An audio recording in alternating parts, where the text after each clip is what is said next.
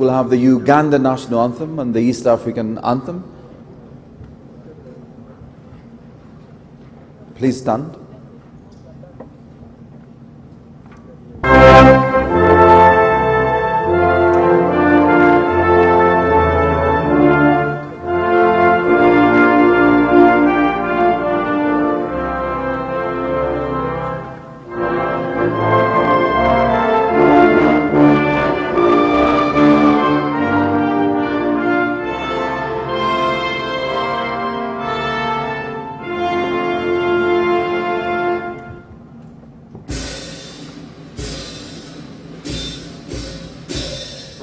Recording in progress.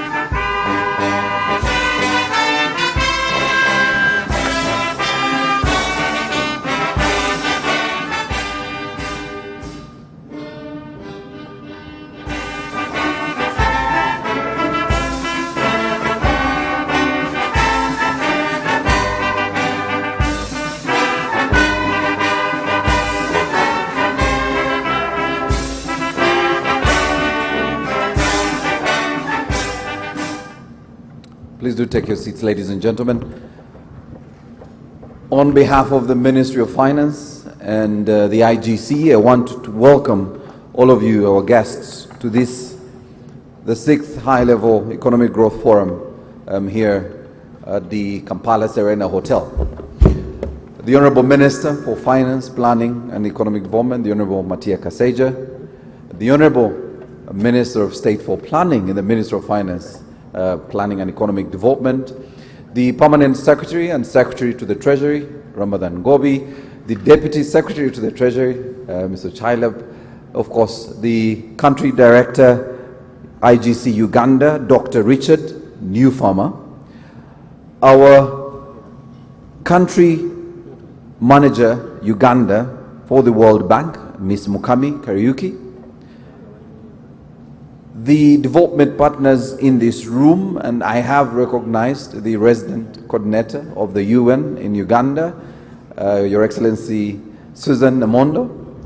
I have also seen the Mission Director, USAID Uganda, Richard Nelson, our development partners, the heads of government agencies represented in this room, and all you distinguished invited guests, ladies and gentlemen. Welcome to what will be a conversation on building a self-sustaining economy to weather the future shocks, our theme for this 2-day Economic Growth Forum. Our conversations this morning and the afternoon and tomorrow will be focusing on how well did Uganda respond to the recent global and domestic economic shocks, what we can learn from that response, the actions that are most important to build our resilience. And we will also look at Uganda's green growth strategy and its implications on achieving the middle income status. And how can Uganda achieve the upper middle income status with a green growth strategy, and much more. But we'll also look at the drought resilience in the Ugandan economy. Later this afternoon, we'll dig into leveraging digital technologies for resource mobilization and growth, and also look at realizing the potential of tariff revenues.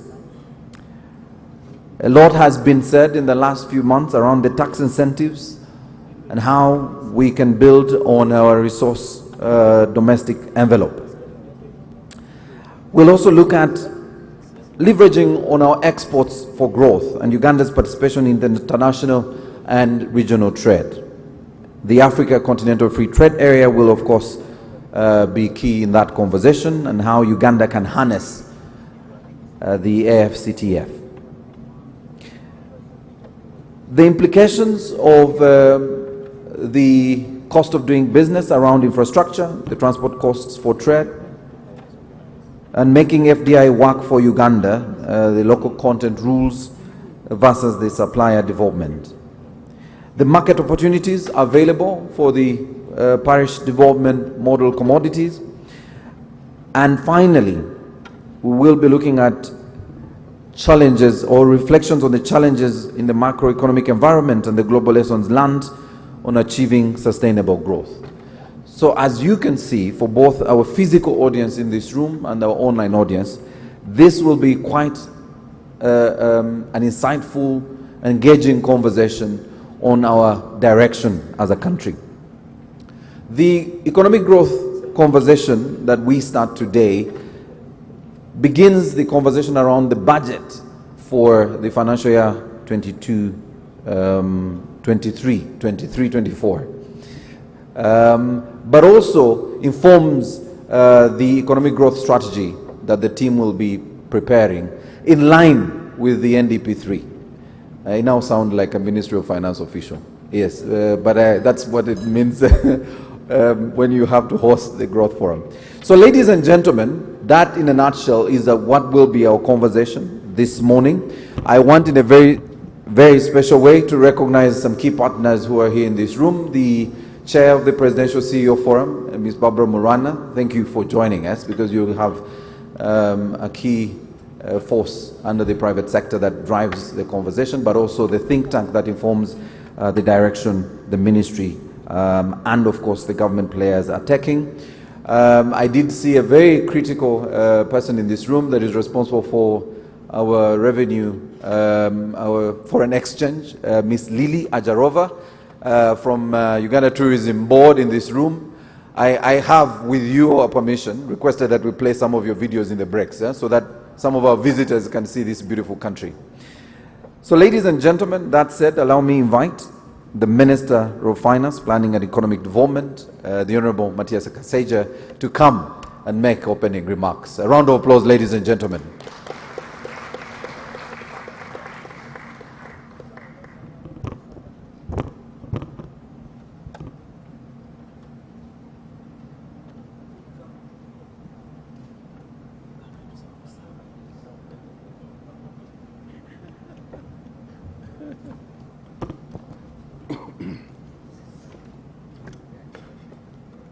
I think I can remove this thing. Is there a doctor here? Am I safe?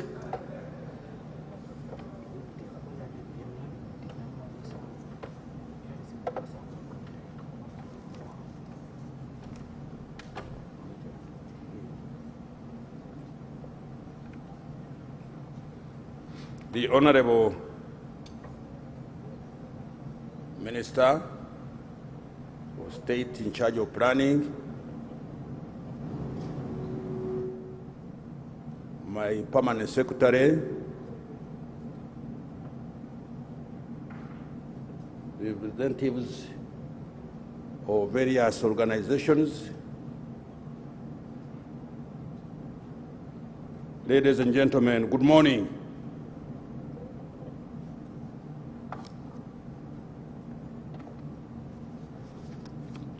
I am delighted to welcome you to this 6th High-Level Economic Growth Forum. As with the last EGF, we have a hybrid format with some participants here at the Kampala Serena Hotel and others joining us virtually. The hybrid format has increased the level of participation, and we intend to implement it for future growth forums. The EGF continues to be a hub for generating ideas on accelerating Uganda's economic transformation through rapid, sustainable, and inclusive long-run economic growth. I am confident that the impressive lineup of presenters and panelists, as well as the diverse audience attending physically and virtually, will provide actionable proposals on moving this economy forward. Let me repeat this, because this is the gist of the matter now.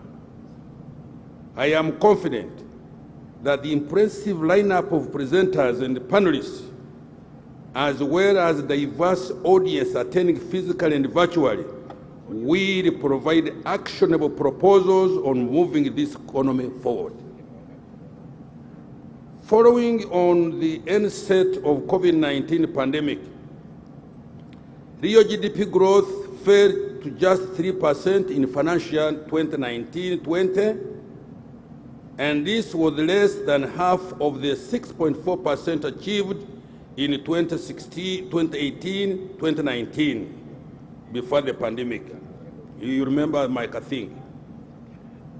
That's why I was getting that energy. But I was deflated by, I was deflated by what you know very well, all of you. Economic growth was affected by supply-side constraints and a contraction of domestic and external demand as countries imposed restrictions on movement and to curtail the spread of the virus. While the growth of 3% was low by the high standards we had set, you know them very well, it was still much better than what we saw in many countries in the region and beyond, some of which recorded negative growth during this period. You know, when I go to Parliament, they say, Kashaija, you said the economy was moving like this. What has happened? You know, I tell them, in the movement, you always find accidents. We got an accident. But that does not mean the train has stopped. No, no, no, no. We might have reduced speed, but the train is still moving. And from what the figures now we are getting, it is beginning to go like this.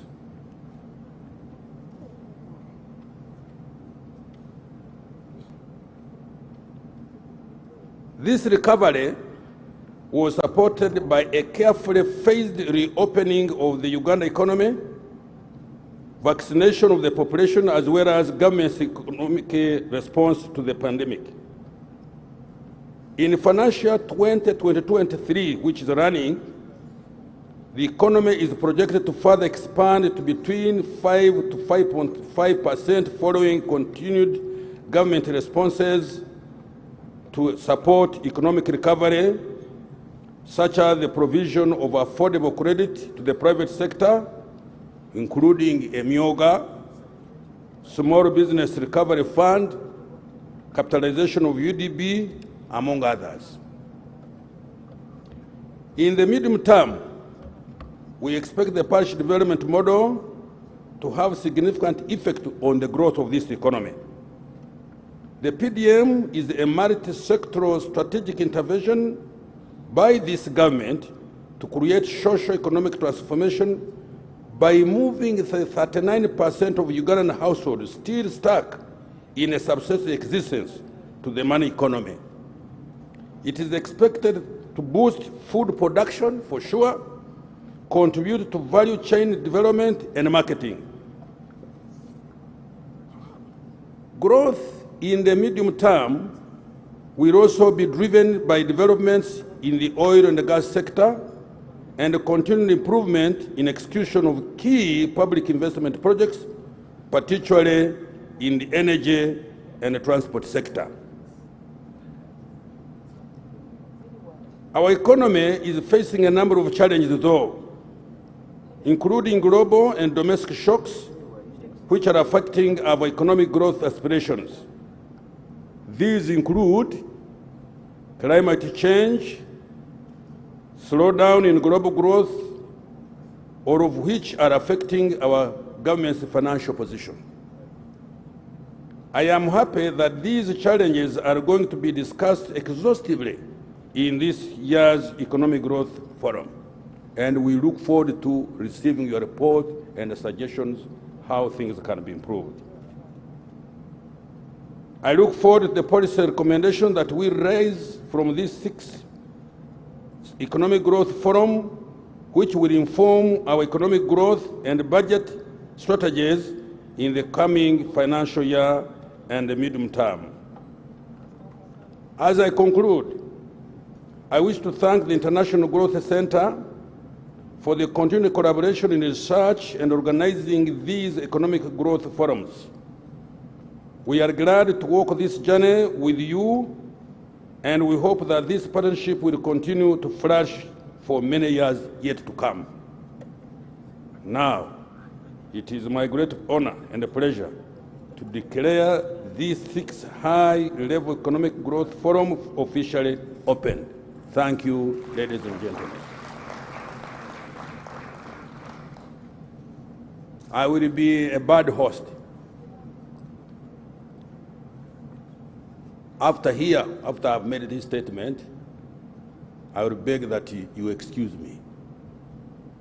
The Prime Minister wants me to go and handle a highly sensitive and a potential blow onto the economy. And therefore, when I walk down and you see me walking outside, don't think that I'm despising you. I would have loved to be here for the 2 days, but I have to go to attend the other problem, which the Prime Minister thinks I have an answer to. So I wish you, all of you, those of you who are outside, coming from outside Uganda, you are most welcome. I've just been talking with my person in charge of tourism. I'm sure he or she will show you what to look for when you are in Uganda. But in all, I wish you a pleasant stay and a fruitful discussion. Thank you.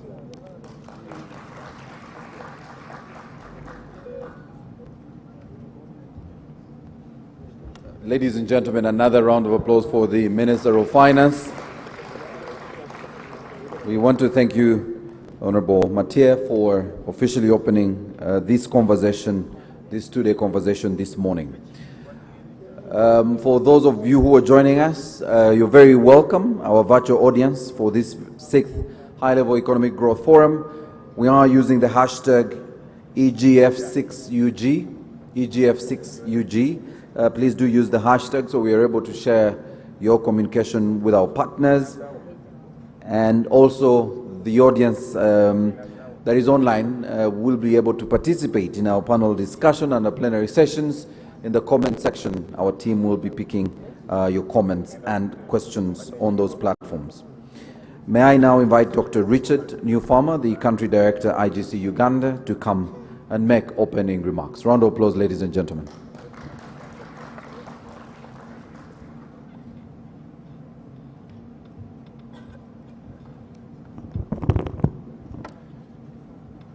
Thank you very much. Minister Kasaija, dignitaries, and participants, it's a great pleasure for me to welcome you here on behalf of the International Growth Center in partnership with the Ministry of Finance. Let me extend a special thanks to the Ministry of Finance, the Minister, the Permanent Secretary, and a special shout out actually to the Commissioner of Macroeconomic Policy, who's worked hard to put this conference together. In reviewing the agenda, it's difficult to imagine a more important set of topics than those we consider today and tomorrow. I say this because, you know, Uganda is coming out of the pandemic recession of 2020 into a new era of heightened global uncertainty. In this environment, mobilizing the best possible information and about effective policies to cope with the situation and to cope with these turbulent times is important to accelerating growth. In these remarks, the Ministry has asked me to discuss the current uncertain global context and highlight its implications for some of the topics that we're going to be talking about in the course of this conference. The global economy, as the Minister mentioned, is slowing at a worrisome rate. This is because inflation took off last year, and monetary authorities around the world are now slamming the brakes on their respective economies to quell the inflationary wave. Global growth, according to J.P. Morgan, is projected to slow down significantly from some 6% in 2021 to only 2.6% in this year, with little relief into 2021. Moreover, many forecasters worry that the aggressive monetary tightening that we have seen in Europe and in the United States to fight inflation may well tip the global economy into recession. Indeed, imported inflation is an immediate concern to Uganda. Thanks to the Bank of Uganda's careful stewardship, Uganda's inflation at 7.9% is among the lowest in Africa, but is still a major concern. Inflation originated in the rich countries. They responded to the 2020 pandemic with substantial fiscal packages of stimulus and to stave off the coming downturn in 2020. Eventually, this collided with supply-side constraints, pandemic-induced labor shortages, constricted supply chain, global supply chain, sporadic lockdowns, most persistently in China. All of these contributed to this clash between demand and shortages of supply. Clogged ports and labor shortages increased transport costs around the globe. In fact, the container price index increased some sevenfold after March 2020 and remains at that level today. To make matters worse, intermittent waves of new COVID variants have plagued progress towards a steady recovery. Then, just as the world was recovering from the Omicron variant in February, Russia invaded Ukraine. The war and subsequent international sanctions drove prices of oil through the roof, soon followed by precipitous rises in food prices. But it didn't stop there. If you think about it, the effective strangulation of trade together from Russia and Ukraine affects some 52% of the global supply of pig iron used in steelmaking, 48% of palladium used in autos, 40% of potash used in fertilizers, and many other commodities that are essential to inputs in manufacturing. These shortages drove inflation and compelled monetary authorities to tighten. The global slowdown will have knock-on effects on Uganda. Recession would mean that Uganda's exports, essential to driving growth, will face serious headwinds this year and next year. Already, Ugandan businesses report that export orders have fallen sharply in the last 3 consecutive months.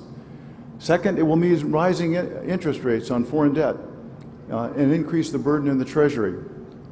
Third, it will mean that the global supply of portfolio and foreign direct investment will likely to be even more constrained than before. And you know, global foreign direct investment flows were already at 76% of their 2015 peak coming into the pandemic.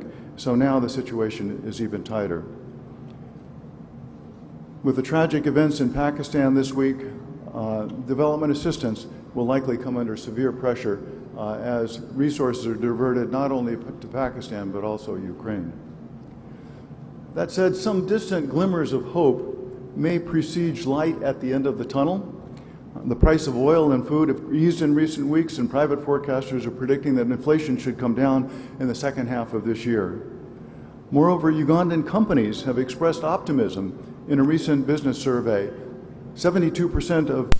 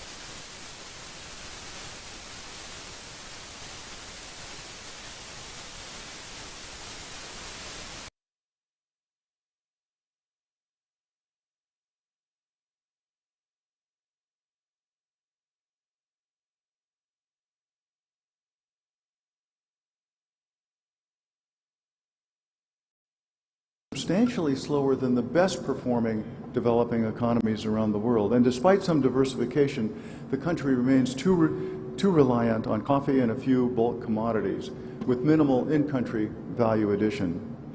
With global trade slowing and foreign direct investment becoming more selective, the country cannot simply rely on a global buoyant market to carry things forward.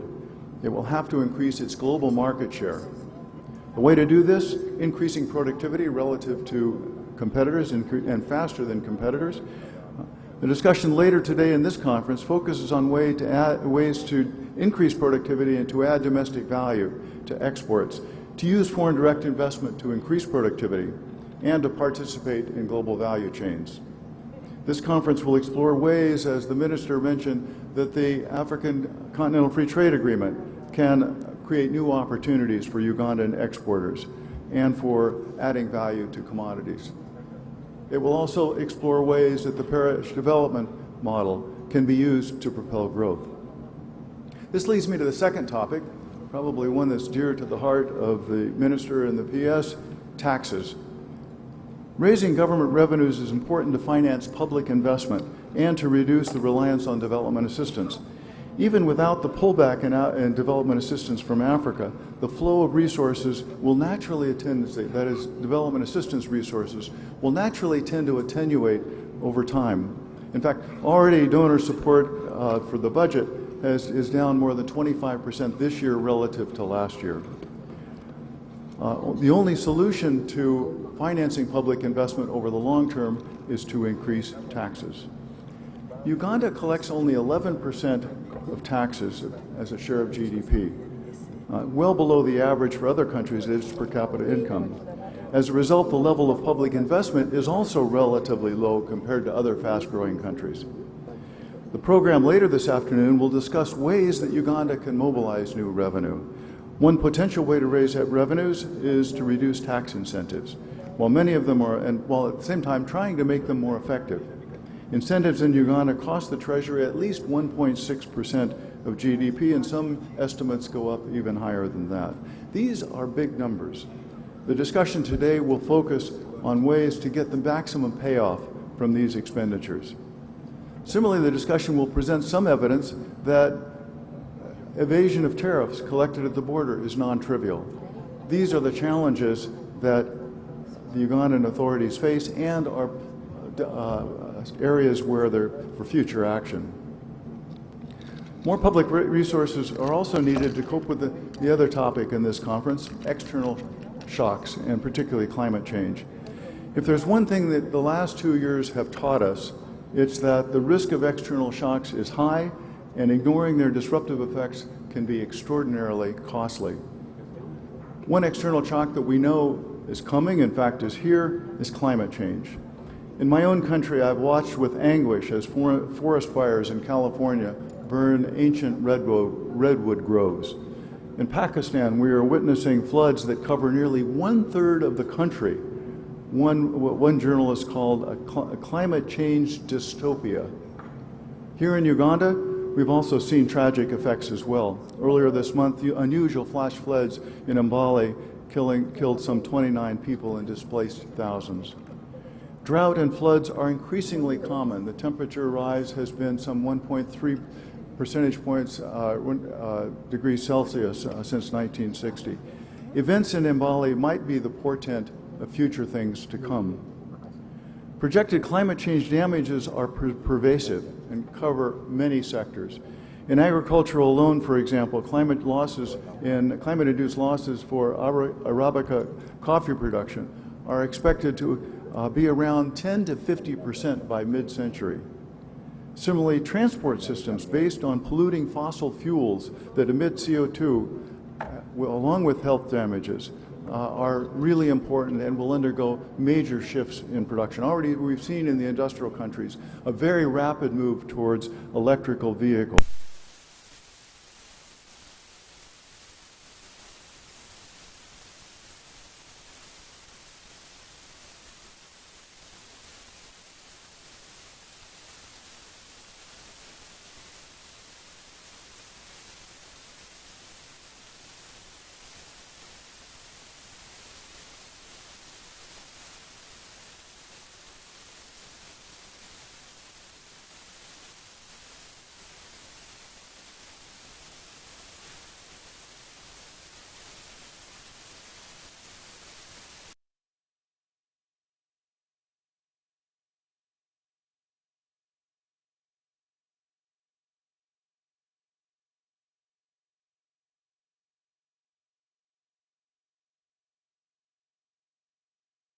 a whole series of policies that, if enacted, could mitigate the effects of climate change.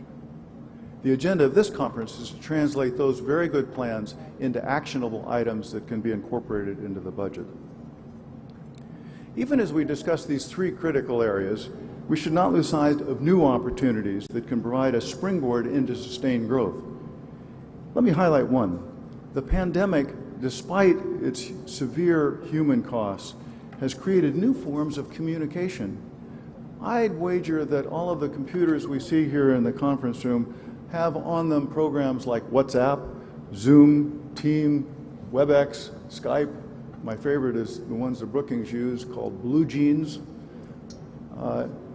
Virtually all of these are new ways of communicating globally, and these have created new access paths to information. In an instant, you can check out, whatever happened to Serena Williams at the US Open, but you can also, if you're a firm, find where to find the latest microchip and for your product that will improve it. Students can take courses now at the best universities around the world here in Uganda without having to pay the exorbitant tuition costs. E-commerce, mobile money, and new financial services are the dynamic sector of international markets. The opportunities for firms to harness information to increase their productivity is there for the seizing. As Bill Maloney, one of the students, foremost students of productivity growth in the world, has pointed out, the advent of high-powered computing and web connectivity constitute new tools for the rapid radiation of ideas and technologies to developing countries, and creates an opportunity for accelerating productivity growth of historic proportions. I have no doubt that this opportunity will be seized by Ugandans. In closing, on behalf of the International Growth Center, let me once again thank the Ministry of Finance for its persistence and attentiveness in preparing this conference, and thank you, the participants, for coming. I look forward to the next 2 days and the ideas that may emerge from this discussion.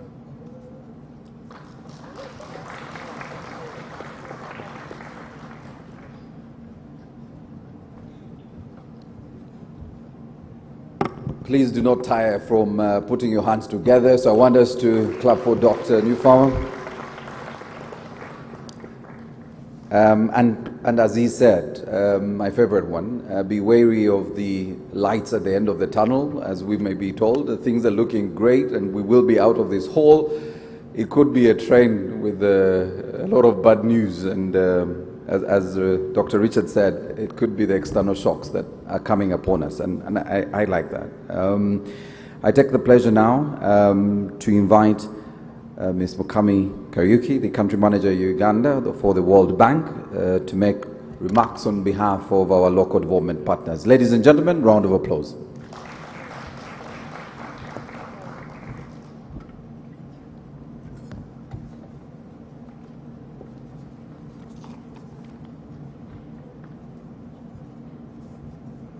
Good morning.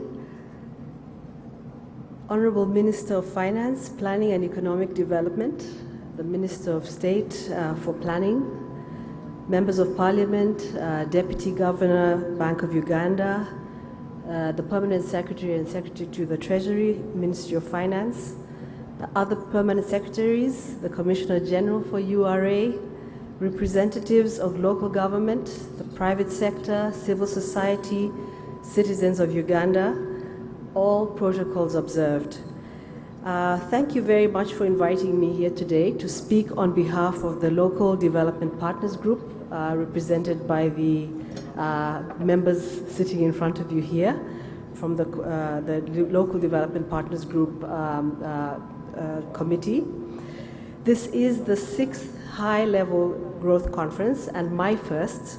So I'm happy to be here today to witness what has been the event that has carried the day in terms of sharing information on economic issues affecting the country.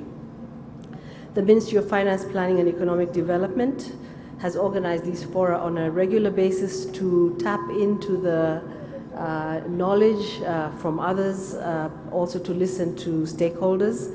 And this therefore reflects a serious commitment that government places on growth and the dedication to the targets it sets itself 2 in the National Development Plan 3 and Vision 2040. This 6th conference is being held while Uganda and the world economy is recovering from the impacts of COVID-19 shocks, as well as more recent shocks arising from commodity price hikes and global supply chain and logistic constraints that have arisen from a series of events that were triggered by COVID-19. As development partners, we want to commend the government of Uganda for its cautious approach to economic management of the recent shocks by prioritizing macroeconomic stability over short-term solutions. We commend the government's recent fiscal consolidation effort, which we see as a responsible policy response to current-day problems, and we congratulate the Ministry of Finance, Planning and Economic Development for its management of these issues. However, we also want to encourage the government to close remaining gaps, for example, by addressing the needs of the most vulnerable populations through stronger and better social protection systems, implementing pro-poor policies on health, and scaling up learning and education outcomes. We see these as critical to dealing with the compounded impacts of the multiple shocks faced by the country. Since the theme of this conference is building a self-sustaining economy to weather future shocks, we'd like to use this opportunity to provide some remarks which build on the previous Economic Growth Forum policy recommendations, as well as reflect on topics which are on the agenda for discussion today. Firstly, we are supportive of the effort to focus on green growth, and we note in particular the emphasis on renewable energy and climate adaptation and mitigation. The abundance of renewable energy resources continues to present a great opportunity for Uganda. More investments in renewable energy are needed. However, recent experience underlies the importance of ensuring any new infrastructure is climate resilient, so it can withstand the storms that we see emerging and continue to ensure production despite the weather impacts that we're facing. More investments are also needed to ensure all Ugandans have access to electricity through increased connectivity at least cost, so the extension of last mile connections is important. And in addition, Uganda would benefit from all forms of renewable energy, and in particular solar for those who are far from the grid and will require alternative solutions. Since public funds are limited, mobilization of private investment and finance will be crucial to achieving this. So we encourage the government to work together with development partners, the private sector and other actors to leverage additional mobilization. And we are pleased to see that Uganda is moving forward with the Domestic Revenue Mobilization Strategy 2019-20 to 2023-24, and support the aim, which is to increase the country's tax to GDP ratio from 11.4% to between 16 and 18% by 23-24, and achieve a tax to GDP ratio growth of 0.5% every financial year. To achieve these targets, we note that there's still need to build capacity in the Uganda Revenue Authority and the Tax Policy Department, and develop a tax policy strategy, the review of legal frameworks, and also new tax policy measures. Some development partners are already supporting this effort, and we will continue to be supportive of additional measures the government decides to take. With effective implementation of the local government revenue mobilization strategy, local governments should also be able to increase their own source revenue, thus contributing to the overall tax mobilization effort. In addition, the ongoing discussions around the integrated national financing framework to strengthen planning processes and overcome existing impediments to financing the sustainable development goals, provides a platform to engage further on how local governments can be supported to be more self-reliant. Development partners remain available for deeper discussions on the integrated national financing framework, including looking at other development financing options such as PPPs, blended financing, philanthropy, remittances, and promoting FDI. On management of tax exemptions, we encourage the Ministry of Finance, Planning and Economic Development to expedite the development and implementation of a tax exemption rationalization plan that identifies tax exemptions that can be rationalized to contribute to revenue collection, the revenue collection objective.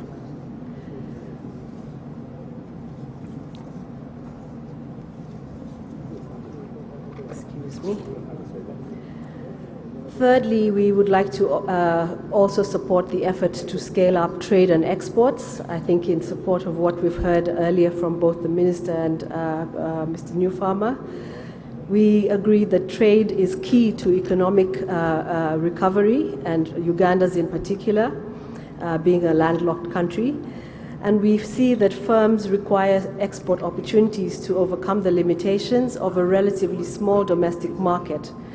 So the effort to see how to benefit from both the current high global prices for some export products, but also to use the Africa Continental Free Agreement to increase exports within the region are also critical. And while agricultural products are going to be the basis and foundation for this, because of the competitive advantage Uganda has, we also encourage moving beyond to value addition to increase the range of products exported and the value of those products. We encourage the Ugandan government to improve the country's competitiveness, therefore, and work with East African countries to improve trade relations, non-tariff barriers to trade.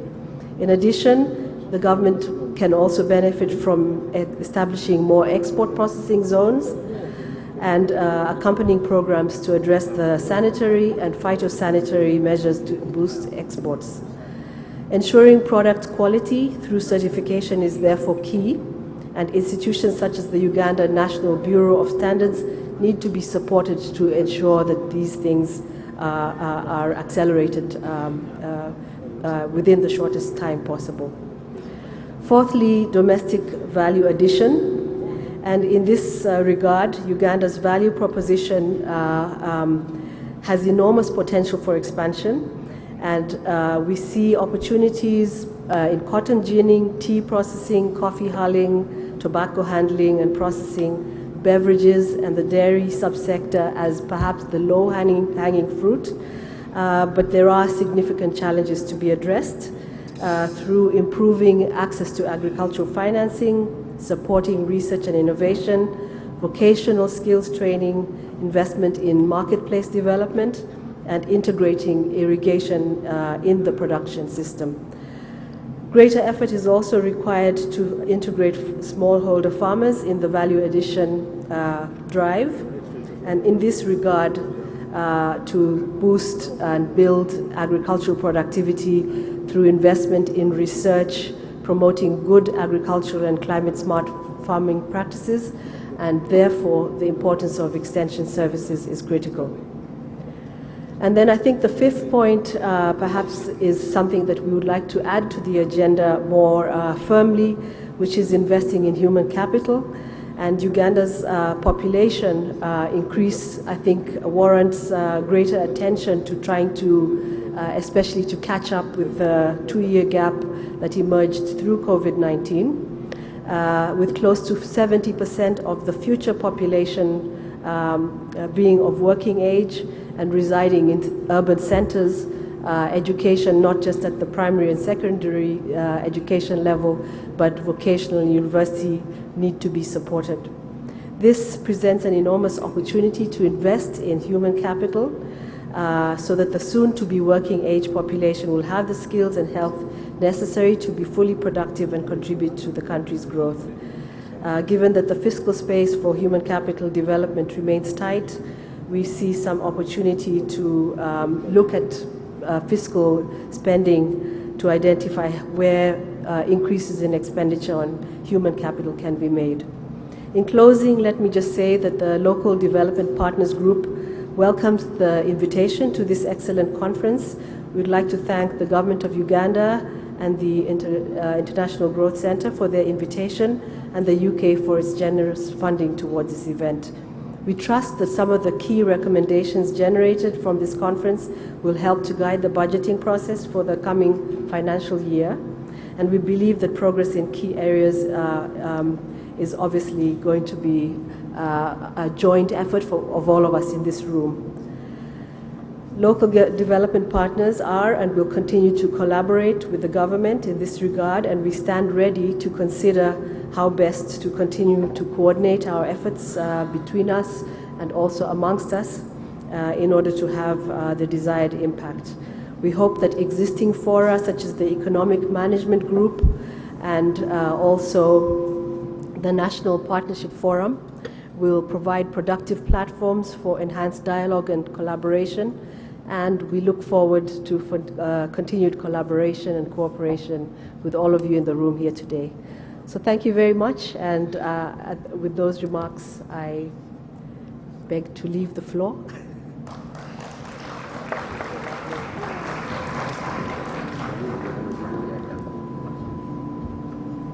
Thank you very much.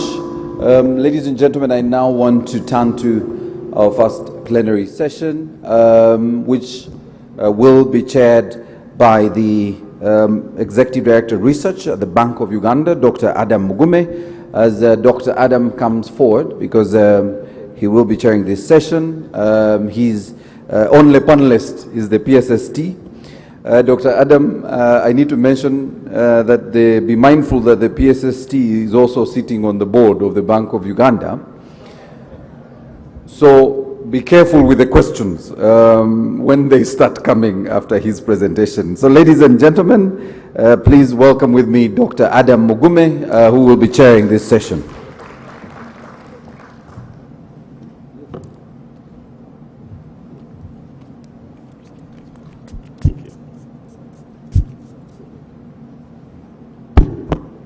Thank you very much.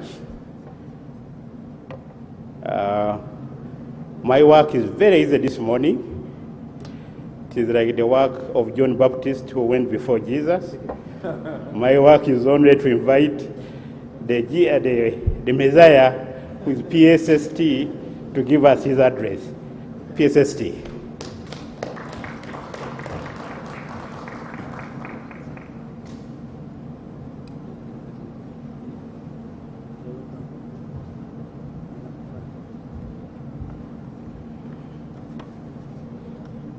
Thank you very much, Dr.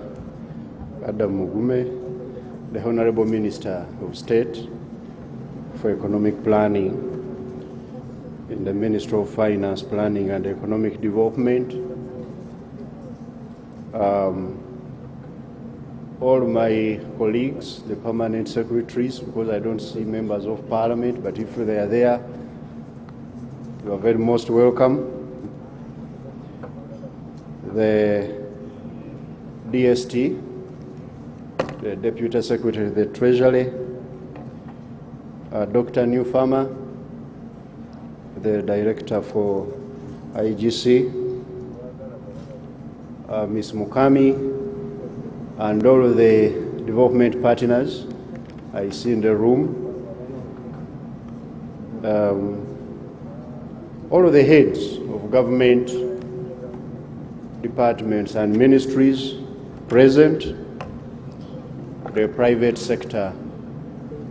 I can see the chairman, my chairman of the Presidential CEO Forum, and all the members of civil society. Ladies and gentlemen, once again, thank you very much for responding to our invitation. I'm going to present the first paper, which is about experience of this country, of Uganda, how we responded to the recent global and domestic economic shocks And my presentation, I don't know whether this thing is working. Is it on?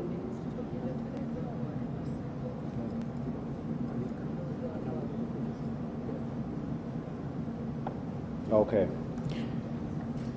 So my presentation is going to run around 4 key areas.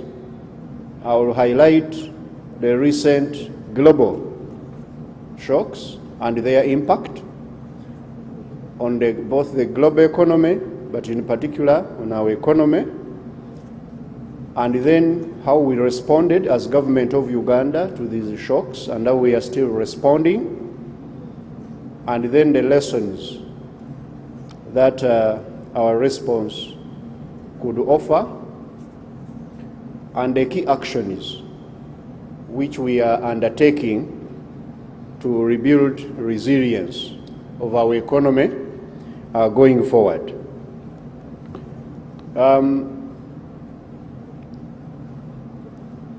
In summary, the economy of Uganda, like every other economy in the world currently, I usually tell people we no longer have something called the Ugandan economy. It's a global economy, because whatever happens, even in very far places like the US, Canada, UK, and so on, in Asia, it ends up affecting us here in one way or another. So that slide shows the summary of the key shocks which we have faced in recent times, in the previous 2 to 3 years. First, the COVID-19 pandemic, which we all know has disrupted our supply networks across the world, and also it has affected the demand for our exports in some markets. Some of this demand has been positive though. For example, on coffee, as we shall see the numbers. We have also seen our foreign direct investment across the world impacted, as well as remittances from Ugandans who are sweeping in other countries, as we call it, who are working and sending money home. That has reduced a bit in recent years, but it is picking up, as I will show you. But also there has been opportunities presented by the COVID-19, especially on import replacement. We have now built capacity to produce goods that we were not producing prior to the pandemic. The second major shock we've had is the increase in the commodity prices. This has led to inflation, which we are currently facing, and much of this inflation is imported. As the executive director here of research will tell you, they are the guys who are monitoring most of these things. Most of the inflation we've had is coming because of fuel, with the fuel prices, which have increased due to a combination of the disruption in the supply chains by COVID, but also the emerging challenge of Russia-Ukraine conflict. And then we have also had a number of raw materials that we use to produce here, the crude oil by industrialists who are producing our, for example, laundry bar soap, cooking oil, and so on. Those were affected and the prices went up. We have been explaining this for some time. So as a result of this, we have had inflation in Uganda rising also, as I'm going to show you the numbers later. Then increase in interest rates is another global shock now, as a way of the world responding to the high inflation.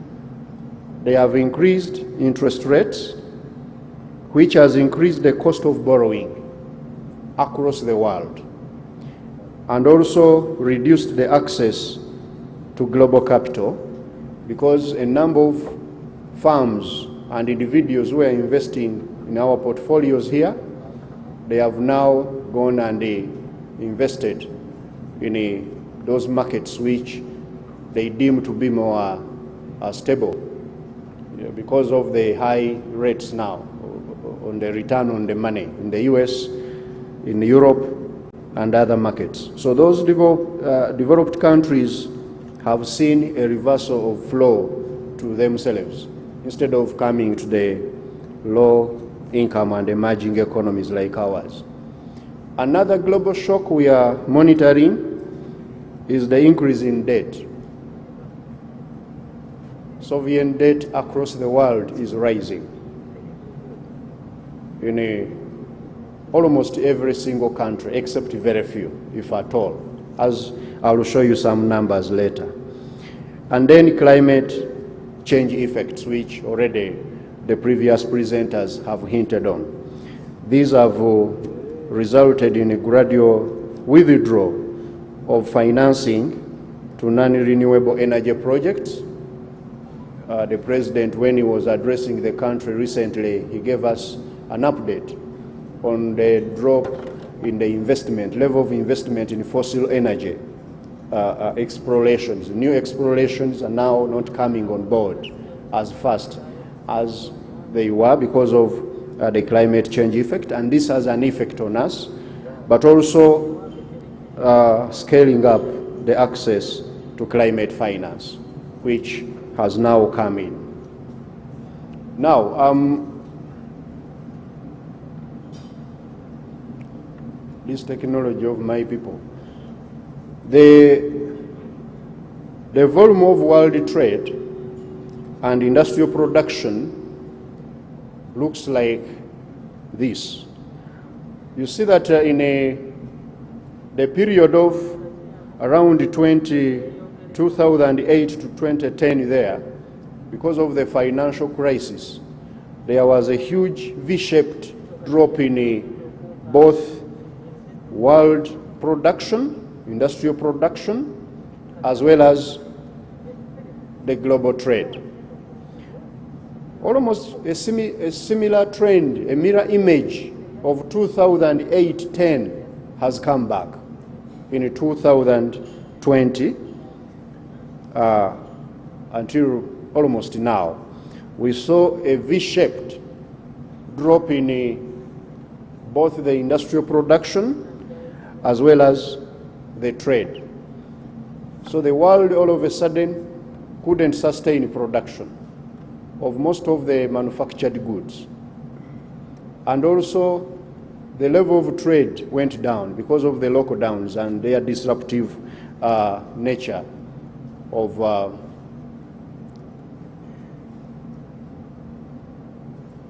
so in other words, the mirror image of the financial crisis is the COVID disruption. It's another, this thing of yours is not working, my people.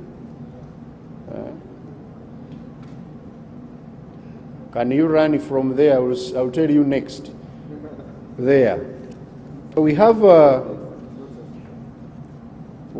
the detail of what I've been talking about. The first major shock we are experiencing, and it is affecting us up to now, is this COVID-19.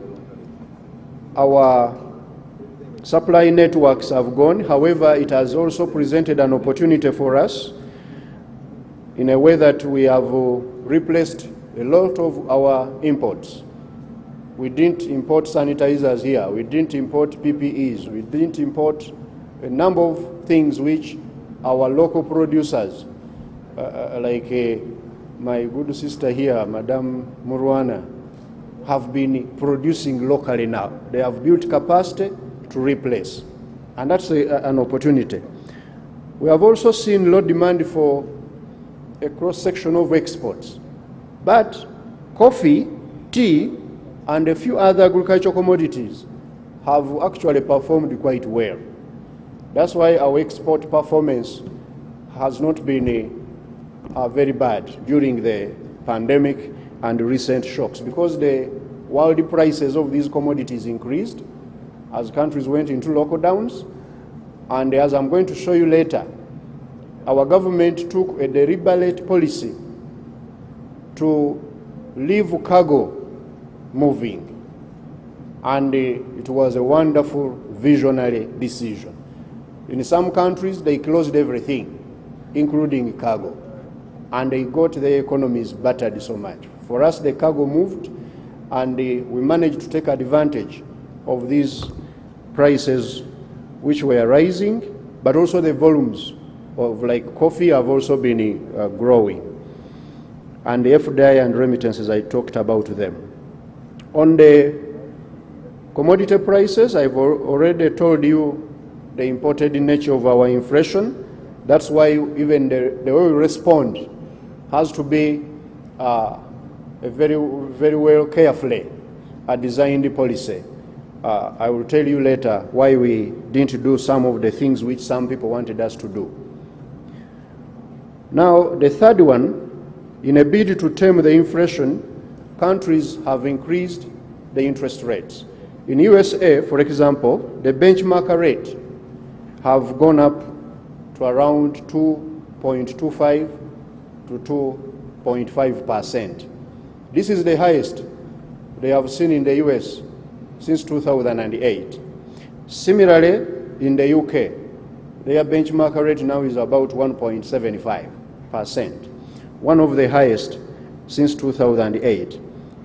The implication of this is increased the cost of borrowing on us, because now the finances, the global financial market is looking at those markets which are quite more expansive and safer. And also it has reduced our access to the capital, as I said, due to the reversal or the reversed flow of the capital. Next, we have increase in debt. In most of these countries, IMF has already told us that the global debt has reached a record $303 trillion.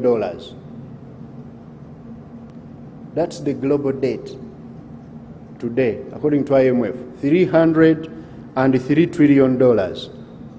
I don't know whether we can translate that in Ugandan shillings. It can't fit on a calculator. Anyway, it's huge amounts of money. This is debt, by the way, by governments, by businesses, and households. Don't think it is only the government debt. It includes also the businesses and households. Of this, the highest borrowers in the world, of course, are countries like Japan, with a debt to GDP ratio of 257%, Sudan about 210%, Greece 207%, Eritrea 175%, Cape Verde 161%. Now, that's debt to GDP ratio. Sometimes some people say, then why are we so worried when ours is about 48% of GDP? Please, I wanted to use this opportunity to tell fellow Ugandans that although we use the debt to GDP ratios, they are not the best way of managing debt. Because number one, the GDP is not a government resource. GDP does not belong to government. And yet it is government which is going to repay the debt. That's why we need to start looking at the debt service more than the debt to GDP. So how much of the revenue we collect is spent on servicing the debt? And I will show you the numbers later. But when it comes to debt to GDP ratio, there are those countries which very much up there, but they have more ability, some of them, to actually service their debt. because of the fact that they can go to the market without disrupting the private sector and be able to do that. We have also seen, because of this increased debt, reduced fiscal space and fiscal flexibility. Many countries do not have the flexibility to do what they would want to do. The climate change effects, I already talked about them. Let us move to domestic shocks. Now you realize that because I've talked, the Ugandan economy is a mirror image of the global. Whatever has been happening at the global level has come down, the pass-through effect came down to us. And in the first major outcome was the drop in the growth. Our growth went down like a pack of cards from 7.7, these are calendar year growth numbers. In 2019, Ugandan economy, our GDP was growing at 7.7%, calendar, not financial. But this went to minus 1.4% in 2020 as a calendar year growth performance. But Ugandan economy, because of our resilience, we recovered quickly. It is a V-shaped recovery.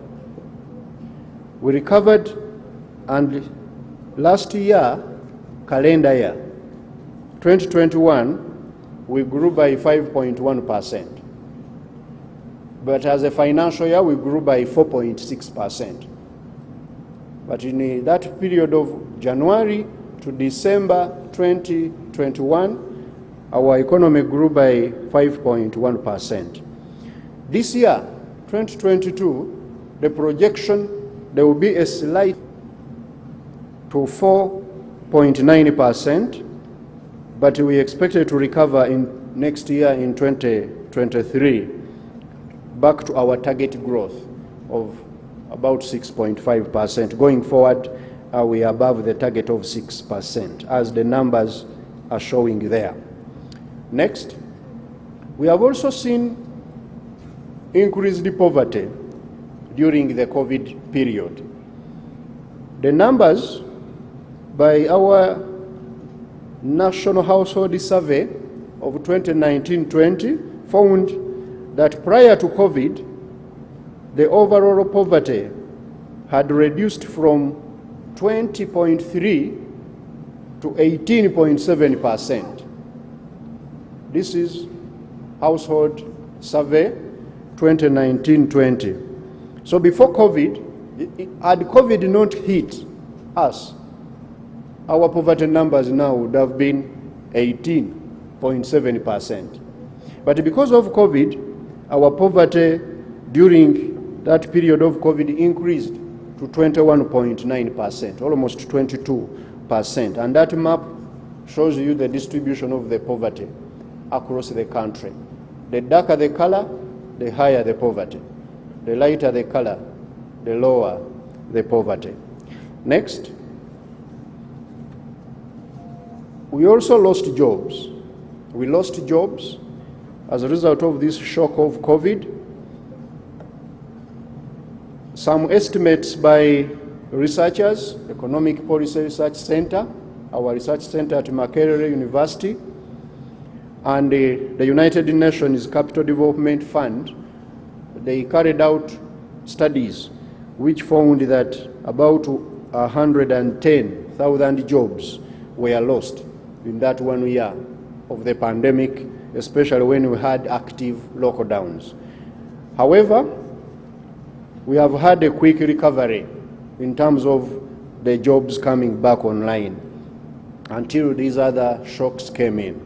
But also we had the challenge of school dropouts and premature pregnancies, and the numbers have already been given by the relevant ministries, departments and agencies on children not returning to school after COVID, and also government-aided schools getting crowded because some private schools failed to reopen. We have also had adverse impact on our domestic revenue mobilization by the COVID, and this one I'm going to illustrate it later with the numbers.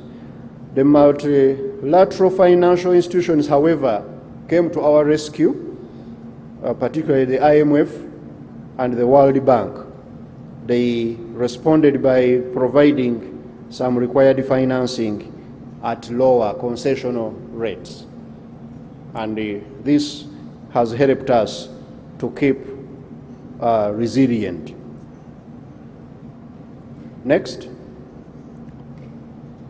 Now, these are the revenue numbers I wanted to show, that our revenue mobilization was affected by COVID. When you check the year 2019-20, you see a drop in our revenue growth.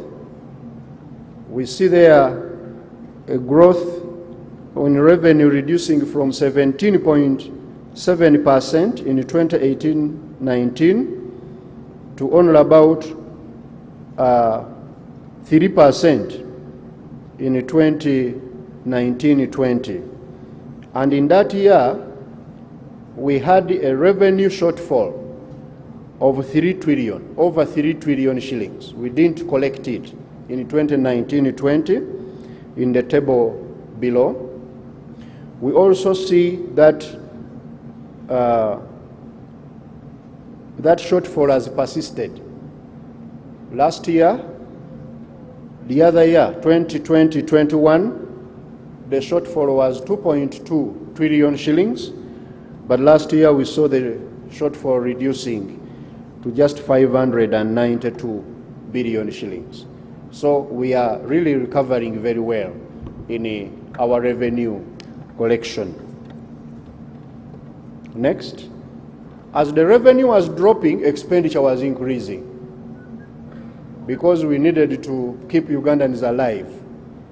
So government had to spend money on especially Ministry of Health and also on governance and security to keep you Ugandans at your homes so that you don't move around to spread the virus.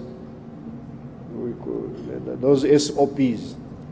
Now, that led to the expenditure on COVID as a percentage of the overall government expenditure to rise from 1.1% in 2019-20 to 7.4% in 2020-21. Although it has slightly reduced last year to 3.4, that is still significant expenditure of keeping the economy open with the people also safe. That's what actually that means. Next. Now, because revenue had reduced and yet expenditure on COVID increased, this increased our public debt and also the cost of servicing that debt. We saw the debt to GDP ratio moving from 41% prior to COVID to 47% in 2020-21, as those bars are indicating. And on the next slide, we show you a much clearer picture on how our debt has moved. The blue bars, they show you the debt to GDP ratio.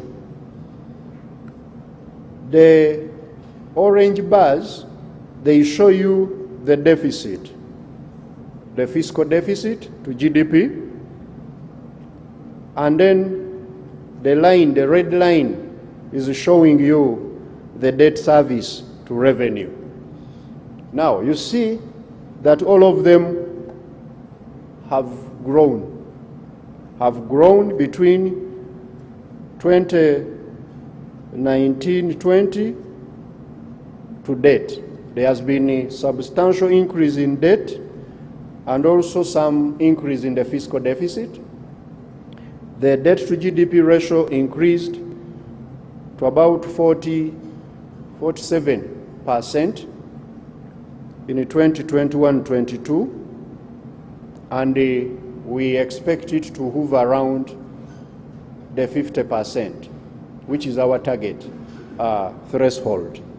However, we are determined to keep it within that range, as according to our Charter for Fiscal Responsibility, which already Parliament approved. So we are having a constraint, therefore, on the fiscal space that we have to borrow more, because of mainly that red line, the red line, you see. Because I told you it's the most important measure now of our ability to service the debt. How much are we spending on servicing the debt?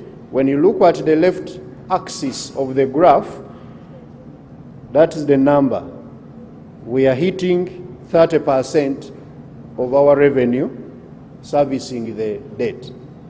And we don't remember our Charter for Fiscal Responsibilities to keep it around 20%. So we would want to scale down on that. Next, the climate effects. I've already talked about them and others. We have had a seasonality in Uganda. Seasonality is a combination of drought and floods. And this has affected our main economic activity of agriculture, resulting in food shortage and the rising prices of food, which are feeding into the inflation we are having. The headline inflation last month was 7.9%. We are waiting in a few days, I think tomorrow or the other day, UBOS will tell us how we are faring this month of August. We are ending today, but there has been increase in inflation, mainly because of food and fuel, among other few items. But the key drivers have been those two. But also climate change diverted resources, as I told you, to deal with emergencies. We have been spending resources on supplementary budgets, on food and also on floods. The floods hit Mbale recently. We had to rescue the people there. We had also food challenges, especially in the Karamoja area. We had to buy food for them with the support of our development partners as well, whom we thank so much. The tightening further the fiscal room or space that is available is also in a way feeding into our challenges that we have. The details, all of the details here, they are explaining one fact, that when climate change came in, hit us, and with also the combination of inflation at fiscal level, we are managing in very tight spaces. Next, we have also had geopolitical conflicts, especially we had the regional ones, insecurity within the region. In the Democratic Republic of Congo, our soldiers are operating there, not because they want to operate from there, but to ensure that we are peaceful here. We had the terrorism tendencies, and this means more expenditure. We had also disruptions in regional trade and non-tariff barriers, with some countries closing borders. Have since reopened them. We had also some stopping our goods from going to their markets. But we have since resolved some of these issues, and we are hopeful that these shocks will allow us to now respond better. Now, I want to turn to the last bit of the presentation, how we have responded to these shocks as government. In the short to medium term, we have responded first by sticking to good economics, sound and appropriate fiscal and monetary policies, so that we can be able to mitigate both the impact of COVID-19 as well as the inflation.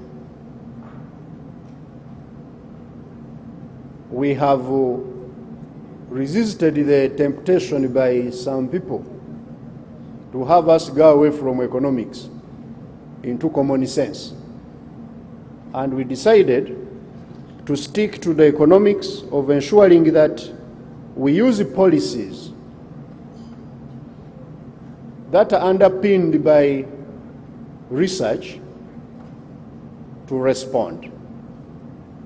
With the monetary policy now of the central bank, when the inflation started to rage, they have revised the policy rates upwards, like other countries are doing elsewhere in the world, those which are reasonable countries. Our central bank rate, as I'm going to show you on a graph somewhere, has been when we had COVID and we wanted the economy to support the businesses to survive, and also the financial institution to remain stable, the central bank responded, and the government also followed suit. How did the central bank respond? By reducing the CBR, so that the cost of money reduces on businesses, for them to be able to get cash flow and recover. When the inflation hit us, the central bank responded by increasing that CBR, as I'm going to show. That's what we have been doing. On the fiscal side, the same. When COVID hit us and businesses were at the verge of collapse, government responded by borrowing more to support the businesses, to support the economy, to remain afloat. That means more expenditure at a time of low revenue, which I have shown you. We had to manage the deficit. Now, today, when inflation is rising, government has responded by cutting expenditure so that we borrow less to support the central bank to manage the inflation.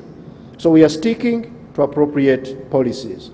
Number two, we avoided measures that could lead to longer run distortions. These are the ones which I was talking about. That common sense can tell you, if you provide subsidies to buyers of fuel, you will support them to access fuel at affordable prices. That is wrong economics. It doesn't work. And we avoided it. Tax cuts. We are saying cut the taxes so that we can get fuel at a cheaper price, or we can get crude oil at a cheaper price. We made the analysis and we found that that would be very dangerous for us. The fiscal deficit would widen further and the government would run out of money to support the economy, to be able to recover. Price controls, there are those even who suggested price controls, that you control the price. Tell the sellers of fuel that from today, a liter should be 3,000. That's terrible economics. Why? Because you cause more demand and less supply of fuel, and the country will run out of fuel. Some countries which did that, they are the laboratory. You can watch what has happened there. The third one was to maintain a competitive environment so that we can support continuous supply of goods and services. Our main policy here in Uganda is to ensure that the market and the price mechanisms are not distorted, so that we can be able to keep the goods flowing. However much they are in low supply, let them not completely disappear from the market.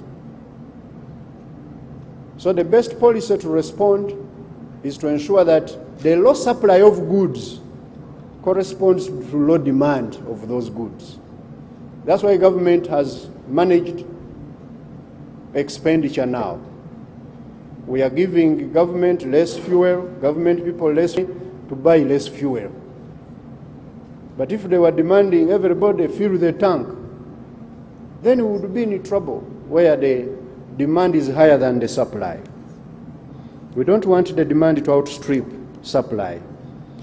Next, we have also supported production, increased production, because remember this inflation is mainly supply side inflation. As the central bank responds short term to manage the inflation, and we are also supporting them, we need to treat the disease. The disease is low supply. So we are supporting production of food, the production of manufactured goods, so that we can have now domestic supply increasing. And that's the more sustainable way of dealing with the shocks we've had. Next. This is the monetary policy I was talking about. Graphs speak clearly. When COVID hit us, the central bank reduced the policy rate we call central bank rate, which central bank rate kind of advises commercial banks on how they should behave when they are setting their lending rates. When it reduces, it's a signal to them that reduce the lending rate. And that's what we did during COVID. It reduced from 8 in April of 2021 to 6.5 in June, just recently. But now,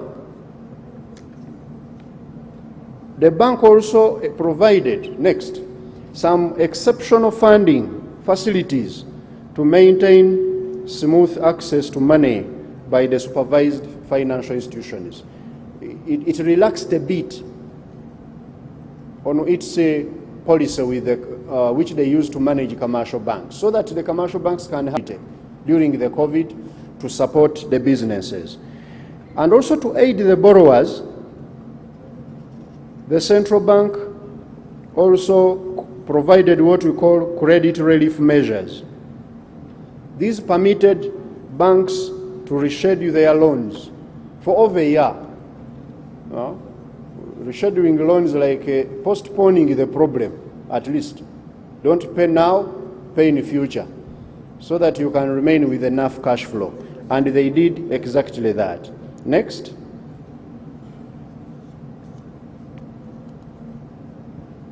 Yes, those are the, next please. Whoever, those graphs there, they are showing what the restructuring did to save the businesses. Of course, you can see on the right-hand side, there has been some increase in the non-performing loans. The portfolio, which was non-performing, increased from 4.2% in 2019 to 5.5% in 2020, the peak there. Then reduced to 5.2.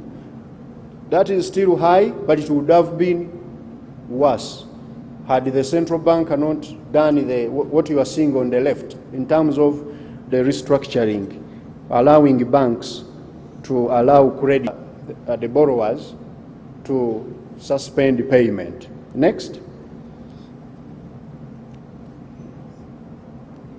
Now, recently, as a result of the increase in inflation, the headline there should have been a mitigation of the price shocks. When the price shocks came in now, the inflation we are talking about, when prices started rising everywhere, the central bank has revised the policy rate upwards from 6.5% in May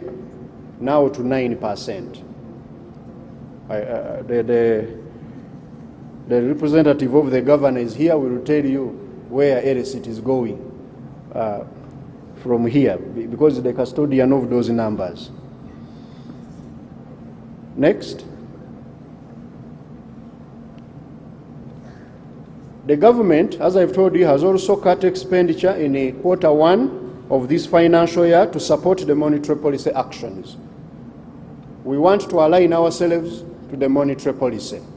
When they are mopping out money, it would be disproportionately very counterproductive for us as government to pour more money in the economy. That would fail the monetary policy, and inflation would rise much faster. So we aligned to the Bank of Uganda policy to first get out the inflation. I've been telling people again and again that I know we have so many issues in the country.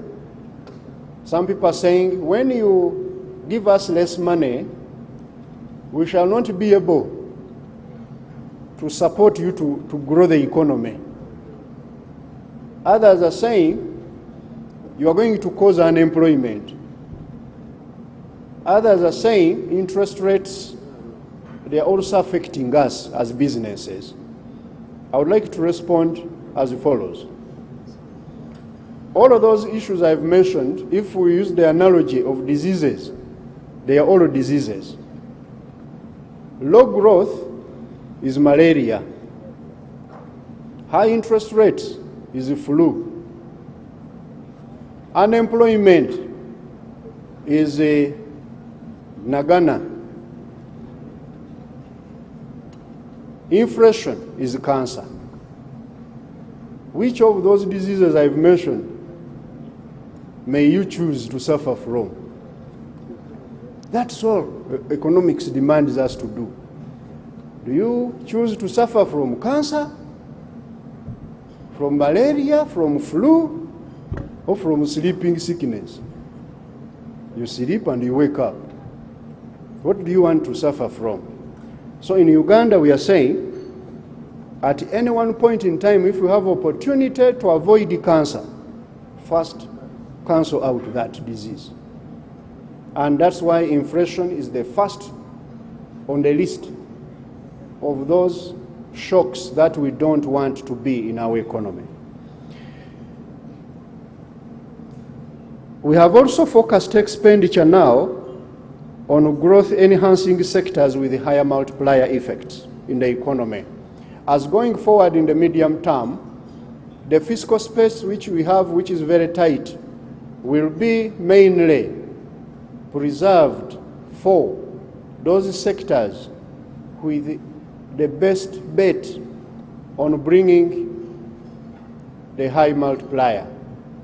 That when I spend money as government, that money will multiply several times to create growth and jobs and incomes and exports. And that's why this forum is going to guide us on where we should spend more, where we should spend less, among other fora which we have. In the medium term, we hope to stick to the same strategy. Next, and I'm now concluding with the lessons. First of all, Uganda, if any lesson can be gotten from us, is the stable political environment, but which political class also needs to be decisive and also communicates the key messages effectively. This is what we saw during COVID-19. Uganda was among the countries that was least affected by COVID-19 in the world. Not because of luck that we prayed so much, and so of course we prayed, but because the political class that is leading the country was very decisive on this matter, and also very effectively communicated the messages, especially on the justification of SOPs. We started staying home happily when the message became very clear. on the danger we are facing. In other countries, they were facing it rough to keep people home because of, I think, lack of clear communication. And also telling the people the cost-benefit kind of analysis of this. The second one is evidence-based actions. In Uganda, we want to usually to use evidence when we are making decisions, especially those decisions which are going to affect other people. You know, medical doctors use evidence to treat people. But remember, a medical doctor may make a mistake based on evidence also. But even if he made a mistake, that mistake will kill one person at a time. For an economist, you are not having that room of making mistakes because you can kill entire generation, can kill all the businesses. That's why evidence is so critical. And going forward, this evidence will be our main recourse when we are analyzing and taking decisions. Thirdly, sticking to macroeconomic stability as the overriding goal. Macroeconomic stability. This is not theory, it's the life of people. They depend on a stable environment, low inflation, sustained growth, and affordable cost of living. This should depend on sound economic policy, not on common sense. The other, next, no, that one I finished. Give me another one. I have the close coordination between fiscal and monetary policies. Close coordination between us at the ministry and government at large with the central bank. It's a lesson we should really carry forward.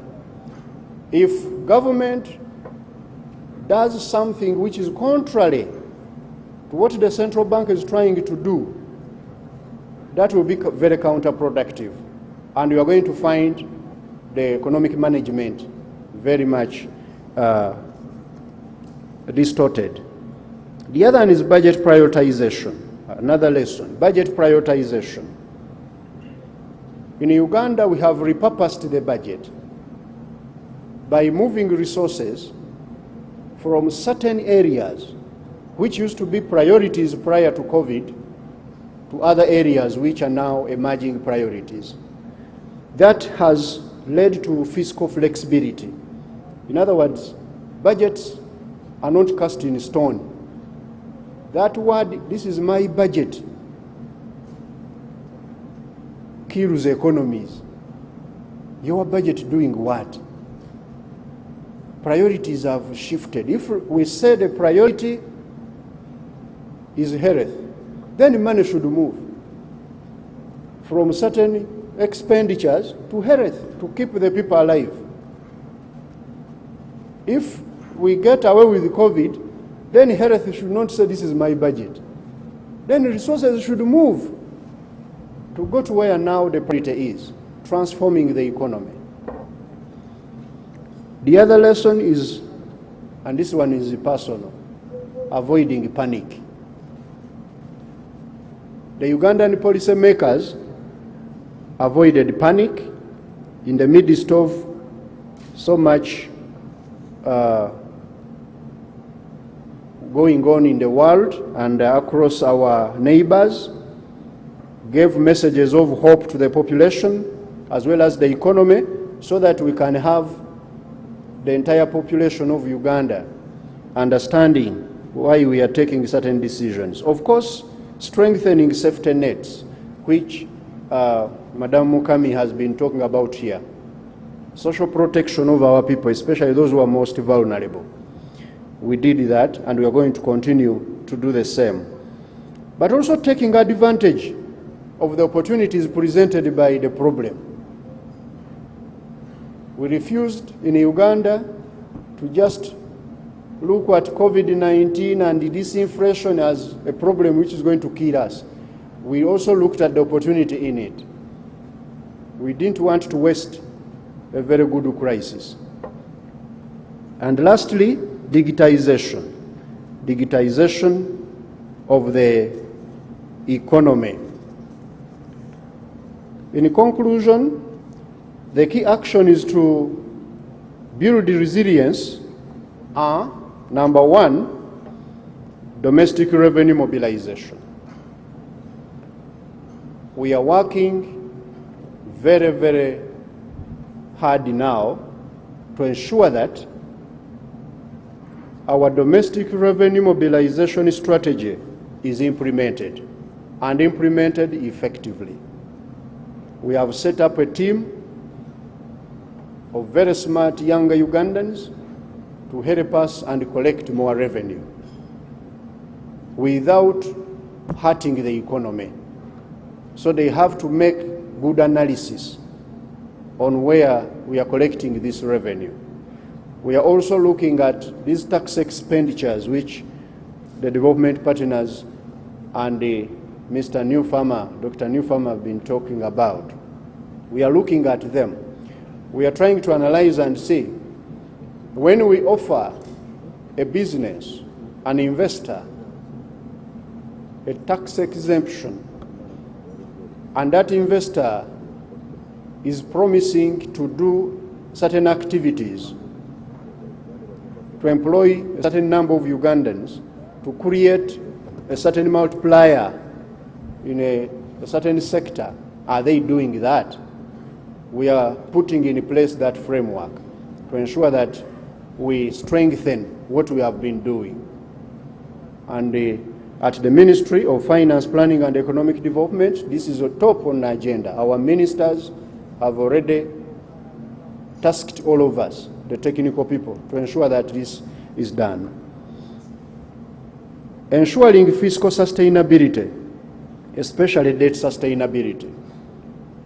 Uganda is one of those countries in sub-Saharan Africa that have put top on agenda the issue of debt sustainability. I know many Ugandans are concerned about the rate at which the debt has grown in recent years, especially that period of COVID. But I want to assure you, we are going to stay sustainable within the chart of fiscal responsibility. And we are among the best also in the region.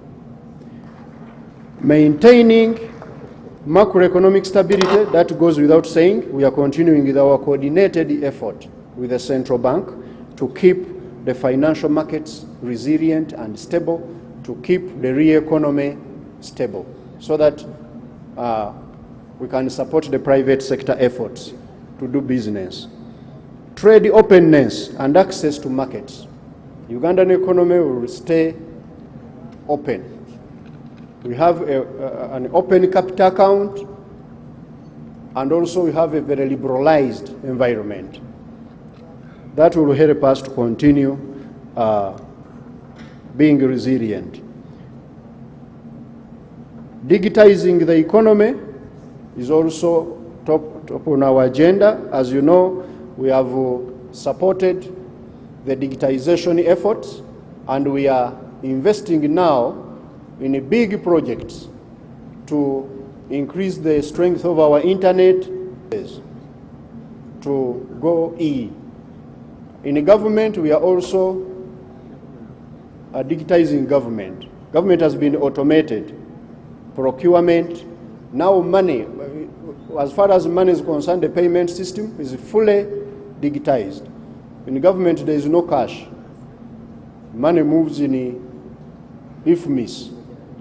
Although I've been told sometimes it drops out of IFMIS in certain areas. We shall be clogging those areas to ensure that there is transparency, and also we reduce interface with the, because that's where the problems come in.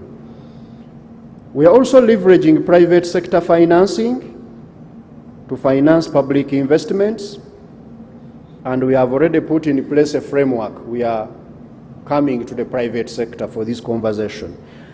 attracting the development of new technologies to keep with the rapidly changing global environment. On the labor force, we are equipping more skills to cope with domestic, regional, and global labor needs. Adaptation to the environment is also very critical. We are moving from mitigation to adaptation. How can we use our environment sustainably? We don't stop development, but the development is done within the environmental limits. So wetlands, they are no-go area. Wetlands. The President has already directed all of us in the government to ensure that wetlands are reclaimed. We plant more. Uganda is one of the green countries in the world. We want it greener because we don't have any other choice.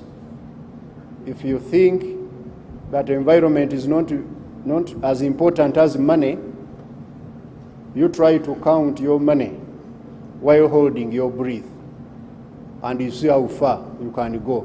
Hold your breath and count the money.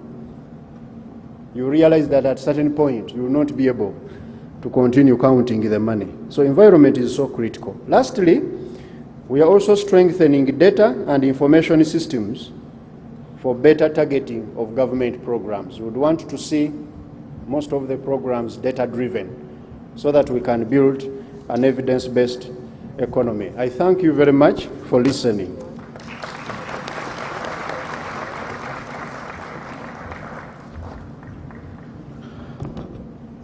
Thank you, PSST. Another clap of hands, please, for him. I think every time PSST speaks, he always proves the doubters that he's still a teacher, although people also doubt whether he's a teacher of economics or politics. But I think he's a teacher of economics still. So his presentation is clear and straight to the point. We are going to take a few questions. I think Maurice, I don't know where he is. I think he will give us a few minutes for questions. But as I was seated there, I already, first of all, PSST allowed me to divorce being your employee for 5 seconds as I take questions. And the first 2 questions came when I was seated there. One was, you are talking about this growth every now and then, but we don't feel growth in our pockets. What is your response to that? The second question was, but hold on, we are doing a tightening of belts, but we are also seeing 4-wheel drives on the road by red number plates. How do you reconcile that as fiscal tightening? Those are the 2 first questions. I welcome other questions. You're spot on, Doctor. Doctor, I'm on this side. I'm on this side, Doctor. You know there was or VX is living somewhere. I want to mention. So please. It is good you are relating with the pain on the street. Please, in interest of time, I don't know how many, Maurice, how many minutes will you give us? We are out of time. Okay. Yeah, thank you very much.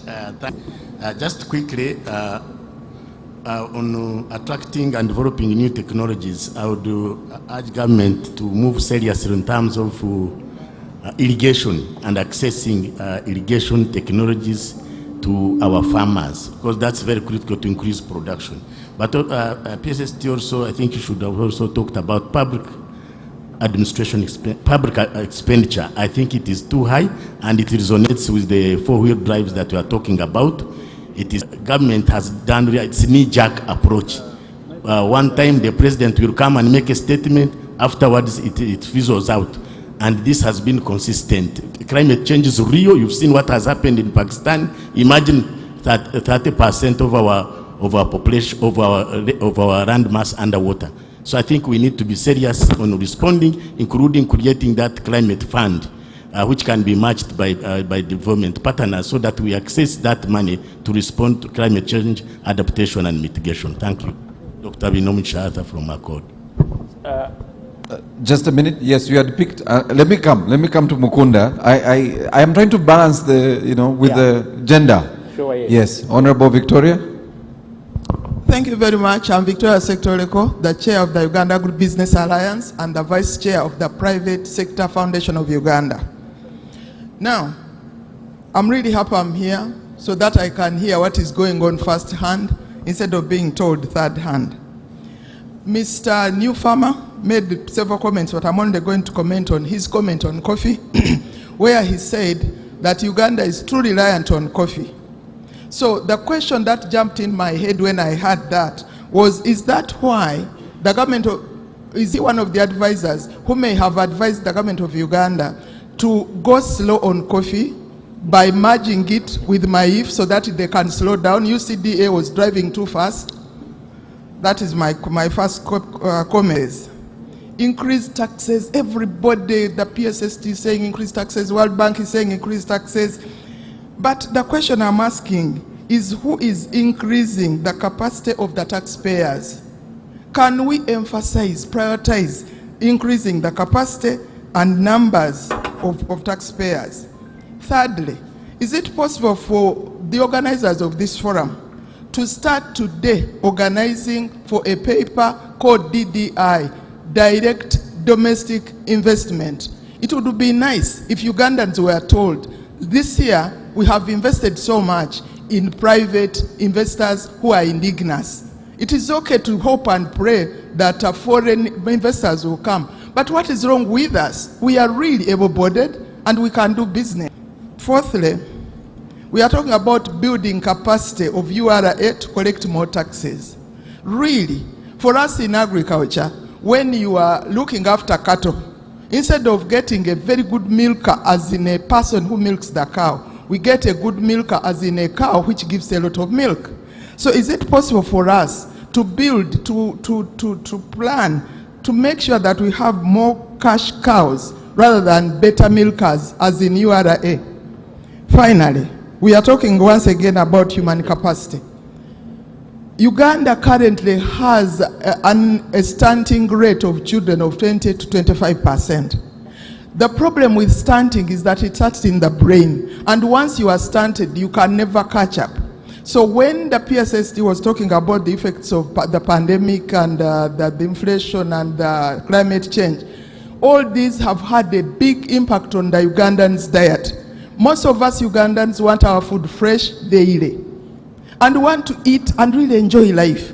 But because of what has happened, most homes have cut the amount of food they eat and even the type of food they eat. This is inevitably affecting our immunity, and as a result, we are falling sick more often. We are ending up in hospital together with the economy. In other words, that is why the Uganda economy is sick. Yes, it's one. My name is Julius Mukunda from CS Bag. PSST, I loved your analogy of the disease. Definitely, I wouldn't want to get cancer. I rather deal with malaria, and which can be cured. But Mr. Mugume from Bank of Uganda is increasing the rate so that I don't borrow to expand my business. On the other side, you have also tightened the expenditure in terms of getting opportunities and do businesses with you. And yet, you want this growth to come. Where will the growth come that we are projecting if we are not getting the resources that we need to expand our businesses, create employment, for you also to be able to get enough taxes? Could you please come back to that and clarify that actually the growth that we are looking at, we are likely to get it with this kind of intervention? Thank you. Thank you for those questions. PSST, you can respond to those. I don't know whether we still have. Okay. Thank you. To start with yours, the growth is not felt in the pockets. Well, that is typical growth. Growth is necessary, but not sufficient. What we are talking about now is how do we make this growth broad-based, Of course, there are some pockets where the growth is felt, even much more in an overdose. So we want to look at how do we make the growth more broad-based, and that's why the parish development model is very, very critical to take the growth to every other Ugandan who has not seen growth or felt it. Around here, Greater Kampala Metropolitan, there's a lot of growth, and also it's being felt.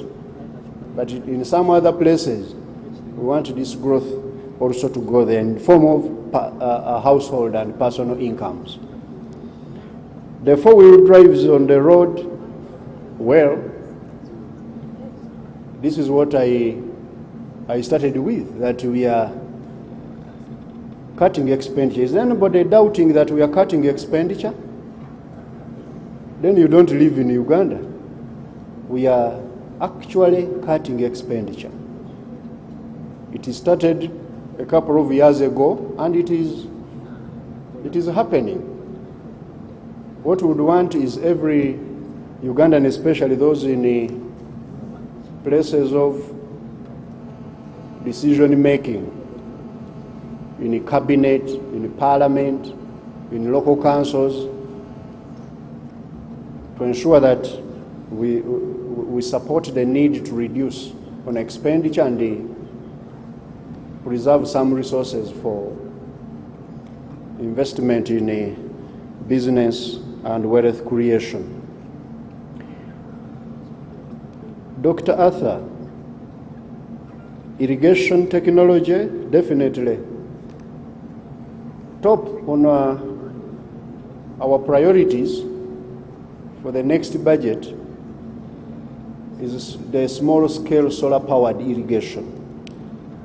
That one has been spoken for many years. We are going to implement. So you are talking to the converted. You also amplified the public expenditure, you've answered. But I know in Uganda,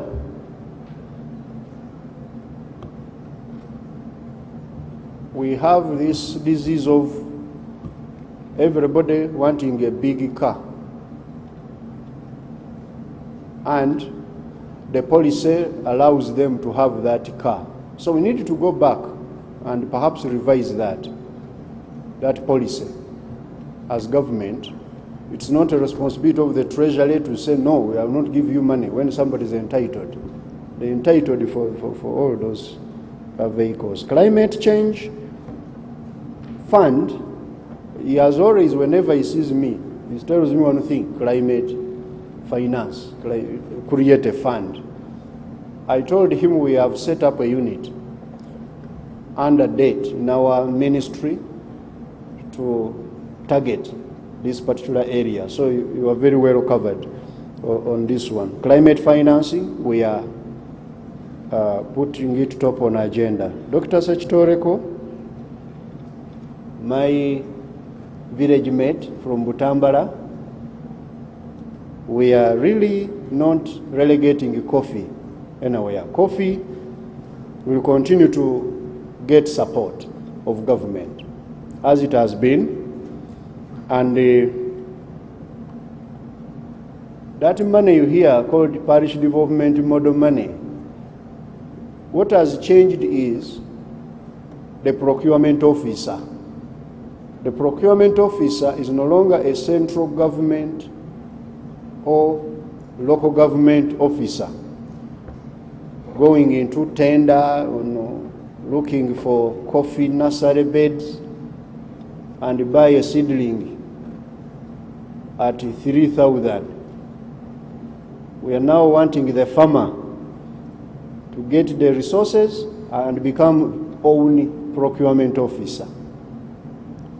But the strategy is this, or the goal is the same. We would want to see more support to coffee, and we are going to continue doing. On taxes, because you are saying everybody is talking about supporting URA to build the capacity to tax, I don't think there are many actually governments around which have put resources in supporting the capacity of the private sector person than we are doing.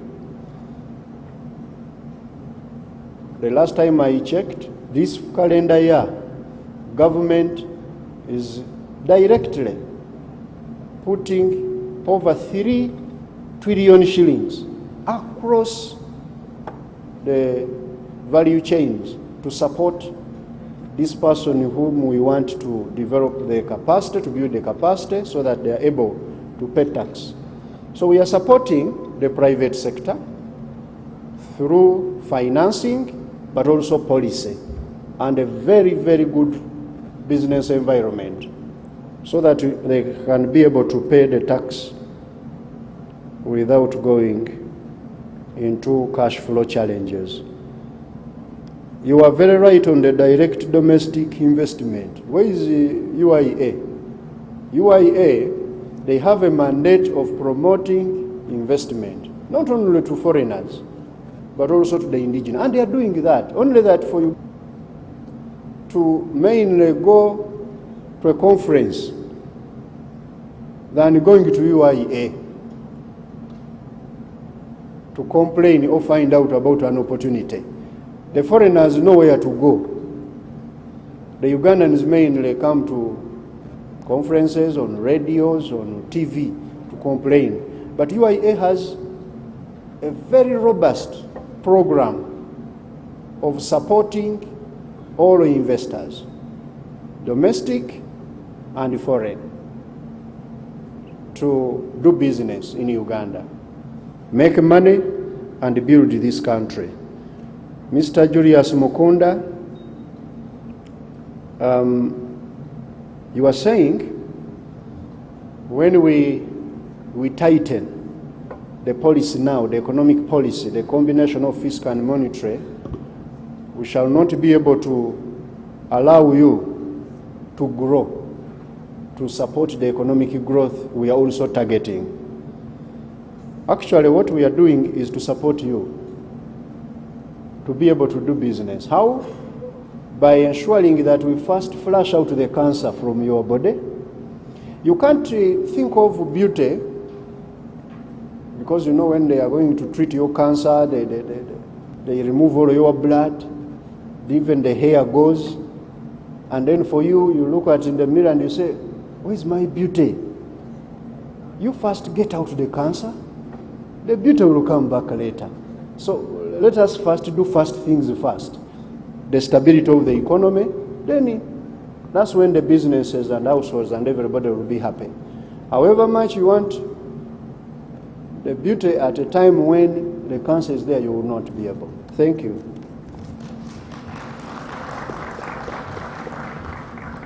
Thank you, PSST. I'm advised that we shall take 3 more questions. Just brief questions from this side. Preferably from Morris. Ladies.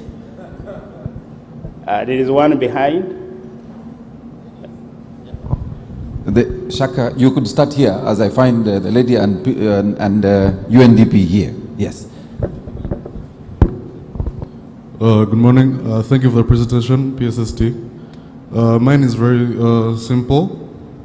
I'm just urging investors that deal in private credit markets to also, it's not all about giving money to different clients that approach us. I think it's also important for us to invest more in business development services as a private sector. That helps different businesses, smaller companies, the SMEs, to improve their businesses, because some people come to us and you can find that they actually have the money, but they have poor cash management techniques. So I think as the private sector, especially the private credit investors, we should invest more in the business development services. Thank you.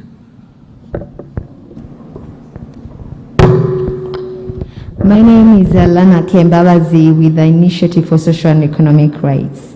I am one of the people who have shouted for subsidies, for targeted subsidies that could help the public transport sector. Not Alana who drives a car, but those who need taxis. And you've argued why, and I think there are good reasons on both sides. But what is the alternative to get us fuel? Because we can't wait for the market to adjust. We have been waiting since January. The cost of living, what we are hearing from deep in the village and everywhere, is just unbearable. It is tied to fuel. Beans are now at 5,000 shillings. So if you're not going to offer that, beyond, doing the CBR rate and trying to curb inflation, that's a demand side measure, what are you going to do on that? And number two, it's in response to the question around debt sustainability. Sustainability, if you're spending more than your budget of healthcare, education, and what on debt repayment, that's a bit of a problem. And I want to, when we're looking at some of the numbers, for example, we try to imagine what 5 days of debt repayment, that could fund our social protection for a year. So we need to see a stronger commitment. I think you're right by the traditional rubric. You say you're sustainable, but if we are looking from a human rights perspective, from the impact on people, and we're asking you to broaden that rubric by which you assess sustainability, it's not. And again, I come back to you as a young person and ask if you commit not to getting non-concessionary loans, or at least staying away from the... I want to hear that commitment so that a year later we can come back and say, how is government doing on this? Thank you. Good morning. My name is Thangavel Palanivel. I am from the UN Development Program, UNDP. I have just two quick comments. The first comment is, yes, we see that the government managed the pandemic, also the economy very well, I think well done compared to many other countries. So the credit actually definitely goes to the government for managing the pandemic economy well.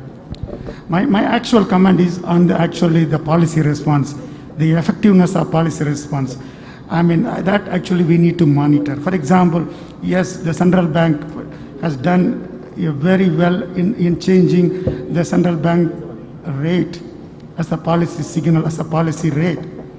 But the effectiveness of that changes is need to look into that, whether there is any changes in the actual lending rate of the commercial bank. And that's what we see, that the linkages between central bank rate, the policy rate, and the commercial bank lending rate or the deposit rate, the linkages is very weak here. So it's perhaps actually the government need to monitor that, how that actually the linkages could be strengthened between the central bank policy rate and the commercial bank lending rate or deposit rate, so that the effectiveness of the central bank policy could be actually realized in a more optimal manner. Thank you.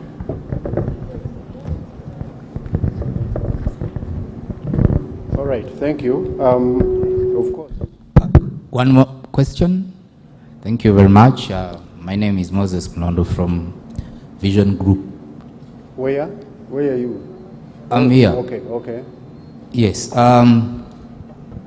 We would like to get clarity on the issue of middle income status as a country. At what stage are we? Because the president came out and announced that we had reached the lower middle income status. Then World Bank, I'm happy World Bank is represented here. They came out and disputed it. I have also had many economists actually disputing it, saying that at a period when we had just come out of COVID, our economic growth had reduced.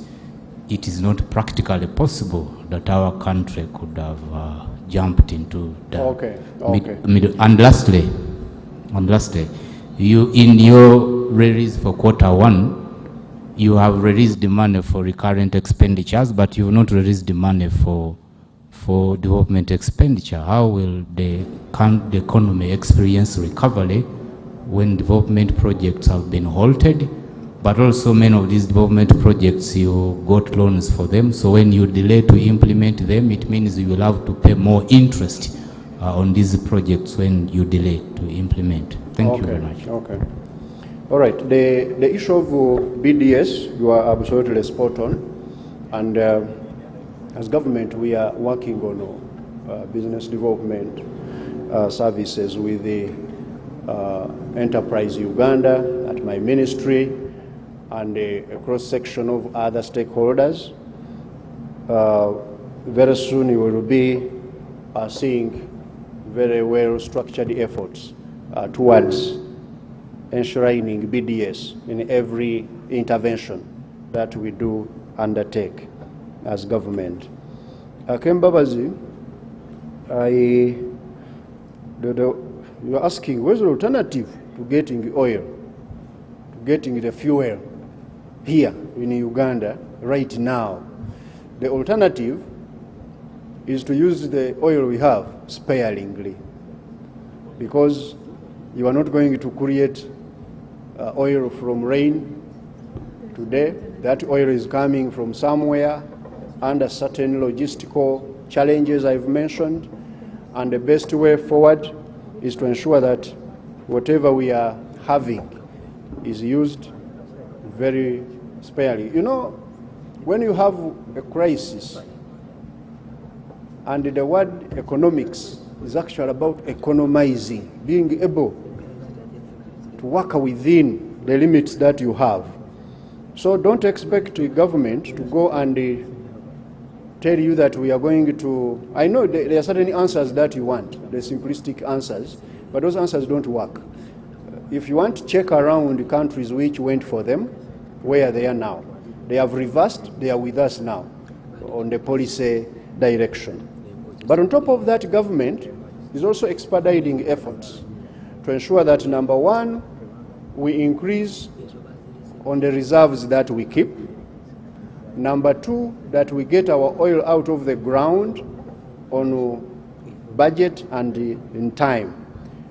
Again and again we have explained this, but it seems they are not convincing answers to some of you.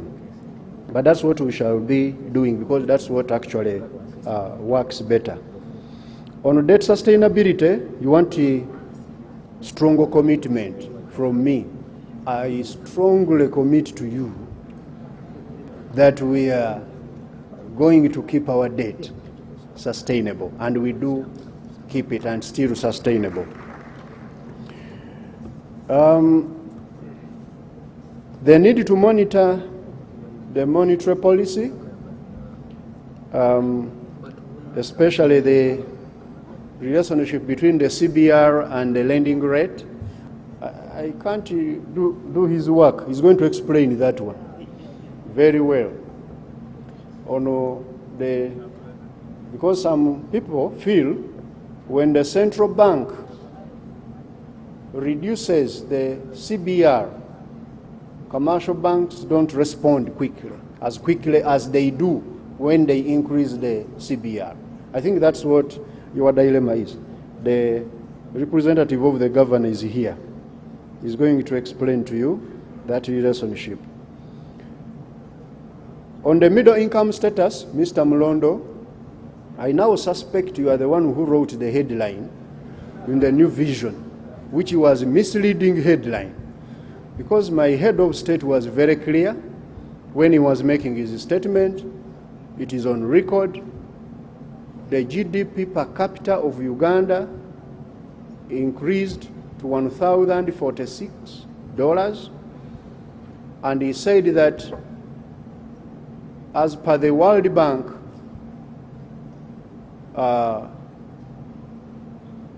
that ranking of countries in different sections, we are now at the gates of entering middle income, if especially we sustained this performance for the next 2 to 3 years. The president was very clear. He never declared Uganda middle income. It's not his business. Now I don't know where media you are getting this. Neither did the World Bank come to say that, oh, we are now refuting the allegation by Uganda that it's middle income. Now, the record should be set very clearly that Uganda has seen substantial growth in our GDP and the GDP per capita. And therefore, going forward, and we are going to stay on that course. And going forward, our target is to ensure that we maintain this growth to enable us enter into that middle income group. The Q1 release, please just understand that Q1 we released only what is necessary to keep the government of Uganda functioning. We didn't release any extra money other than that objective. Are we clear? That's why I said that we have cut expenditure so that we can align ourselves with the monetary policy to first get out the inflation, then we shall go back to normal programming very soon. Thank you.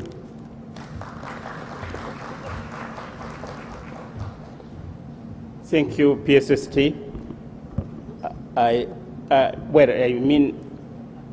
He asked me to respond to a question on interest rates as a representative of BOU, but I don't know whether it is in order because I had reversed that function when I was starting.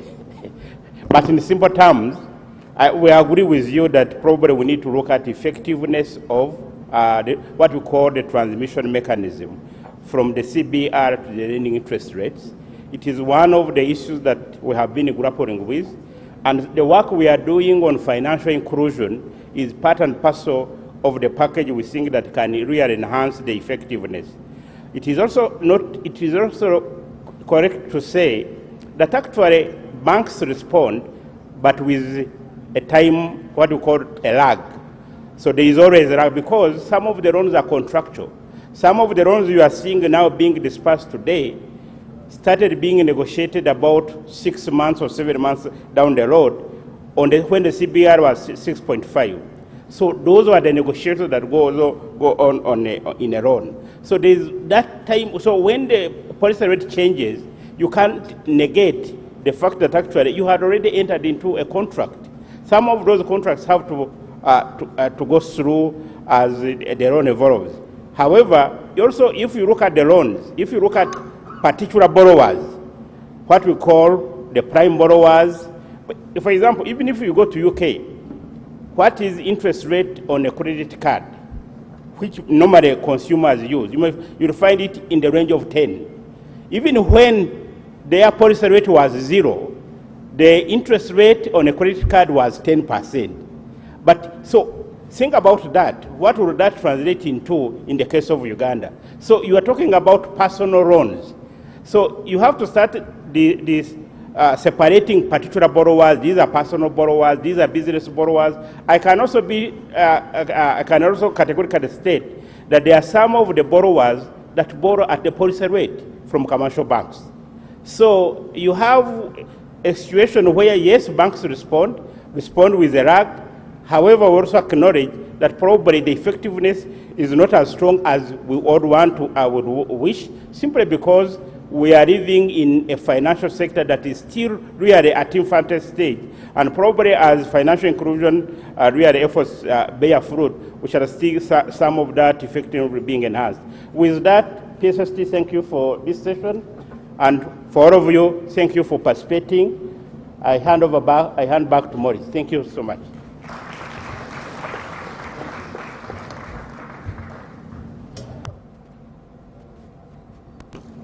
A bigger hand of applause for both Dr. Mugume and our PSST. Thank you so much for what should have been a longer conversation, because this other side is still protesting. They didn't ask all the questions. I'm hopeful that the panels that are coming may provide some time. Unfortunately, we will have to compress the next two sessions, the session 1 and session 2. We'll have to work within the time we have. Especially for session 1, we will definitely have less time than we had initially prepared for you. And please work with us. And I know I will work with the chair of the session. So I have been asked that we have a working coffee break. But before we do that, allow me to recognize the Honorable Minister of State for Microfinance and the Minister of Finance, Planning and Economic Development, the Honorable Haruna Kasolo. Thank you very much for joining us. And also our development partners. I saw the IFC is here, Isabella. I've seen the EU here. And of course, we have the team from Germany. Thank you so much, our partners, for joining us for this conversation. We have several heads of our government agencies in this room, and please, if you can, when you can during lunch especially, not the coffee break, which I don't have, do engage them on the extended conversations. I saw the UCDA, Uganda Coffee Development Authority Executive Director is here in case somebody is looking for him. Dr. Yamuremie is around, and several others who are in this room. And let's have these conversations continue. So we have a working coffee break. But as we do that, so that means we're not going to take a break. Whenever you want some coffee, you can walk to the back and pick coffee. I'll quickly transition to our next session, Climate Change in Uganda, Understanding the Implications and Policy Responses. Allow me invite the Honorable Amos Lugolobi to come and chair his session. Ladies and gentlemen, round of applause.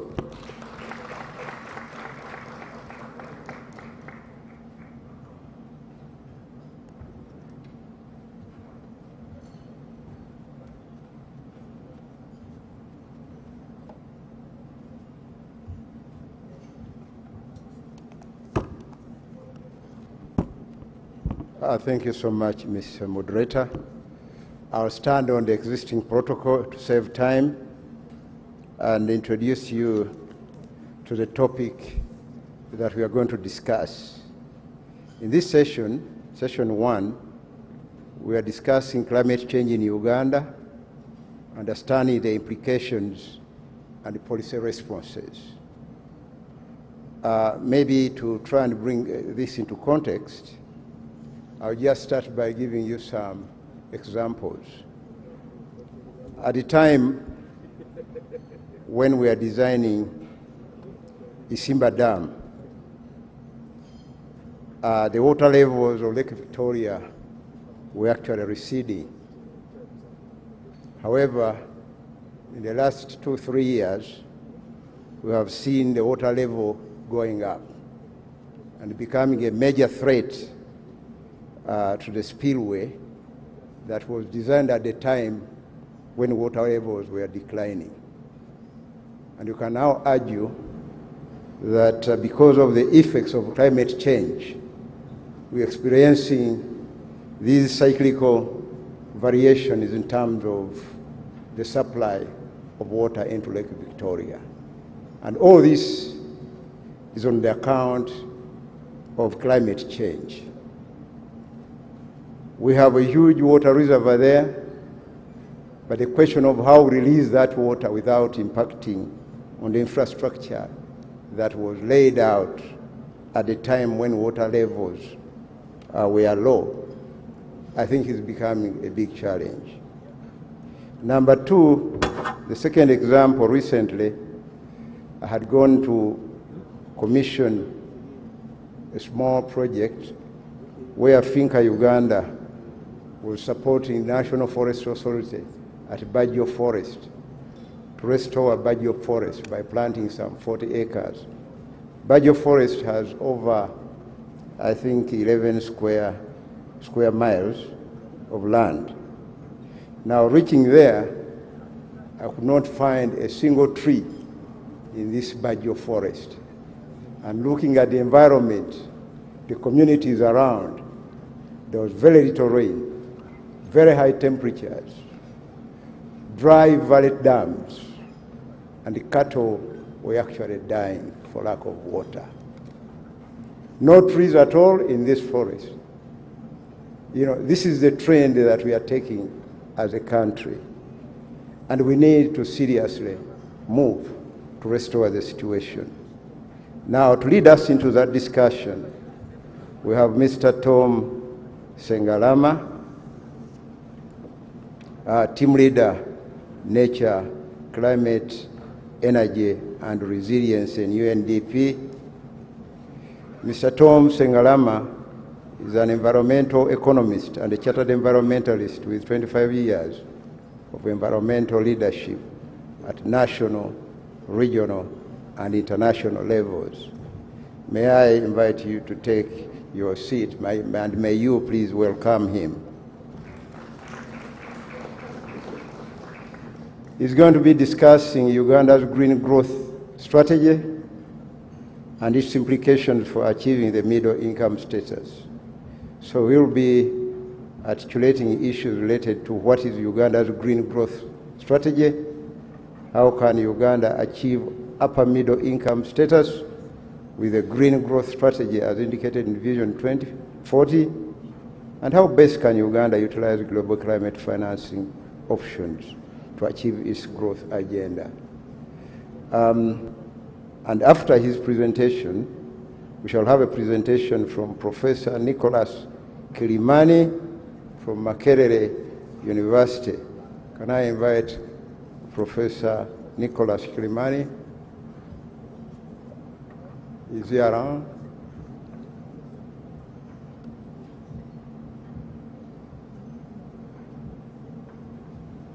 Professor Nicholas, as he comes, is a Ugandan economist. He received the BA Major Economics degree from Makerere University in 2002 and an ERC Collaborative MA Economics degree from the University of Botswana and a PhD in Economics from the University of Pretoria. He is currently a lecturer in the Department of Policy and Development Economics at the College of Business Management Sciences, Makerere University, Kampala. His research interests are in the areas of environmental economics, resource economics, and development economics. So he will be presenting a paper on parched earth drought resiliency. Parched earth drought resiliency in the Ugandan economy. Now, and we have a lead discussant, Dr. Ronald Kagwa, who is a manager, production, trade, and tourism planning at the National Planning Authority. So may I invite the three to take their seats.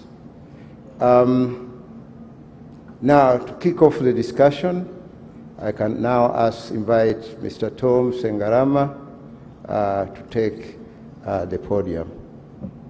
May you please welcome him once again.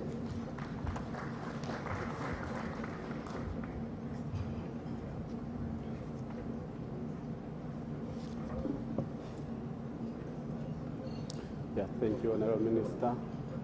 Honorable Ministers present, the heads of government institutions present, the representative from the development partners, all distinguished ladies and gentlemen, good morning or good afternoon. I think we are entering afternoon now. I'm going to make a very short presentation to stimulate a discussion on green growth, looking at green growth as a driver of socio-economic transformation in Uganda. Is it possible? What do we need to do as a country? What do we have? Where are we going? What are we doing currently? And where do we need to go?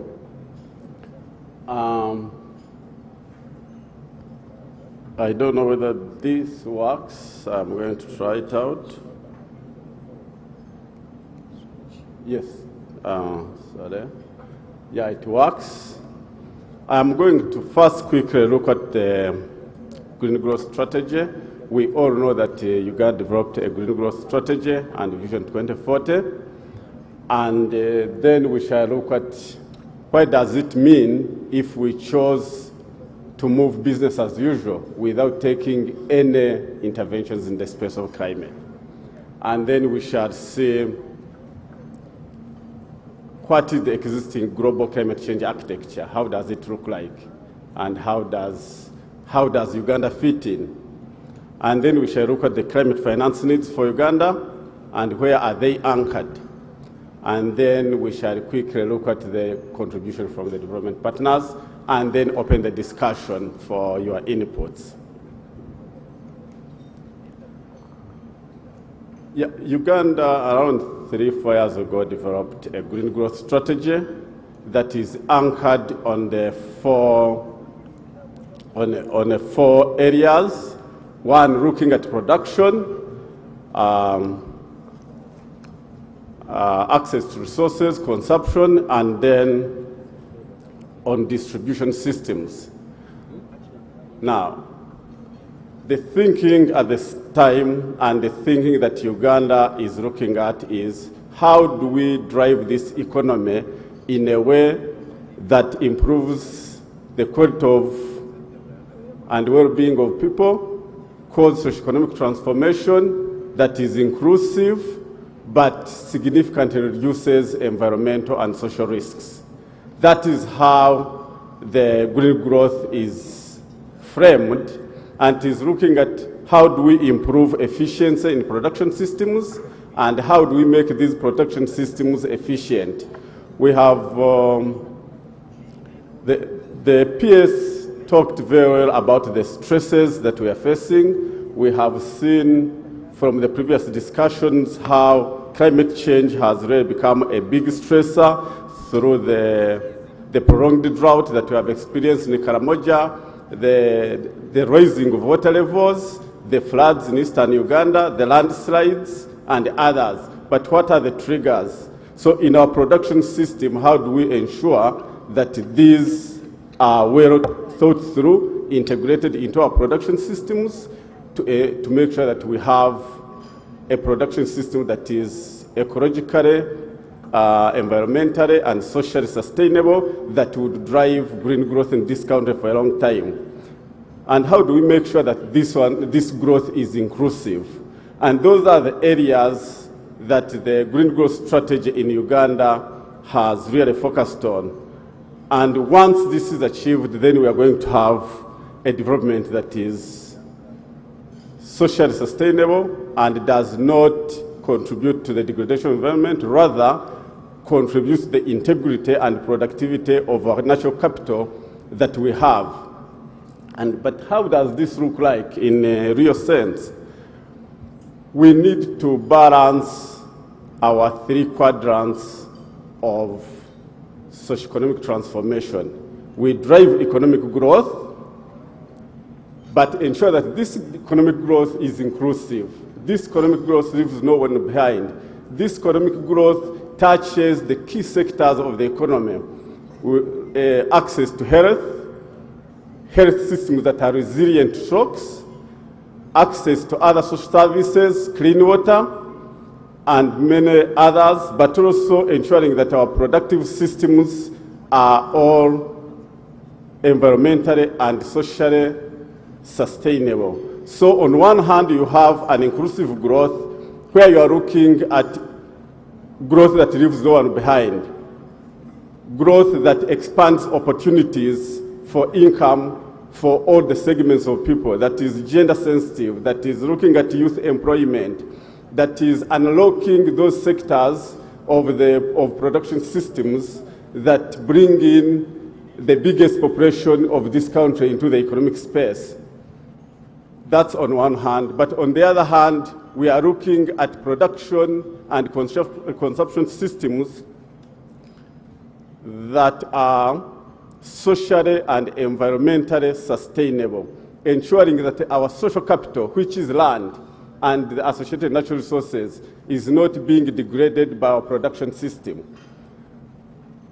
Once we balance these three, then we know that we have an inclusive green growth. And that is what the green growth strategy is looking at. But to achieve this, a lot to go in, and we are going to see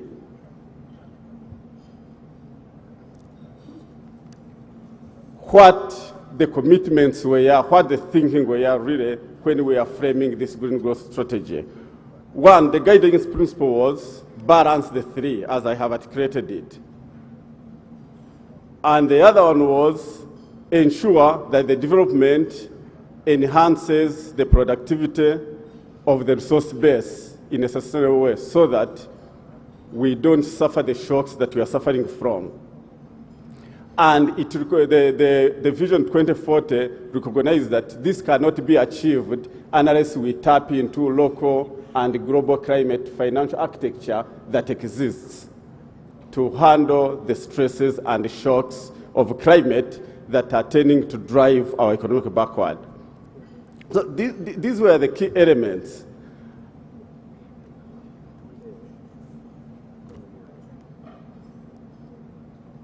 Now, the question is it possible for Uganda to grow following a business as usual model? Or can we achieve our Vision 2040 without taking proactive steps to address the areas of vulnerability? The current information, the current assessments that was done recently by the Notre Dame initiative on adaptation shows that Uganda is actually very vulnerable to climate change, 15th in the world and 49th least able to adapt and cope with the impacts of climate change. What does this mean? This means that business as usual is not going to take us anywhere. It means that as a country, we need to integrate policies that strengthen our ability to conserve our natural capital, to improve the productivity of our natural capital, and to build the necessary resilience to ensure that our economy is led by green growth principles. And there is evidence to that. There is a lot of evidence that shows that without implementing green growth principles, we are not going to move. One, agriculture contributes 60% of our industries. But we see that the soils on which agriculture is anchored are degrading at a very unsustainable rate. 41% of our agricultural land getting degraded. Soil erosion costing huge percentage of the GDP to this country, and deforestation causing significant losses, as you can see from the statistics that are available. In the last, from 1990 to 2015, Uganda lost around 1.2 billion due to deforestation. And if this trend continues, then the dream of achieving middle income status may not be easily attainable. 17% loss in GDP due to soil erosion. When over 70% of our economy is anchored on agriculture, how do we then move forward? So these are some of the things. And the PS clearly said that the inflation in the recent past has been driven by food prices. So how do we address this inflation and stimulate growth unless we address the drivers that are affecting food production? Improving soil productivity, making sure that agriculture is climate smart, investing in irrigation systems, but also investing in sustainable soil management, investing in agroforestry systems, ensuring that the stresses of prolonged drought do not impact our production system, investing in water access for animals, investing in veterinary services, and many other climate smart approaches that are going to ensure that we enhance productivity in a sustainable way, but also addressing other drivers of production. For instance, there are a lot of post-harvest losses that occur because of poor storage. Because of the climate change, you find people no longer predict rains well. You find you are harvesting at a time when you have intensive rain, and all your crops get damaged because you don't have the sun to dry. How do we stimulate use of solar dryers, for instance, to improve post-harvest handling? How do we ensure we have micro-irrigation schemes to ensure that we can grow throughout the year? The pests and diseases, how do we improve technologies to manage the emerging pests and diseases that are coming due to climate change? So all of these are important questions that we need to reflect on as we try to move forward, as we try to advance our green growth agenda.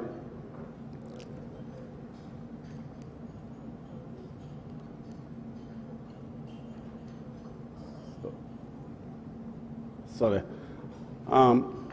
Now, the question is, do we really need to invest in climate adaptation and resilience?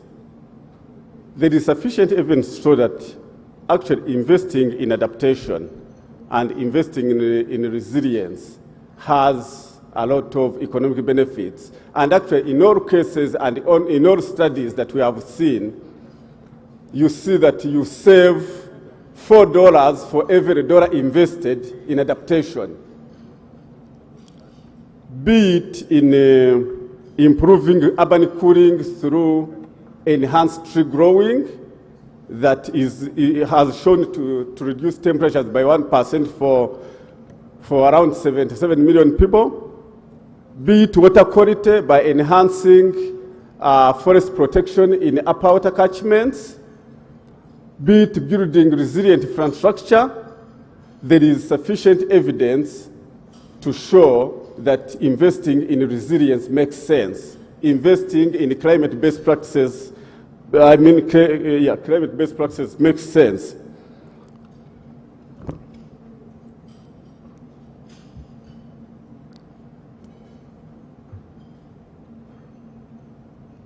And this has been well captured by the NDP 3.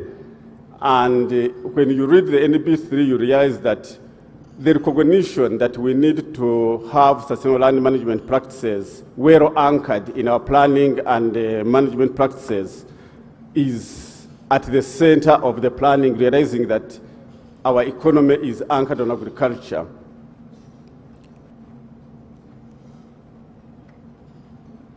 But how does the global climate, where do we get the resources? I felt that in this discussion, we need to look at the global climate change, climate finance architecture and see, can we get support? Can we finance some of these initiatives? Yes and no. One, at the signing of the Paris Agreement, developed countries committed $100 billion to support developing countries to cope with the impact of climate change.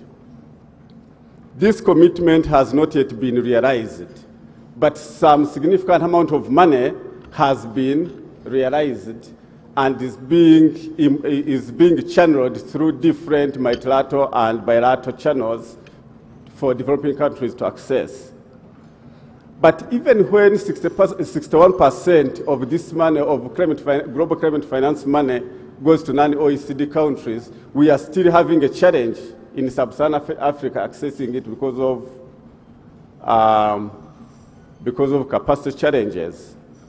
We need to build the capacity to better access this money.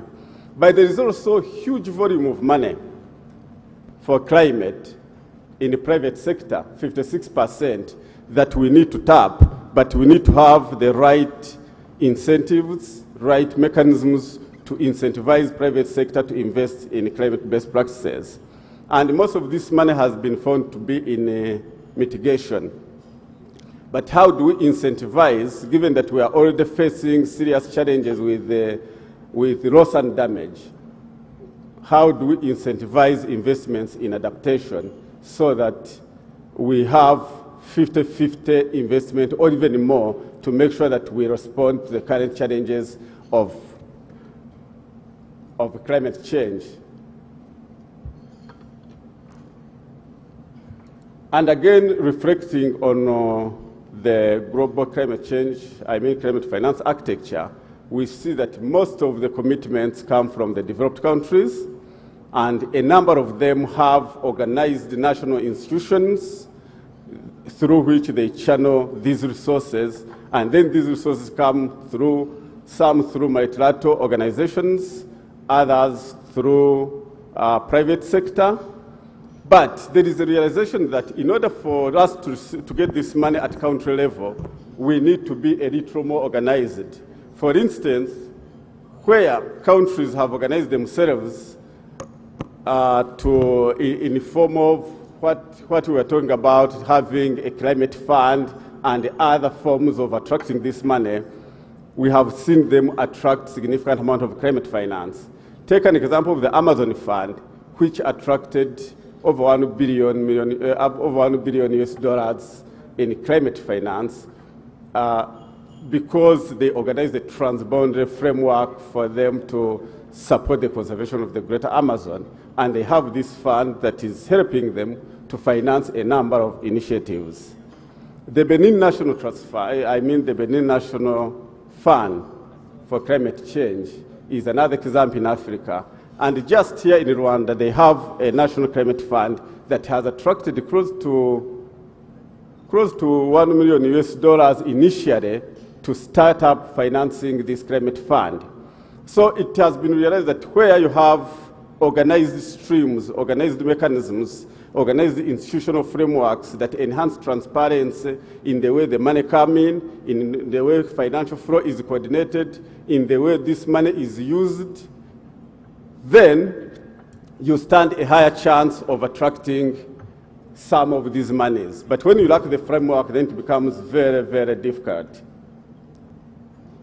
Now, given that there is evidence within Uganda's own documents, studies have been done, and it has been shown that green growth approach would actually contribute significantly to sustainable growth. 10% beyond business as usual, ability to create over 400 million jobs, 4 million jobs, and then the ability to keep our emissions low to our target by 24%, according to the NDC. But again, as I have said, we need to have good plans, good strategies to attract and to achieve some of these. One, we need to look at enhanced productivity. You are not going to achieve these figures if the land on which we depend is still degrading at the percentage I showed. You are not going to have this percentage when we are destroying the critical forests, we are destroying the wetlands, when the floods and landslides are destroying productive centers, for productive landscapes that we would use to incentivize this growth. But also we need to boost private sector confidence. We need to show that we are prepared and ready to address some of these drivers of vulnerability in order for us to attract private sector investment in this area. And then, of course, we need to address the incentive mechanisms, ensuring that negative incentives are eliminated and positive incentives are promoted. And there we are going to have the country start moving, and start benefiting from the implementation of these green growth plans. But at the heart of that is translating this plan into actionable actions, committing resources to it, and then demonstrating commitment, and then asking for extra resources from private sector and from the global climate finance mechanisms to ensure that this is implemented.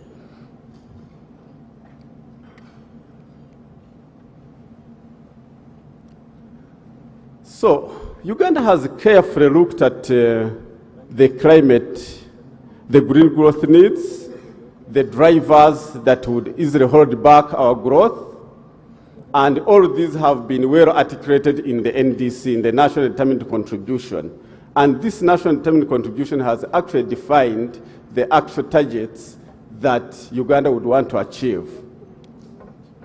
In the next 5 years, Uganda would want to reduce the emissions by 24.7%. And Uganda has under the NDC, a monitoring and verification system has been developed to monitor this and report this in order again to build donors' confidence. And the NDC has very clear targets in our key sectors, agriculture, energy, and others. So the need is well defined, and the resourcing is well defined. In the next 5 years, for Uganda to be able to implement all its commitments in the NDC, Uganda will need 22 billion USD to implement this NDC. And we know very well that this money can't come from the Uganda's economy, given the, first of all, it is not right that it all comes from Uganda's economy because we are contributing to a global good. So there's a global commitment for developed countries to support in financing some of these commitments. But two, Uganda would not have internal financing capacity to raise this money in 5 years. So there would seriously be urgent need for Uganda to mobilize climate finance from elsewhere. But this would require 3 to 4 things. One, we would need to capitalize on innovative climate financing mechanisms and using different instruments. For instance, there is the whole space of carbon markets, which is not tapped. How does Uganda develop guidelines, frameworks, and approaches to maximize the revenues from carbon markets? Are we ready? Do we have the capacity? Uganda needs to really look at public and private sector partnerships in leveraging climate finance. And doing this, it will help, one, sharing the risks, but two, leveraging extra financing from private sector. But the little of public finance resources that may be available could be used to de-risk investments by private sector in some of these areas, so that private sector is encouraged to put more money in investing in low carbon technologies, in other climate change mitigation and adaptation initiatives. And at the heart of this, we need to have a transparency mechanism that shows what we are doing, how the resources are being invested, and what are the gains, what are the gains from these investments. So once you have a good and transparent tracking mechanism, then you increase the donor confidence in putting in more resources. You encourage more private sector to invest because you can demonstrate value, and then you are able to attract much more climate finance. But at the heart of that, we need to build the capacity of our MDAs, capacity of our private sector, and all sectors of the economy to ensure that, one, they understand this, but two, they can take forward some of these initiatives. I did show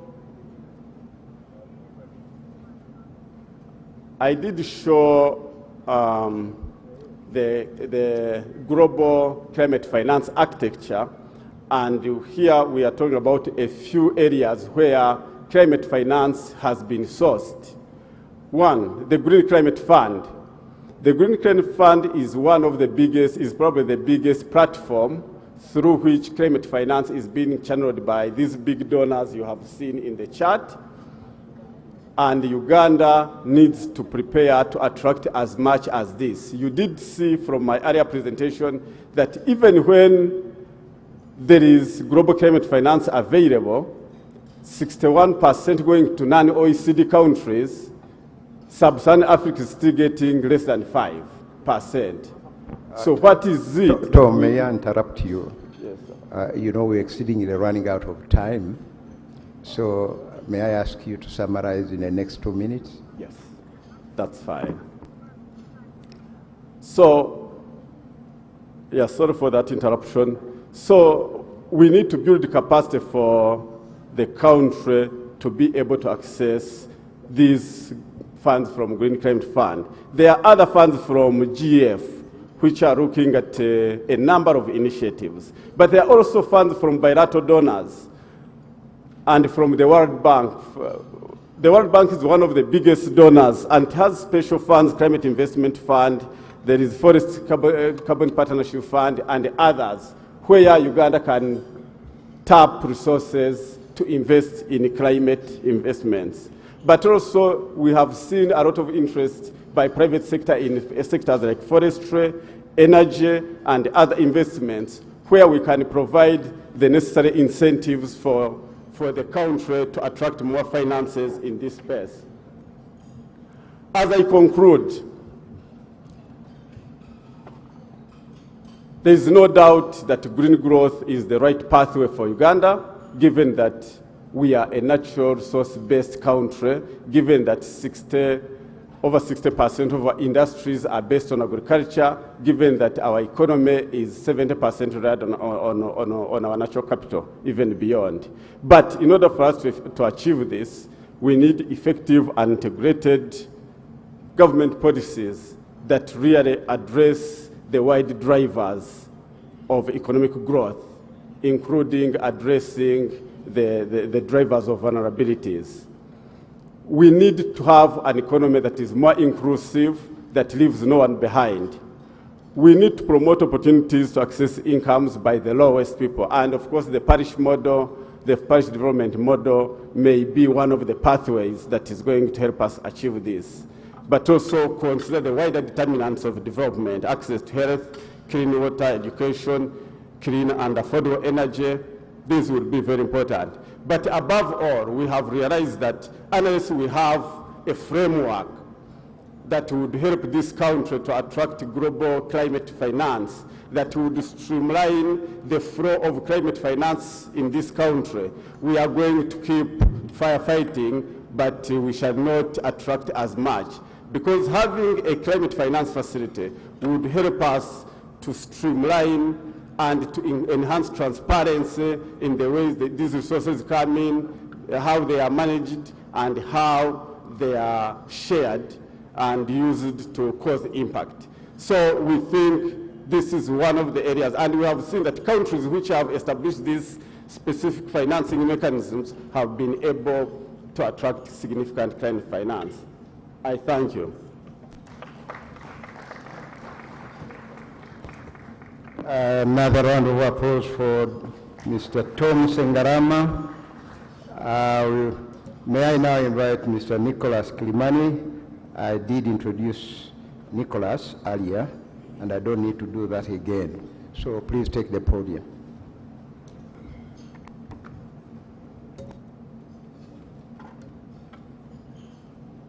Thank you very much, Honorable Minister of Finance in charge of planning. All protocol observed. My task here is really simple. Many of the issues that worry us about climate, the economy, and the environment have been highlighted in the previous comments and contributions from earlier speakers. So I'm going to be very strategic about the key issues that are for highlighting, that are mostly overlooked when we talk about issues of climate, the environment, and the economy.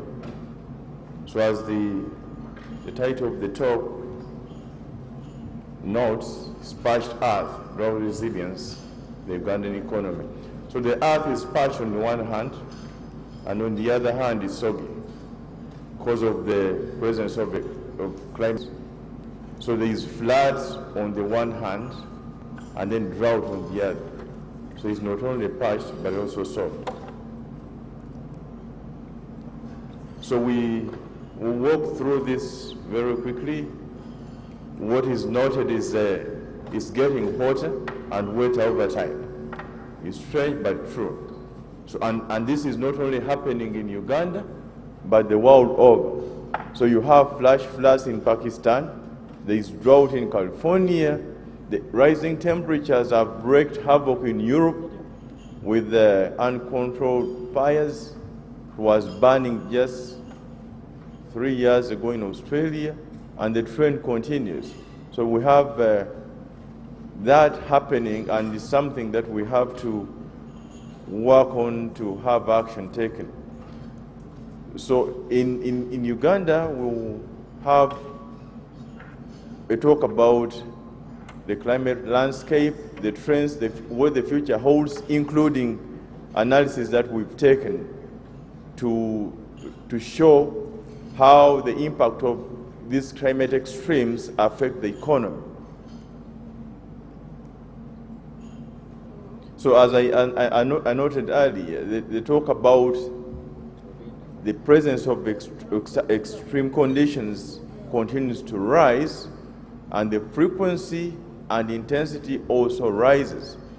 And when we reflect on the situation where there is a drought, what happens is there is no rain, and then the sector that primarily benefits from the rainfall gets affected, and then all of a sudden there is water scarcity. So that is the cycle that really goes on when we have that situation. So when we talk about the extremes, as we highlighted earlier, there are episodes of flash floods. So rainfall becomes intense, way above the average or the normal volume for that particular region, and that raises, the water levels in areas where the runoff goes, riverbanks burst. These mudslides, as we saw in the eastern region of Mbale, Bududa, and for the low-lying areas, then you have floods. Of course, the damage seeps into the economy. On the other hand, once there is no rainfall, then you have drought, and the primary culprit is agriculture. The effect thereafter is employment, because we have an agro-based economy, meaning much of the employment is in agriculture, so agricultural income gets affected. These issues of food security and also nutrition.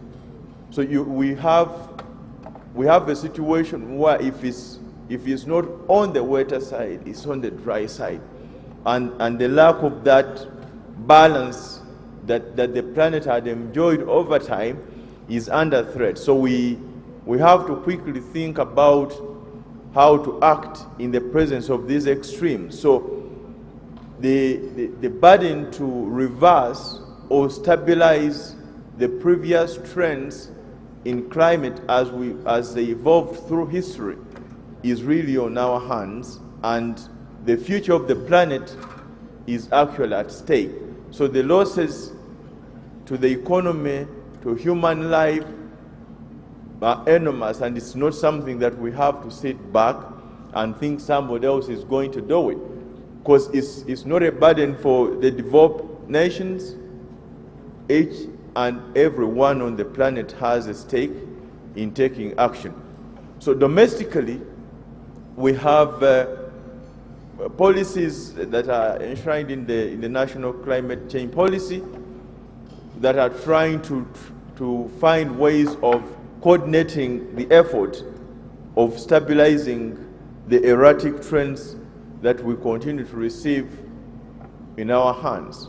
However, the outbreak of the pandemic somehow had the effect of compromising the projections and plans, because it had a knock-on effect on the resource envelope. So priorities had to be realigned.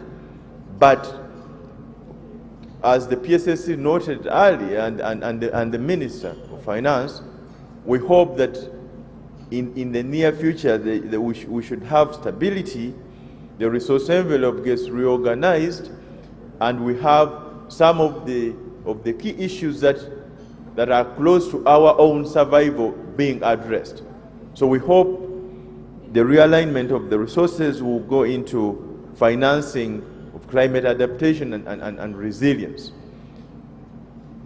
So as we try and see that is addressed, there are of course current measures that are being undertaken to ensure that our fragile ecosystems are protected from wanton destruction. You've seen in the media reports where human activities, settlements, and encroachment on the ecosystems around the Lake Victoria Basin on our side are being, try to be stemmed using law enforcement, and we hope that that is something that, that will be addressed over time. So one of the things that we have to learn about the interlinkage between the economy, the climate, and the environment is presented in that picture there, that this is really basics science that sometimes rarely comes up when non-climate scientists are talking about how the economy is affected by climate, but it's all encompassed in the hydrological cycle. So all the water that we have on the planet comes from the heavens. So you hear a lot of talk about how do we create resilience and adaptation to the climate extreme. So drought in this particular case. And the next point to go for is develop infrastructure for water for production, build irrigation infrastructure, so that you use that water in the absence of the rainfall. But the water you're planning to use with your fancy irrigation infrastructure comes from the heavens. So if it doesn't rain, there will be no water in the rivers, there will be no water in the underground aquifers, and that is dependent on how we manage sustainably the environment in which we live. So we have the transpiration, the evaporation from the water body. So when we talk about the threats to our environment from the depletion of the tree cover, you very well know that there will be no rainfall if we don't have trees. So even the water we think we have water bodies around us won't be there. So that is something that actors, stakeholders in the environment, the economy, and natural resource sectors have to bear attention to. So as long as we compromise the delicate balance of the ecosystems, even what we think is available to us will cease to exist. Even the underground aquifers, where water is stored, thinking if there is no water in the rivers, then we can dig underground wells. Even the underground wells won't have water if we don't have rainfall. So that is something that we have to pay close attention to as we find ways of creating resilience. So Uganda's climate landscape, we are blessed to be around the equator. So the climate that we receive, that we experience, is largely moderate because of the pressures around where we live. So you find over time, in the absence of the climate extremes, you find it's moderate, it's not very hot, it's not very wet, moderate climate conditions. But now the changes in climate are threatening our good weather that our colleagues from the tourism, one of the things that people who visit Uganda talk about is they come here to see the beautiful people, but the weather is great. So in the midst of these extremes, we risk losing that as well. So that is something that we have to jealously guard. The current trends in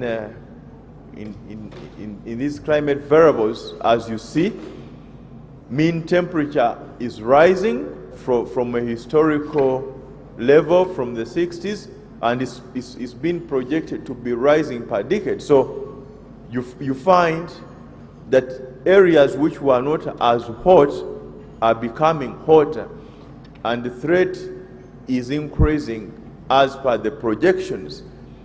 The same thing is happening when it comes to precipitation, the rainfall. So the annual rainfall, especially the areas away from the equator, the northern parts, have a single season.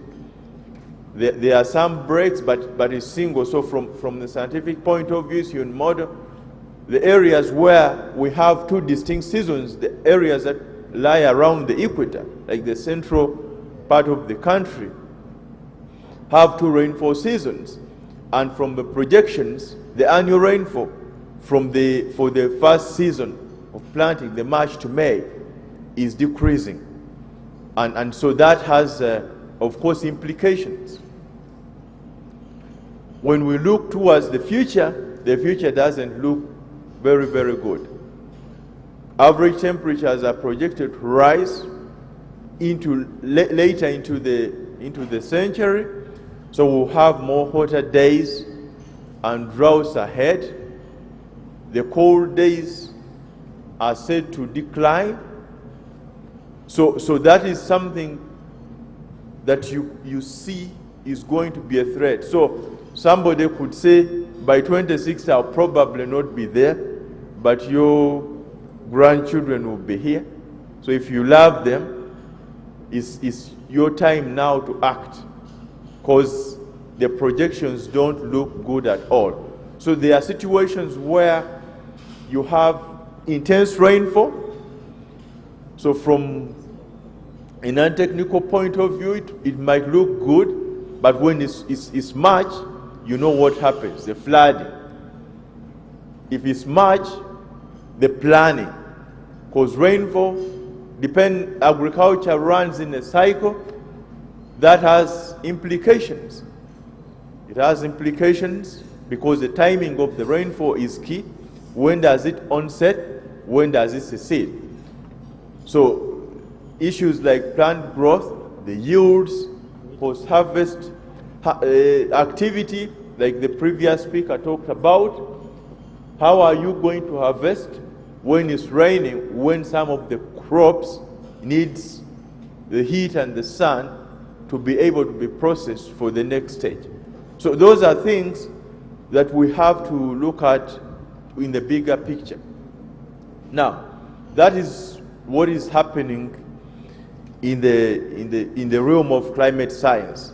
Now, when we link this to how these climate extremes affect the economy, as you see from the schema there are interrelationships between availability of water, or if it's much, and its effect on the structure of the economy. You have the industry being affected, households, government revenue, and also the environment.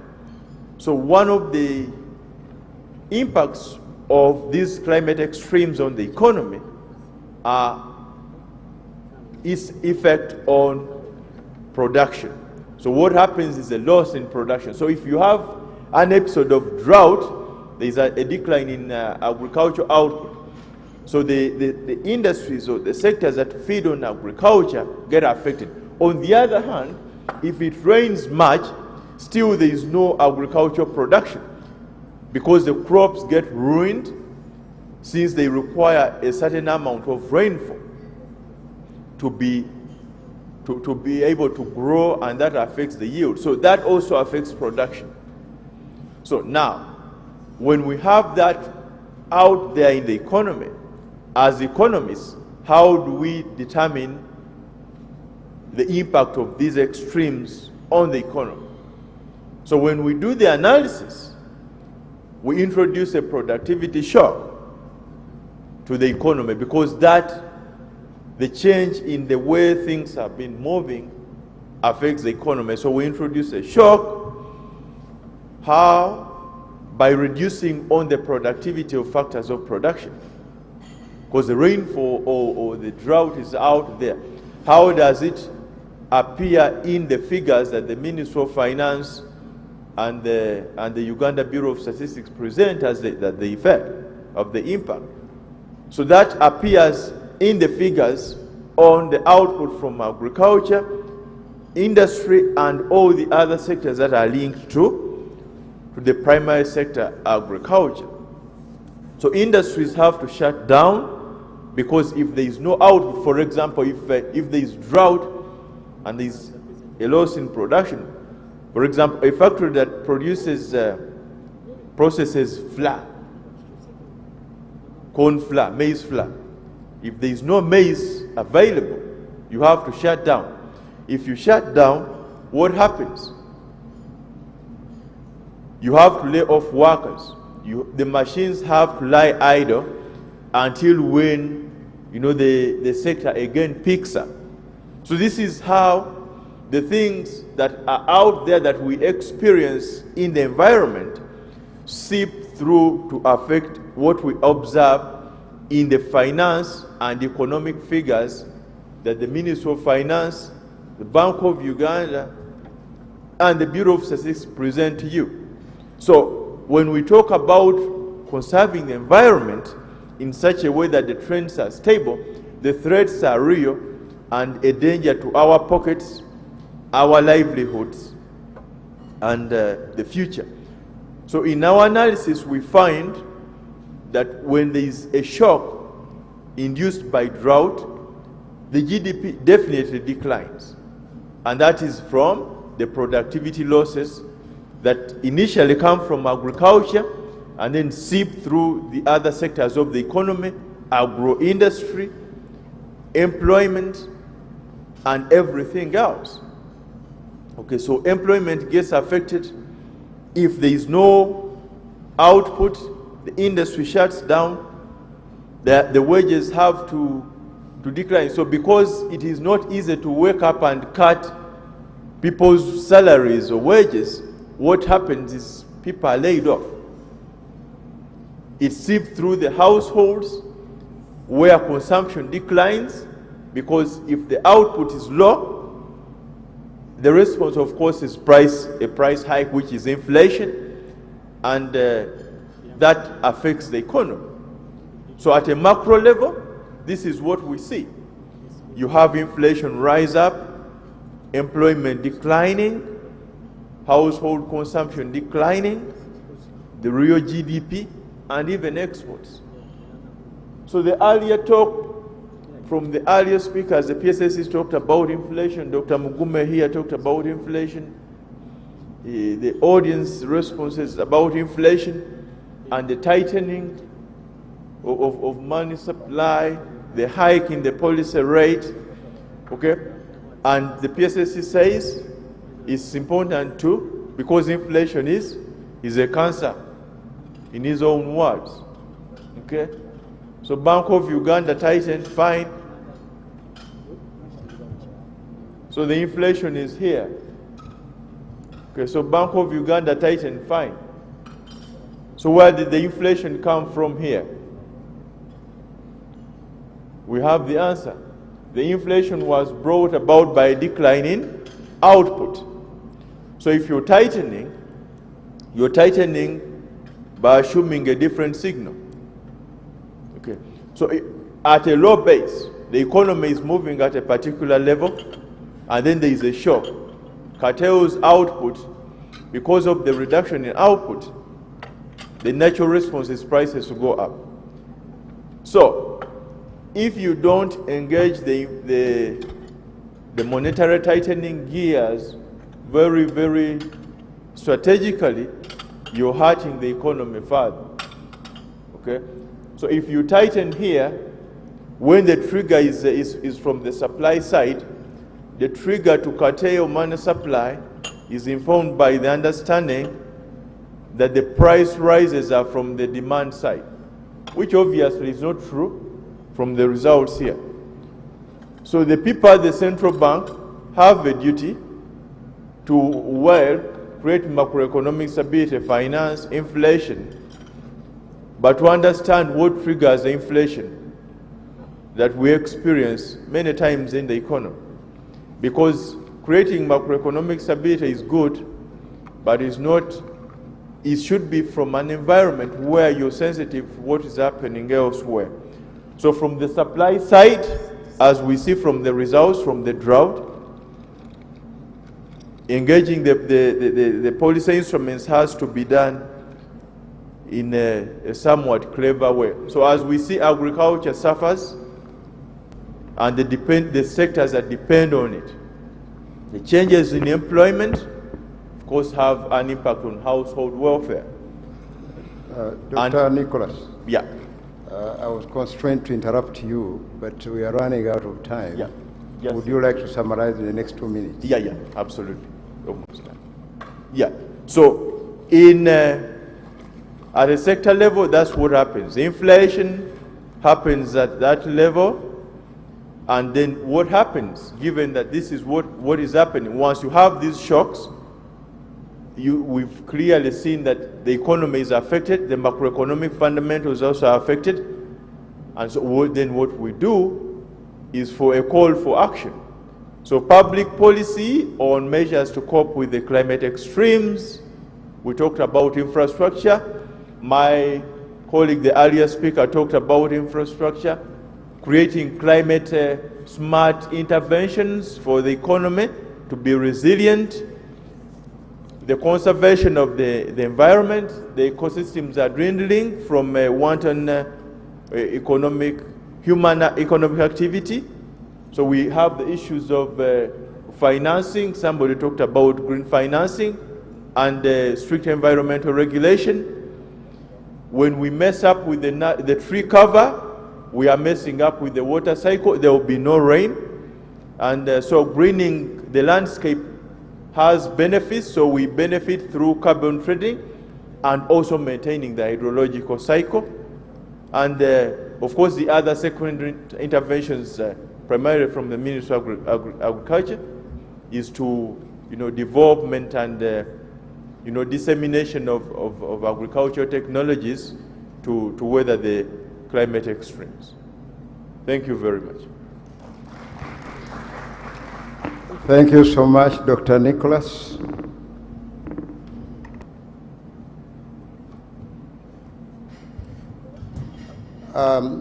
Thank you so much, the two presenters, for this very insightful presentation.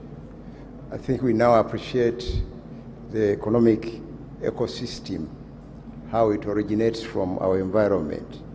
Now, to discuss the two papers, we have Mr. Kagwa here, working with the National Planning Authority. I already introduced him. May you like to take the podium to begin the interaction.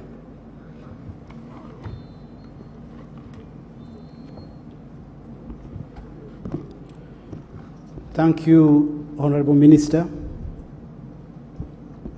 The two presenters, Tom and Nick, our development partners, ladies and gentlemen. First of all, I wish to thank the organizers for this opportunity, and more so for the choice of the green economy and the climate shock as one of the topics that are to be discussed in this forum. As we know, these natural or climate-related shocks have been with us, and they are not about to stop. They are actually set to continue. The frequency, intensity of climate-driven shocks like droughts, floods, is set to increase in the present and the foreseeable future. Now, the two presenters, one on the green economy and the climate-induced droughts, have a convergence.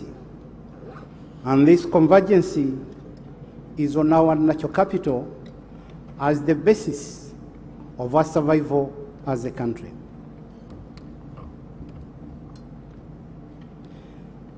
What I want to point out, what is the basis of our resilience? The APS talked about resilience of the Ugandan economy. It has had shocks, but has always bounced back, maybe more vibrant. I want to say that it is our natural capital that underpins our resilience as a country. Our ecosystems, our forests, our wetlands, our soils. These are the ones that always bounce us back whenever we have shocks. Therefore, the two papers, converge at the point of natural capital and the need to manage this natural capital using a green growth approach. Therefore, green economy is a tool towards the management and sustainable use of our natural capital. Uganda's economy is natural resource based, and our transformation is hinged on how well we use this natural resource. Transformation to middle income again hinges on how we utilize this resource. Our industrialization is based on this resource.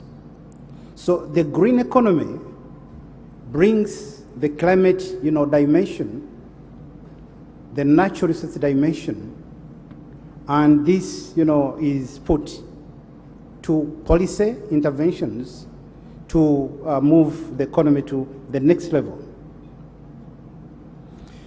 You may appreciate that whatever happens to the natural resource has greater multiplier effects, which affect, the entire economy, which affect livelihoods at all levels, of activity, the rural, the urban, and also the, yes, everybody is concerned about that. I just want to remind you that in 2015, 16-17, there was a drought in this country. We had drought.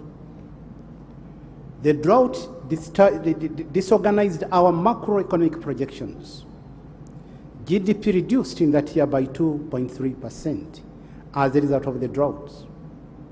The poverty numbers that were reducing, poverty rose up to 21.4% as a result of the drought. I think Nikki's paper has tried to illustrate how the effects of droughts to our economic trajectory. There are quite a number of findings that have been put forward, which I wouldn't want to repeat. But allow me, Chair, to mention that our security as a country, again, is based on our natural capital. And food security, water security, energy security, all these securities are hinged on how best we use our natural capital. In terms of recommendation in view of the time that we have, I want to say that the drought, which is induced by climate change, will continue to be a major determinant of our macroeconomic performance and the well-being of our people. We need to invest in ecosystems. The vibrancy, the integrity of ecosystems determines how far we can move. We need to bring technologies. Again, the green economy, touched on this. We need technologies to add value to our environment and natural resource, to raise the productivity of our environment and natural resource. I want us to note that as a country, we've not invested so much in if you look at our soils, we do not invest in this area so much. So I think we need a shift in the way that we look at this natural capital and, channel investments in this area. We need to green our economy as a way of reducing shocks. A green economy is more resilient. A green economy is more inclusive. It touches, on all lives of our people. And the returns on natural capital investments are very high. I'll give you an example. Tourism gets 0.2% of the national budget. But before the COVID disturbance, it was generating 1.6 billion US dollars and contributing 7.5% of our GDP with a 0.2% investment. The natural resources are low-hanging fruits that we need to harness as we move forward. We need to integrate resilience in our extension system, our cultural extension system. In the parish development model, we need to integrate resilience into this. And I want to implore the macroeconomic department to mainstream climate change in our macroeconomic modeling, to mainstream green growth in our models, to see the projections and how climate change and these natural shocks can affect us. And transition to green growth requires, yes, the policy reforms are critical, but also need institutional reforms, cultural institutions, behavioral changes, adopting green behavior, green habits, green politics. That's how we can move to a green economy which is resilient to shocks. We therefore need commitment at all levels of policy, at all levels of decision making, at all levels of activity. Let us take the resilient model of growth to all key decision and policy making process, such that our interventions are based on resilience. Mr. Chairman, as I wind up, I want to re-emphasize the importance of moving green. The world is shifting to green economies. It's high time Uganda shifted to green economies. There are many opportunities on green growth, jobs, high economic growth rates, inclusive growth where nobody is left behind. It is a natural way of living. It's cheaper. And we need nature-based solutions. These are low-cost solutions which can bear upon the challenges that we face as a country. Under NDP 3, green growth has been mainstreamed in all our interventions. We have irrigation, and let us look at irrigation as one of the key infrastructure, irrigation infrastructure, that have to be developed and extended to all levels. So I want to appreciate that some key milestones have been made in water for production, taking water, rehabilitation of our irrigation schemes. All these are green interventions that need to be, and the papers have mentioned them, but we need to look at them, more critically. Chair, and I want to thank you and the panelists. Thank you very much. Thank you, the audience, for listening. For God and my country.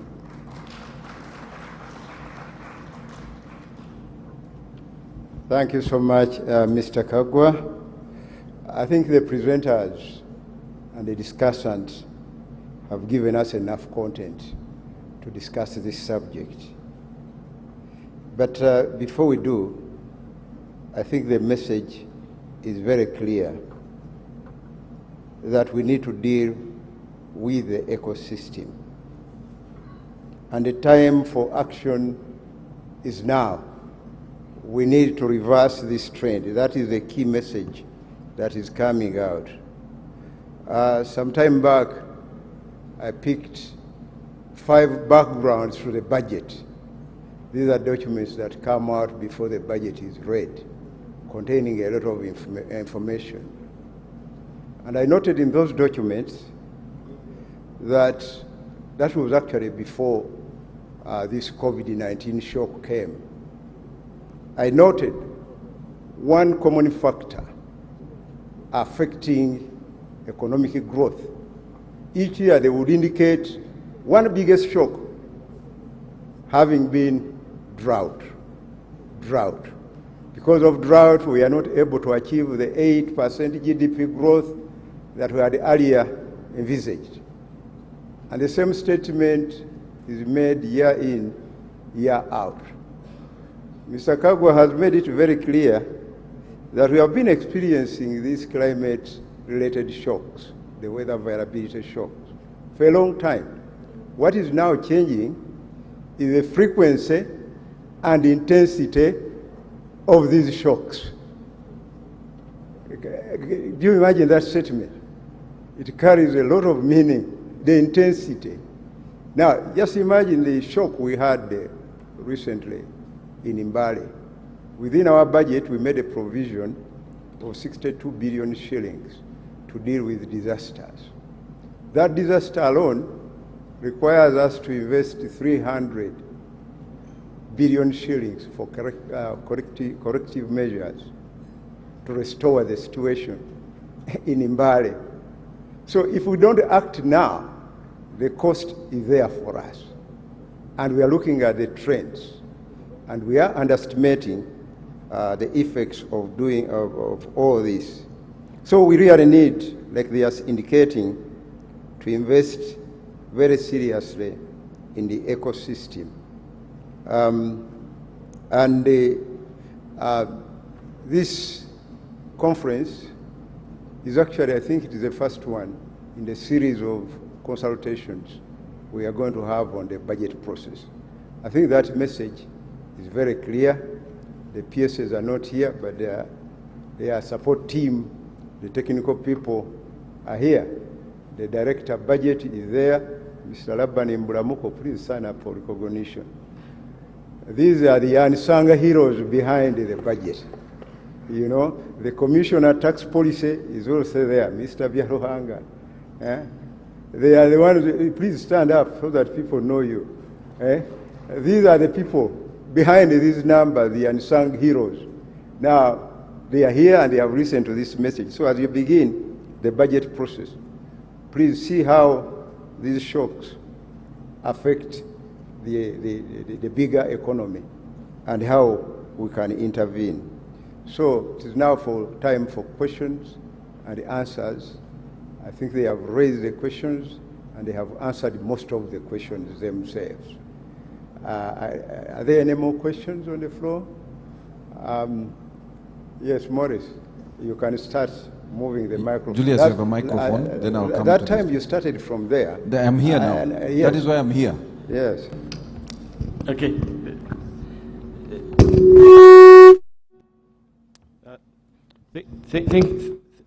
Thank you, Chair. Thank you, Honourable Minister, for the moderation. You grabbed the microphone, Julius.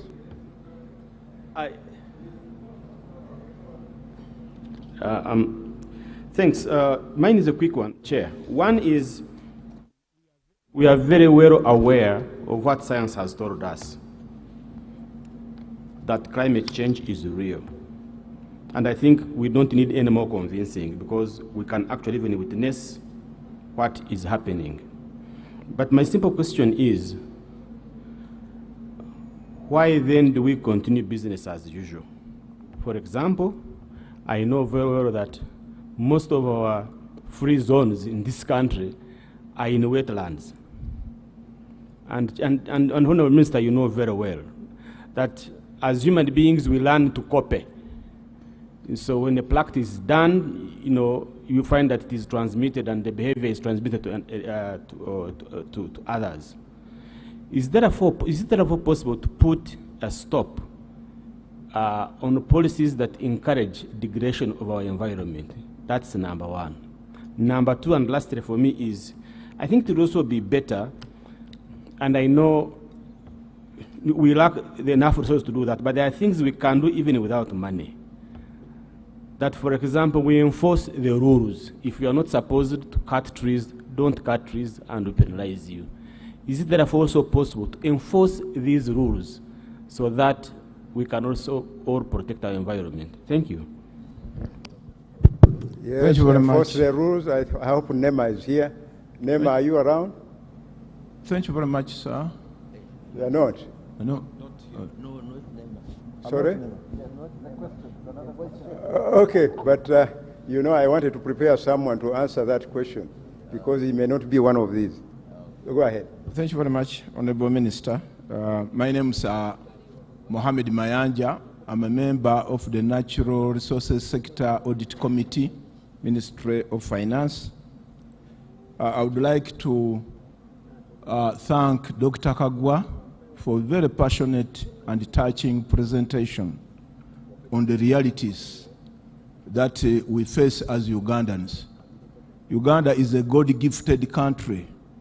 We are in the Great Lakes region with very many big lakes in our midst, rivers, with a great biodiversity, which is not found anywhere else, and on the equator, with the flora and fauna, and all the best characteristics that God gave us. But alas, would you like to keep it short? So? Yeah, I'm making it short. Honorable Minister, we have destroyed the environment ourselves. And if we are to look for who is guilty, it is us, the leaders. It's not the ordinary person. But as one of the climate adaptation and mitigation factors, I would like to propose agroforestry. Agroforestry, where you grow coffee, you grow cocoa, and you grow palm oil. When you go to Kalangala, in the palm oil project, the area is getting transformed. And palm oil production has not affected the environment there. If we popularized palm oil and coffee, which unfortunately, Mr. Honorable Minister, we are trying to merge some of these authorities like UCDA, after producing more than 8 million bags, which is a big achievement. We are taking back a UCDA to Ministry of Agriculture. That's very dangerous.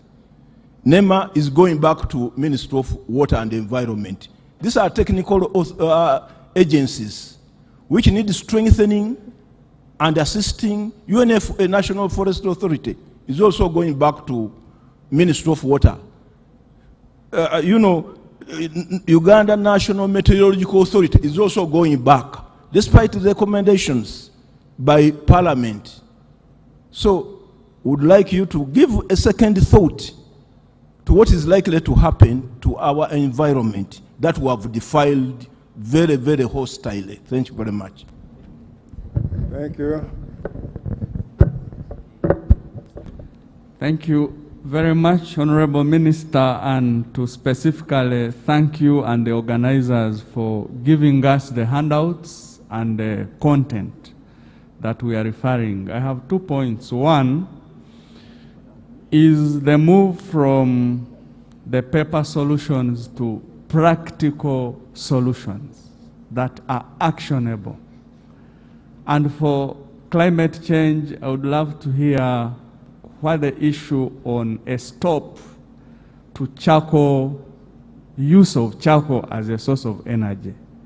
Schools are resuming just this week, but the amount of forests that are cut down for firewood, including in homes of important people, charcoal is still the source of fuel. That should be talked about, Honorable Minister, as a solution. The other point I want to talk about is the fusing and learning from the previous Economic Growth Forum. What was discussed then? To what extent are they informing this and the way forward to ensure that we are not repeating ourselves or we are tracking progress? My name is Patrick Kaboyo. I'm a teacher and social worker and also chair an Eastern A Region Local Government Audit Committee. Thank you. Thank you. Chair. I think you can now. Chair, as I walk there was one on social media, on Zoom. Joseph Kaketo, agriculture, forestry, and other land use represents 23% of the total GHG emissions. Given that 70% of the livelihoods in Uganda depend on agriculture, logging and clearing forests to convert it for agriculture use is a major cause of land and water degradation and carbon emissions. To what extent have our annual budgets streamlined the promotion of responsible investment in food, agriculture, and forestry, including the PDM?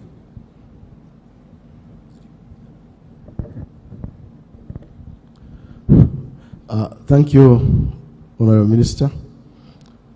Honourable Minister, I have an observation and a question. My name is Peter Balimunsi.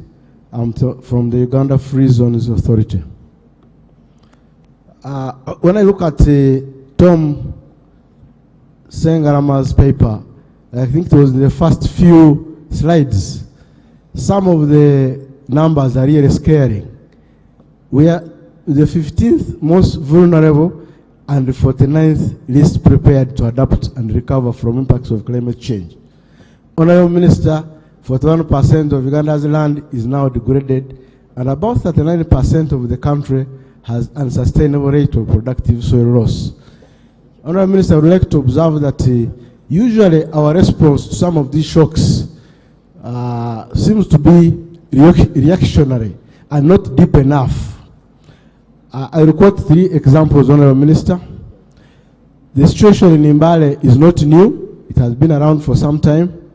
But when it occurs, there is panic, and that response lasts a very short time and will not follow up until again it reoccurs. Honourable Minister, PSST, when he was beginning to speak, he talked about the current directive, the presidential directive about the people in wetlands. I observed recently people being chased from very near Kampala here. These are very simple people. They are trying to grow flowers and sell around. Now, chasing them from there is very good, but does it solve the problem?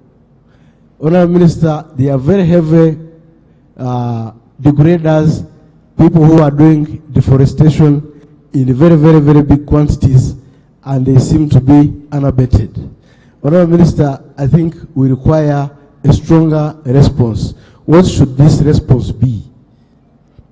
I don't think it's necessarily finance, but we need to take a farmer action at all levels.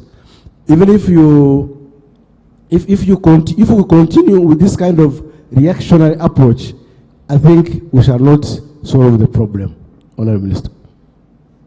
Thank you. Finally.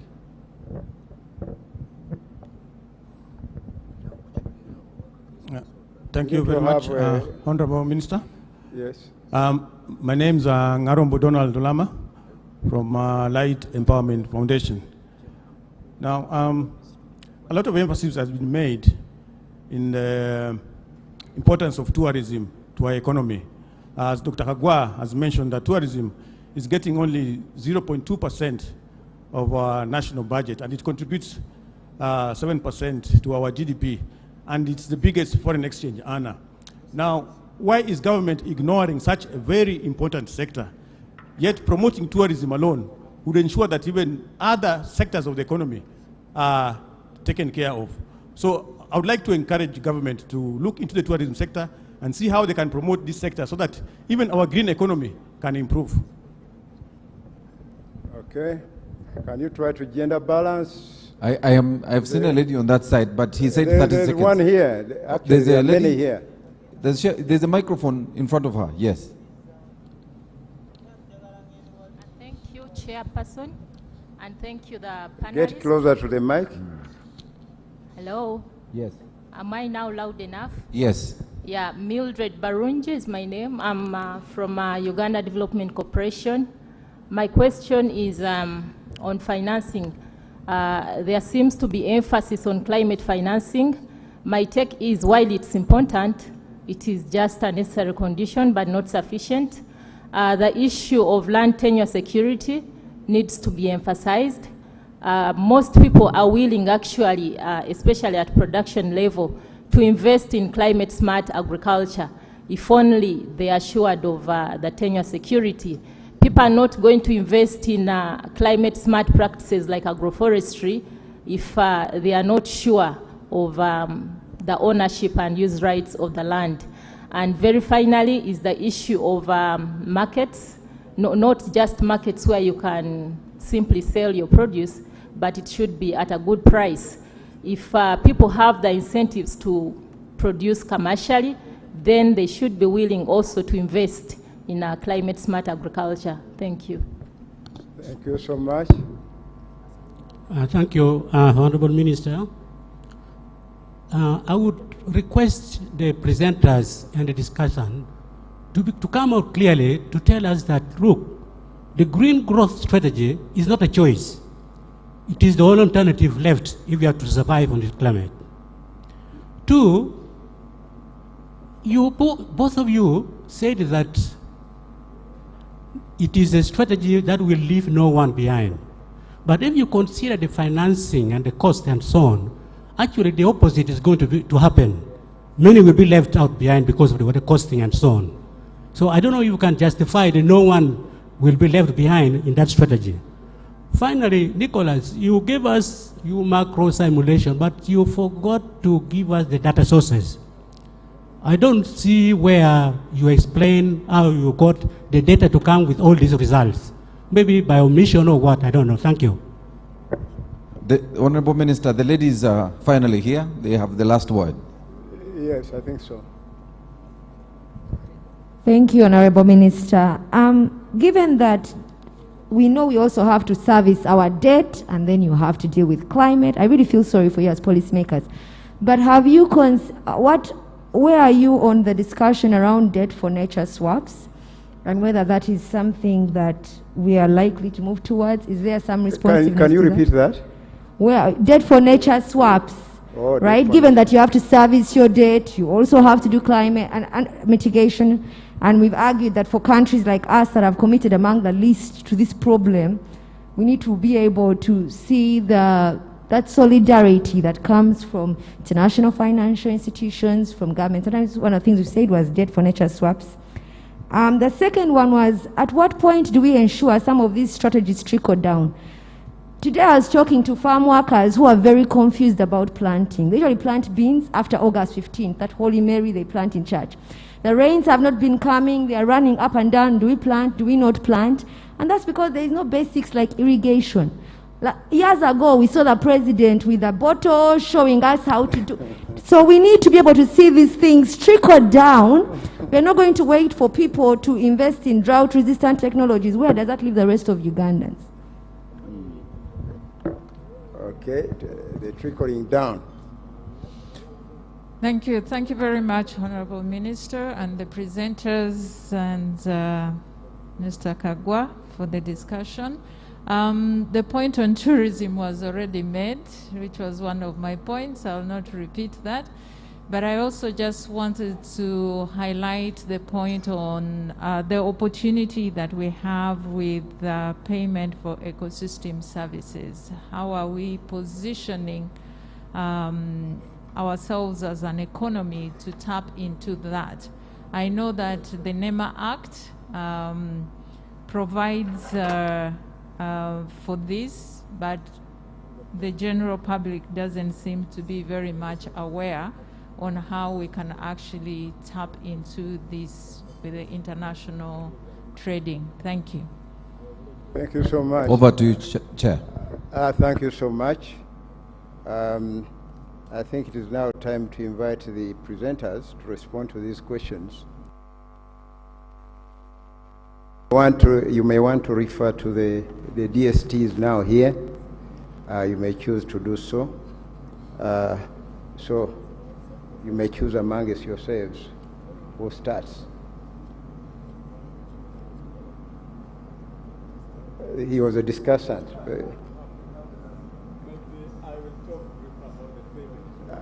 Just come here. Yeah, thank you very much. I think most of the questions have hinged largely on the government policies and programs. And, but I wanted to pick on two things. One is the payment mechanisms for nature. Yes, payment for ecosystem services is something that has been implemented in other countries. A country like Bolivia has transformed its economy through a clear payment for ecosystem services scheme where they have seen reforestation of, I think, recovery of over 60% of their forest estate. So it's something very important. But I also, in the presentation, I showed how the benefits of restoring forests in ensuring flow of clean water and the economic benefits of that. But these benefits are never integrated into the economy and the payment made for those who are keeping these forests so that they have incentives to keep them sound. So I think, yes, looking at all the natural resources that we have, be it water, be it carbon, and others, and designing innovative payment mechanisms that incentivize those who invest in keeping them would be something that the government needs to integrate in our policies and have it as a source of stream of payment for nature. The other...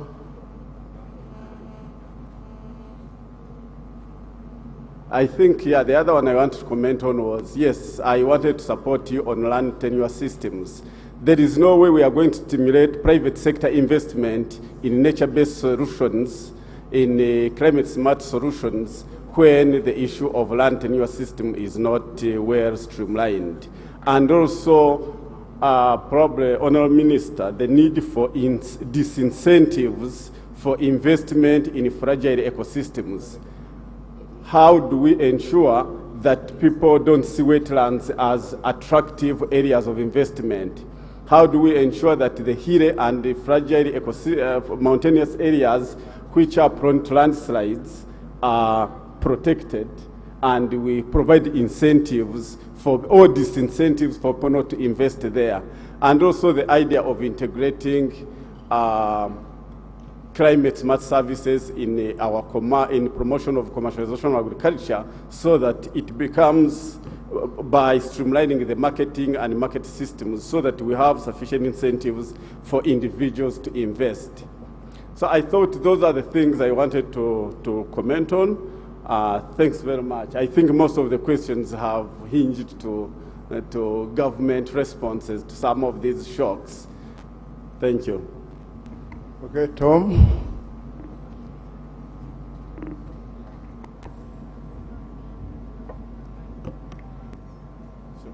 I'll start the one raised by Dr. Bona. Technical, where did we get the data sources on the basis of which the results we present here?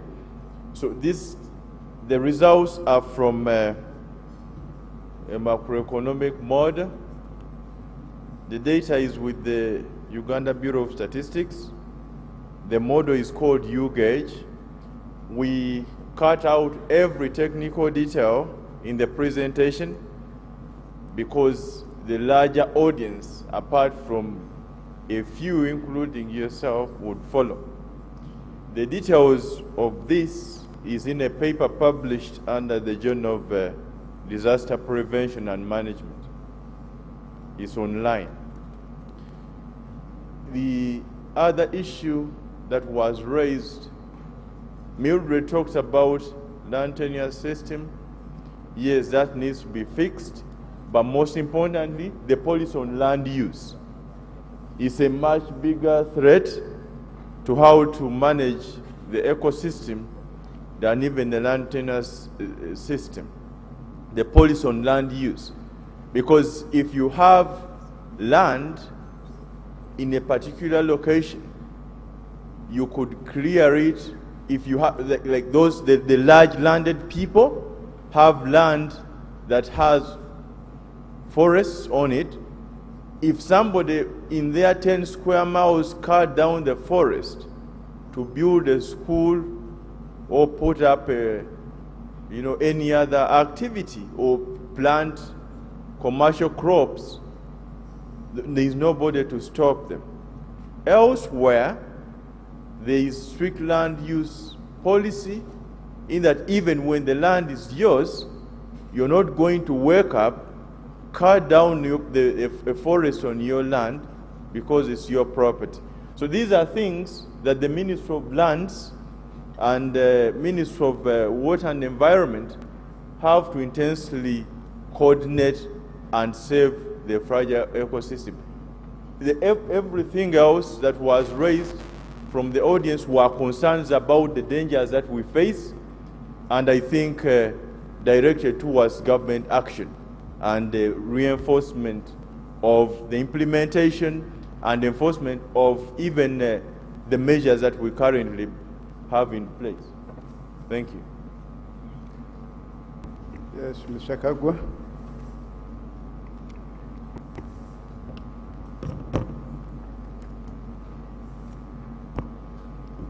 Thank you, Honorable Minister, and thank you for the questions raised. Some of the questions I think will require a high-level response, and the Honorable Ministers are here. I think they should be able, they'll be able to, look at them. Yes, climate change is real, and why do we continue business as usual?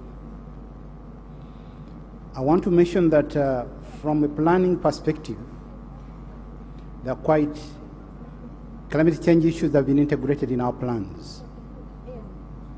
At the national level, at a program level, as well as at the local government level. So those interventions are there to build the resilience. What we need is implementing them, financing them, mobilizing resources from within and without to finance these interventions.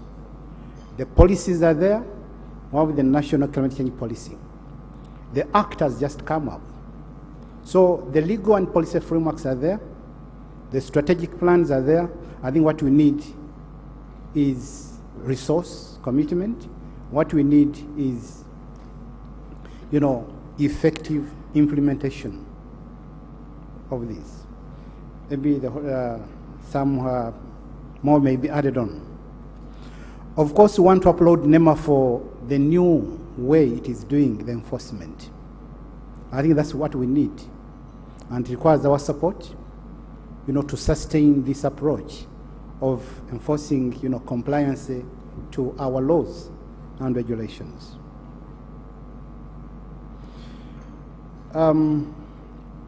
Yes, Mr. Mayanja. Yes, the realities and the proposal that we go agroforestry, yes, that is one of the interventions for climate change mitigation. And indeed, there is quite a lot of progress made on agroforestry. A lot of tree planting, that our tree cover now, forest cover, has increased from 90% to around 12 to 13%. And our NDP3 target is 15%. So we are moving on, restoring the tree cover. But we're not doing very well on natural forests, those outside the control of NFA and OA. These are private forests.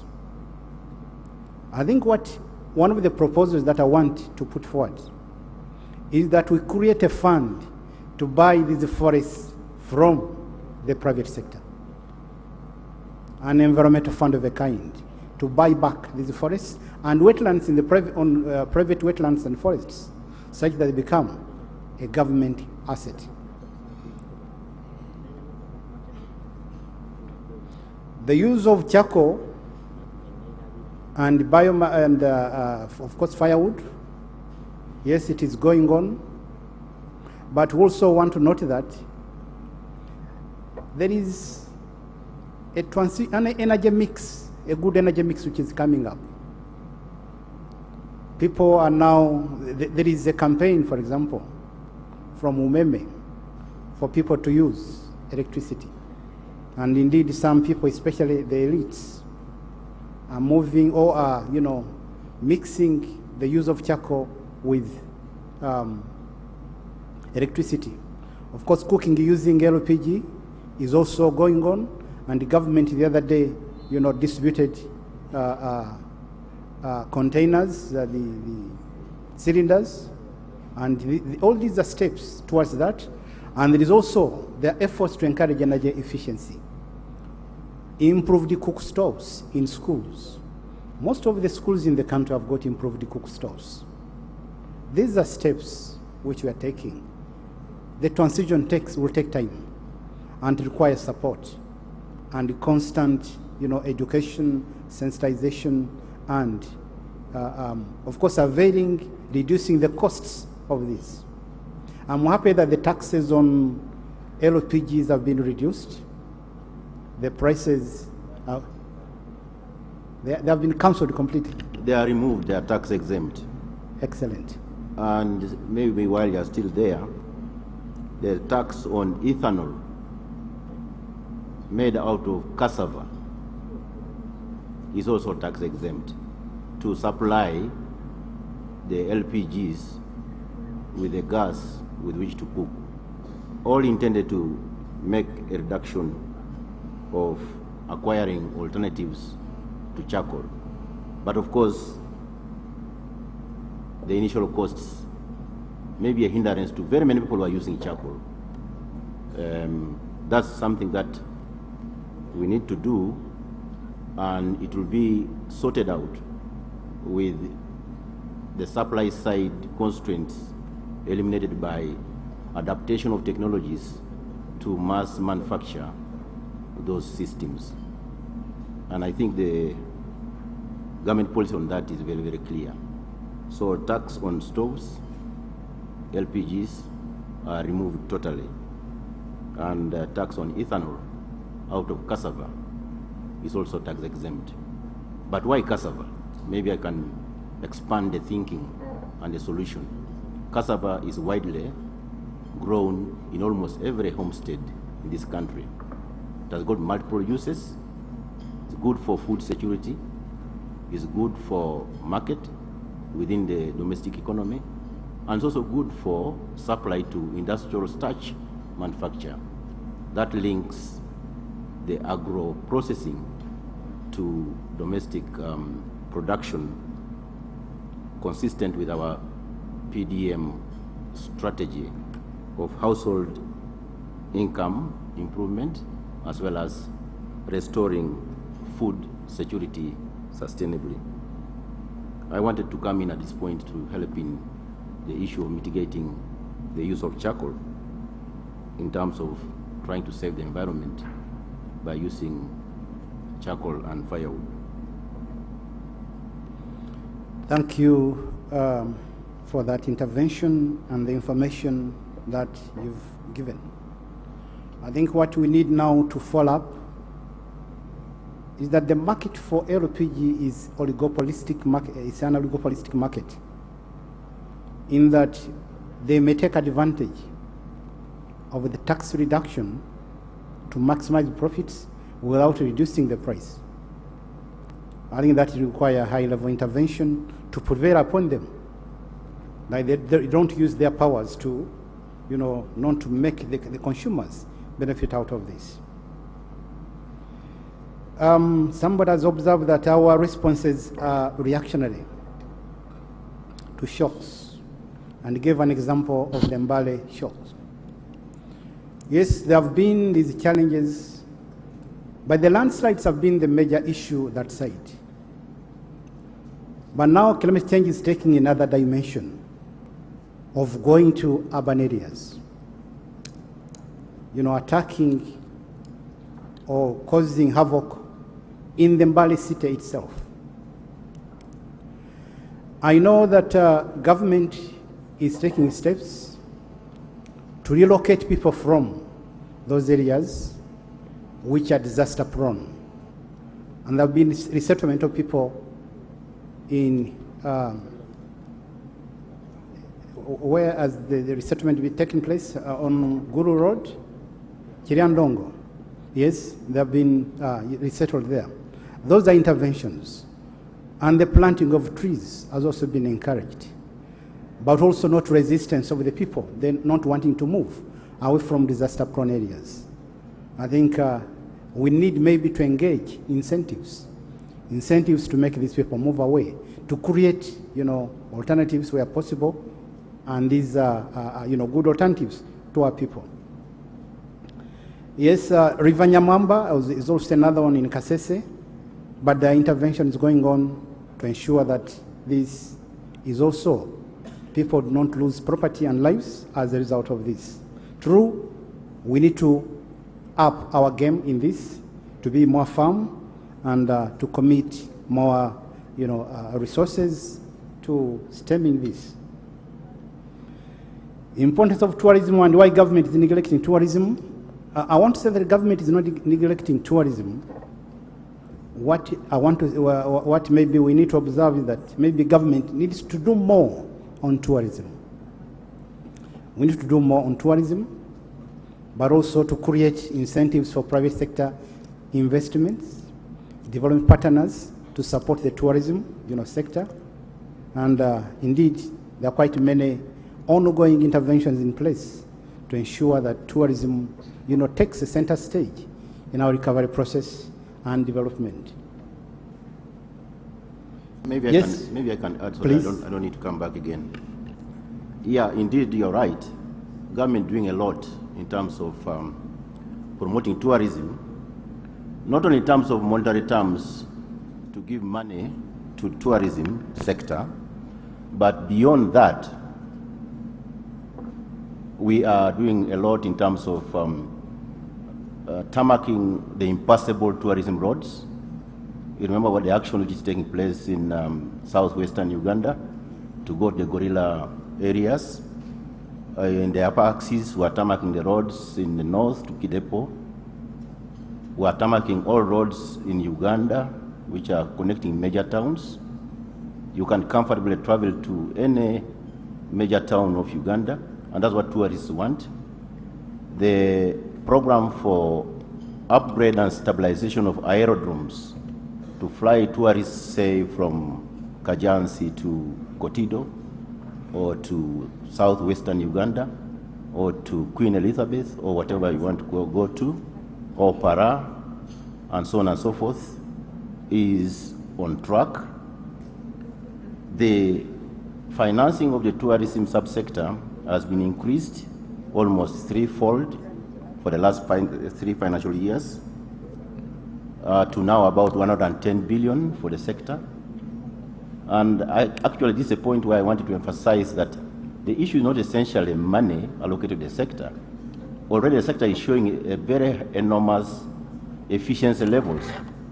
For example, by getting 0.7% of the budget, they're able to generate almost $1 billion. That's a high level of efficiency. The ratio of input to output in terms of cash from government is extremely high. That shows you in economics that the private sector works and works better in the tourism sector. It's not a question of money from the sector, from the center, but more to do with the enabling environment for the tourism sector to flourish.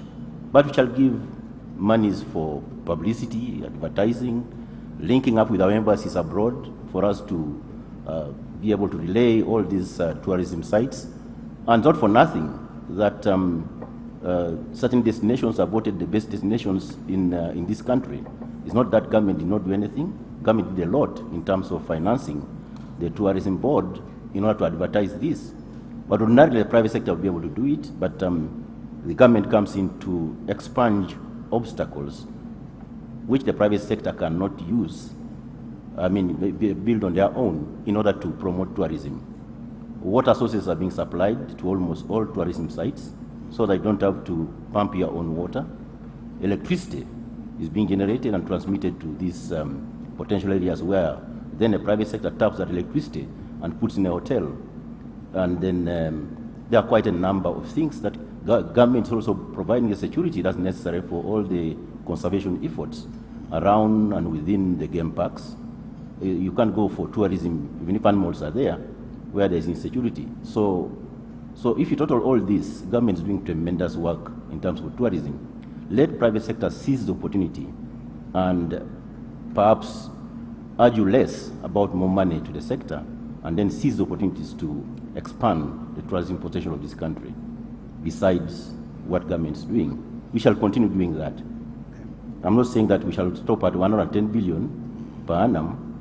We shall add more resources permitting for the areas that certainly need maximum return for the tourism to flourish. So the argument about money for tourism, I think, is good, but I think it is a necessary condition, but not sufficient for the tourism sector to flourish in this country. Thank you for that addition. I'm sure the CEO of UTB is here and she has heard and she knows what to do. Okay. Finally, Chair, I want to also agree that green growth is not a choice, but a strategy for survival. It is a survival strategy. And the debt for nature swaps, this is an option which requires discussion with the Minister of Finance, Bank of Uganda, and other financial institutions, IMF, the World Bank, and others to see how it can be actualized. Ensure that these strategies trickle down to the PDM is an avenue that can be used to ensure that these, trickle down. Thank you, Honorable Chair and members for listening, for God and my country. Thank you so much, Mr. Kagwa. I think we have to bring this to close. But before we do, the issues they are raising are very important, and they concern all of us. Restoring our natural capital. It's possible that they are not raising the alarm bells well enough, but I think we need to join them in raising those alarm bells so that everybody is aware. I want to submit that the Cabinet is now fully informed, and we had a series of Cabinet meetings simply about the same subject, the environment. And that's why you see the actions that are going on right now. They are not only meant for Kampala, but for the whole country. And wherever NEMA has not yet reached, you need to be informed that they are coming. Whoever encroached on the natural resources, on the wetlands, this is the time to prepare to quit without asking for any manner of compensation. I think that's the decision that has been taken by Cabinet, save for a few areas, I think in the Bukedi, somewhere, Soga, where compensation may apply. But in the rest of the areas, don't waste time asking for compensation. And that is a position that has been adopted because you did not buy those resources, you just grabbed those wetlands for your personal benefit. So there's someone who asked a question about asking for a strong response from government, and that is the official response now. Someone asked that we should enforce the rules, and the rules indeed are going to be enforced. Now, as we close, I wanted to talk about tree planting, which is very critical. DST, I saw you putting up your hand to respond to debt for nature swaps. As you talk about it, I think we seriously need to come out on supporting tree planting in this country, coordinated by the National Forest Authority. I don't know if they are here at all. But and these days, these environmentalists told us that it's no longer called tree planting, but it's tree growing.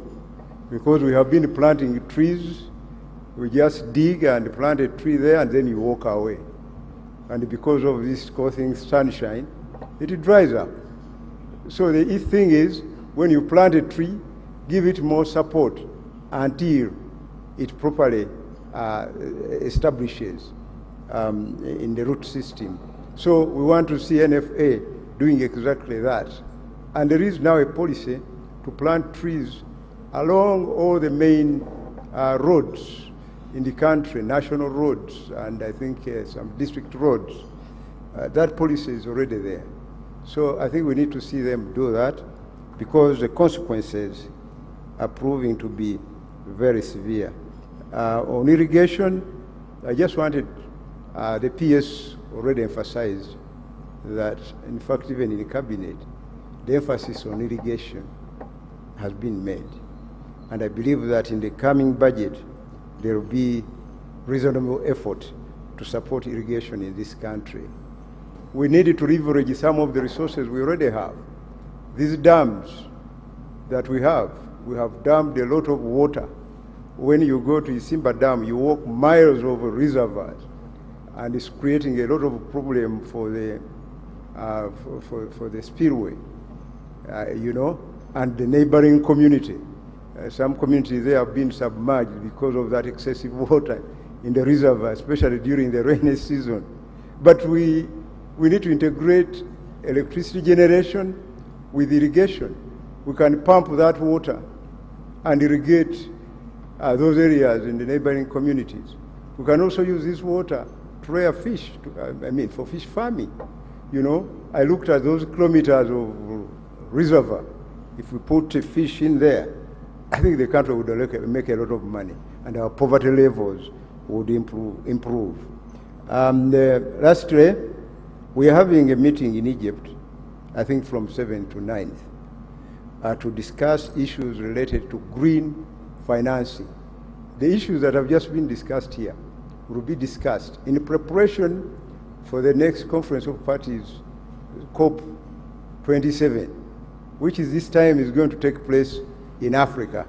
And as African Ministers of Finance, we are trying to prepare well to utilize green financing that the presenters have been talking about. DST, your final remarks. Thank you, Honorable Minister and the panelists. I think I wanted to respond first before the next item to the debt for nature swaps. We welcome all policy proposals, and I think that's the purpose of this workshop. I must confess, I for one, maybe my colleagues in the ministry, have information about this debt for nature swaps. But if you can share the model and then we discuss, it will form a basis for us to continue the discussions and maybe conclude it faster if it offers partial solutions to what we are trying to do in this area of environment. So I welcome the proposal and the model, and that's why precisely we're having this workshop. It generates ideas. We don't have a monopoly of ideas, so I welcome it in the Treasury. I think if we can bring it this afternoon or tomorrow, we should be able then to pick up a discussion from there, and then we are able to carry it forward. Thank you very much for that input. The last thing I wanted to do for purpose of emphasis is just to say that there is no import duty and there is no VAT on solar panels.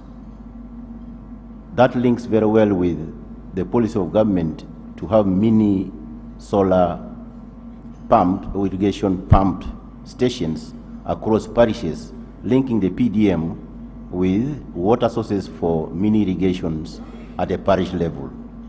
This is a pragmatic approach, and I think there is already close to 300 billion. Minister, you negotiated this financing from UKF for solar-powered equipment.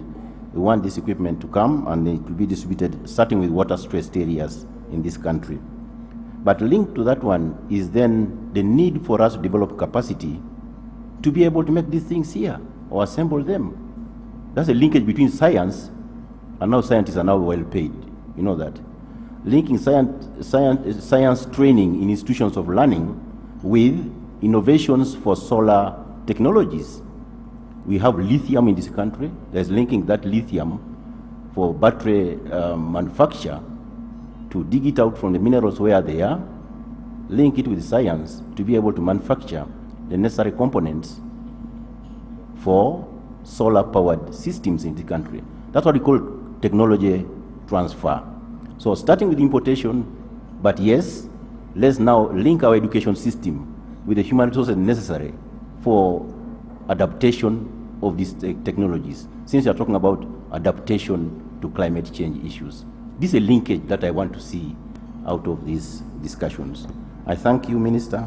Those are the two things I wanted to mention. Tree planting is it's part of the budget under NFA, and I think since this is a part of the budget process, we shall have for emphasis mention that, and then work under the program to come to cabinet certainly for this activity to be fast-tracked. Okay, thank you so much. I think that brings us to the end of this conversation in session 1. Let's put our hands together to thank the presenters and to thank the chairperson of this session.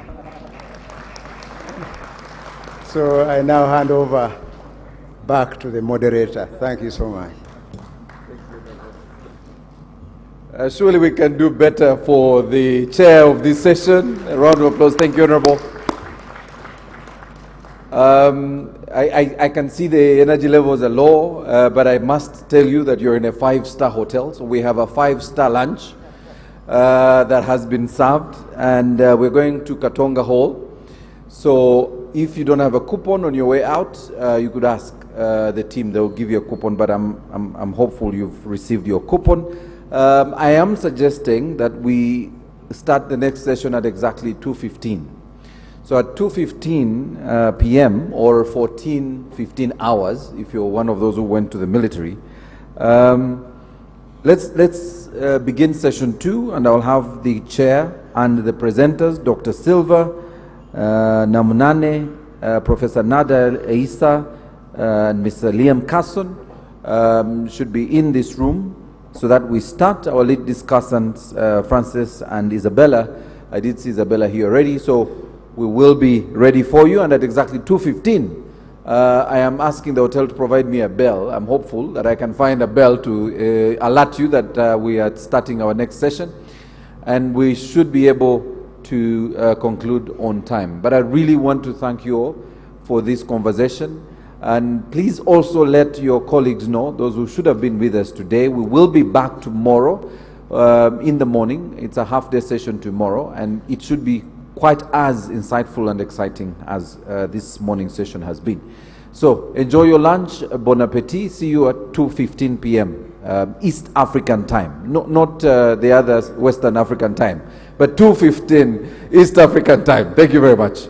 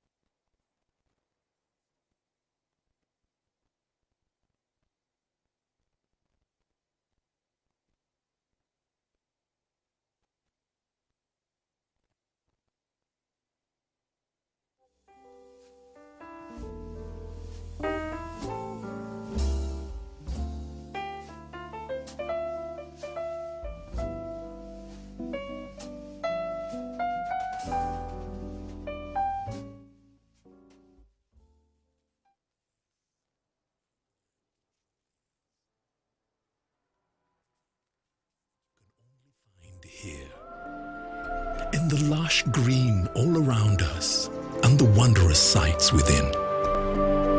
It's what you feel in the gentle caress of tropical wind from the mountaintops. and the glow in your heart from a warm neighborly invite.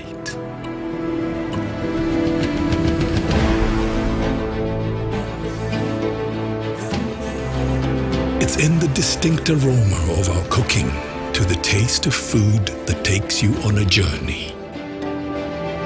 In the sound of homecoming and the sound of Mother Earth. In the magnificence we find on our travels and the exciting moments we experience. Ours is the kind of beauty that comes in all things big and small. All we have to do is awaken our senses and truly enjoy what's uniquely ours.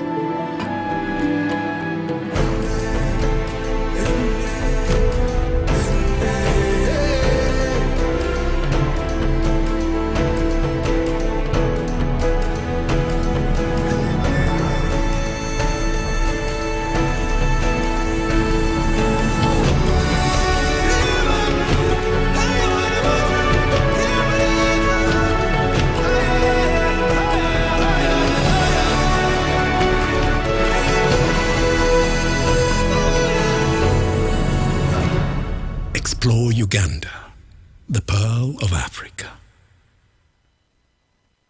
Uganda, the Pearl of Africa, an endowed tourism destination with extraordinary natural beauty and happy people, making it the friendliest country to visit. A home to one of the highest mountain ranges in Africa, the Mountains of the Moon, the source of the mighty River Nile, with vast wildlife and unique flora and fauna.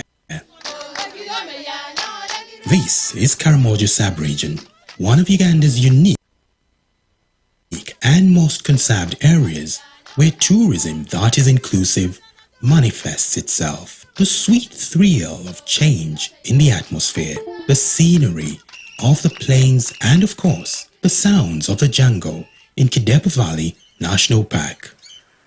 Hush, listen to the sounds of nature. Tourism is not only important to me, but also to the communities where I come from. The benefits that I've got from tourism, I've managed to educate my children, and one of them is now in year 1 in the University of Makerere. And I've also bought some plot of land within Karenga town. I would have said even my children in future to join this job after I retire, because I can breathe, I can see animals, I can have friends from America, friends from UK.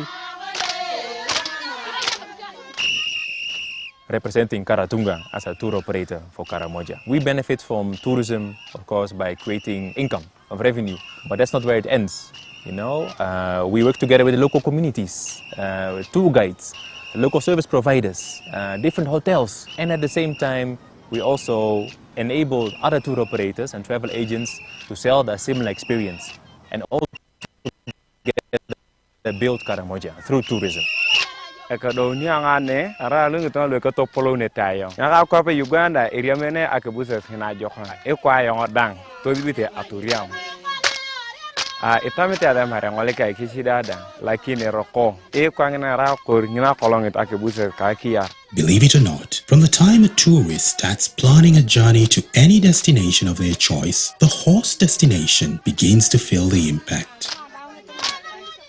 When visitors come here to visit our village, they bring some money, and we get that money to take our children to school, and we enjoy with them everything. We have left even portion because of the donation they bring for us. I've got money through guiding, not within Lorkul but outside other communities, especially the Ik community. Whenever I take the tourists there, they pay me what's called full day activity. And this money has helped me to buy the motorbike that I've been using. Like whenever I'm called in the park, come and take tourists or do game drives within the park. Here, they don't wait for ceremonies to sing and dance. It's a hobby. It's part of them, and tourists from all over the world are attracted to this unique culture.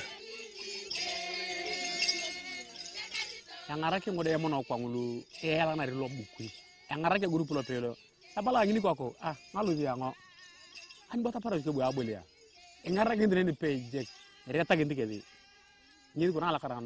Everyone has a role to play, from tour operators, the hospitality players, to the simple owner of a manyatta in this part of the Pearl of Africa. I used to dig like some vegetables like beetroot, coriander, radish. Purposely, I have actually people to buy. Like some lodges I used to supply like dere, savannah, even spot hunting. They give me a support. I get also income from them. And I support also my family, and that's the way I used to survive. I joined tourism when I was 21 years. I've rose from a housekeeper to a manager, and I'm happy having now 3 kids. And my family is very happy because I support them, the money I get from tourism, and they're happy. I'm always paid something. At least I get a guide fee of 50,000. It was my first time to see the currencies called dollars. So all that money actually entered in my pocket because of this tourism.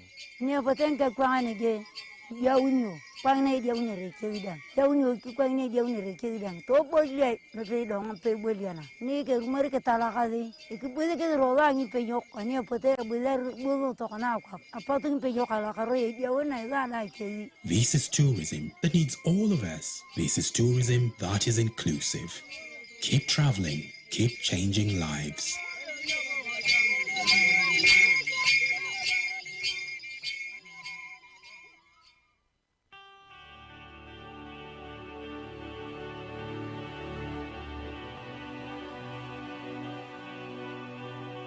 Uganda is a fairy tale. You climb up, and at the end, there is a wonderful new world.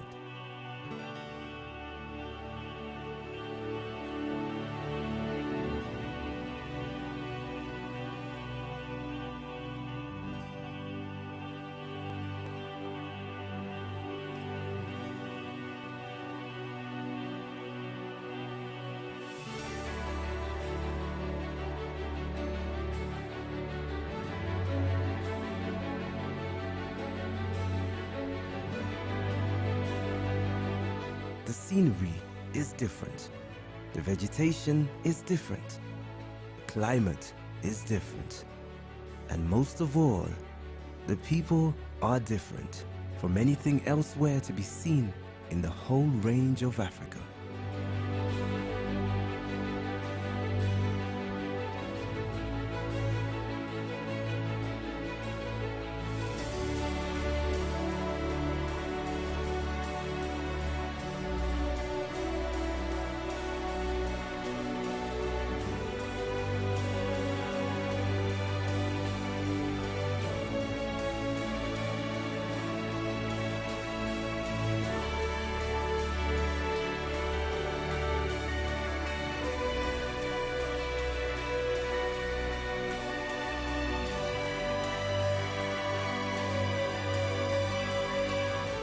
I say, concentrate on Uganda.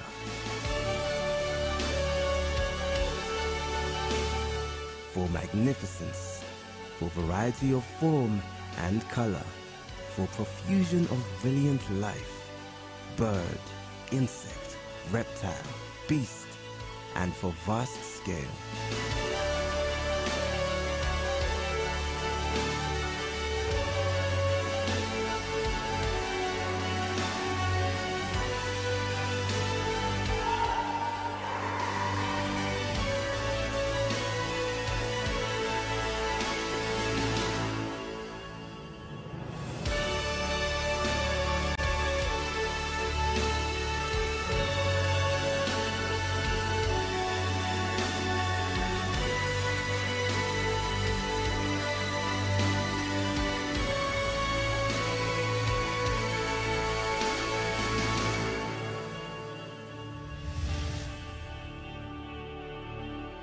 Uganda is truly the pearl of Africa.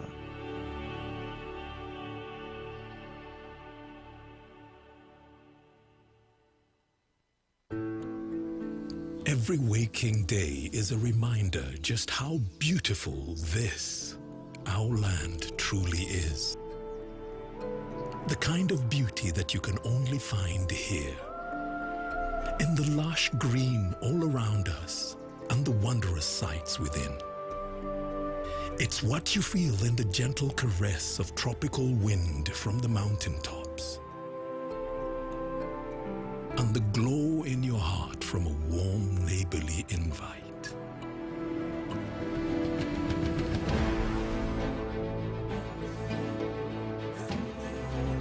It's in the distinct aroma of our cooking to the taste of food that takes you on a journey.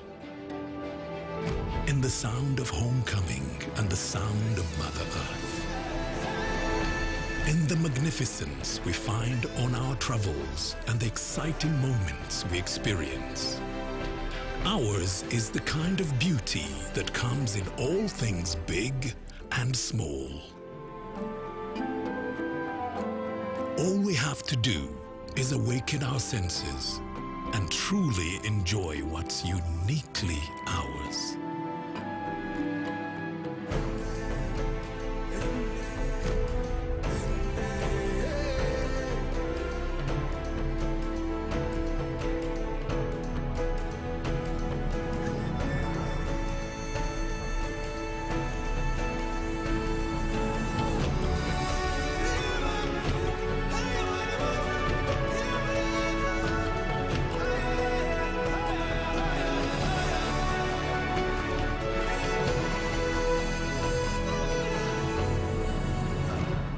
Explore Uganda, the Pearl of Africa. Uganda, the Pearl of Africa, an endowed tourism destination with extraordinary natural beauty and happy people, making it the friendliest country to visit. A home to one of the highest mountain ranges in Africa, the Mountains of the Moon, the source of the mighty River Nile, with vast wildlife and unique flora and fauna. This is Karamoja sub-region, one of Uganda's unique and most conserved areas where tourism that is inclusive manifests itself. The sweet thrill of change in the atmosphere, the scenery of the plains, and of course, the sounds of the jungle in Kidepo Valley National Park. Hush, listen to the sounds of nature. Tourism is not only important to me, but also to the communities where I come from. The benefit that I've got from tourism, I've managed to educate my children, and one of them is now in year 1 in the University of Makerere. And I've also bought some plot of land within Karenga town. I would have said even my children in future to join this job after I retire, because I can breathe, I can see animals, I can have friends from America, friends from UK. Representing Karatunga as a tour operator for Karamoja. We benefit from tourism, of course, by creating income of revenue, but that's not where it ends. You know, we work together with the local communities, with tour guides, local service providers, different hotels, and at the same time, we also enable other tour operators and travel agents to sell a similar experience, and all together build Karamoja through tourism. Uganda area mene akabusa hina jokha e kwa yo dang to bibite aturiam itamete adam hare ngole kai kishidada lakini roko e kwa ngina ra kor ngina kolongit akabusa kakia. Believe it or not, from the time a tourist starts planning a journey to any destination of their choice, the host destination begins to feel the impact. When visitors come here to visit our village, they bring some money, and we get that money to take our children to school, and we enjoy with them everything. We have left even portion because of the donation they bring for us. I've got money through guiding, not within Lorkul but outside other communities, especially the Ik community. Whenever I take the tourists there, they pay me what's called full day activity. And this money has helped me to buy the motorbike that I've been using. Like whenever I'm called in the park, come and take tourists or do game drives within the park. Here, they don't wait for ceremonies to sing and dance. It's a hobby. It's part of them, and tourists from all over the world are attracted to this unique culture.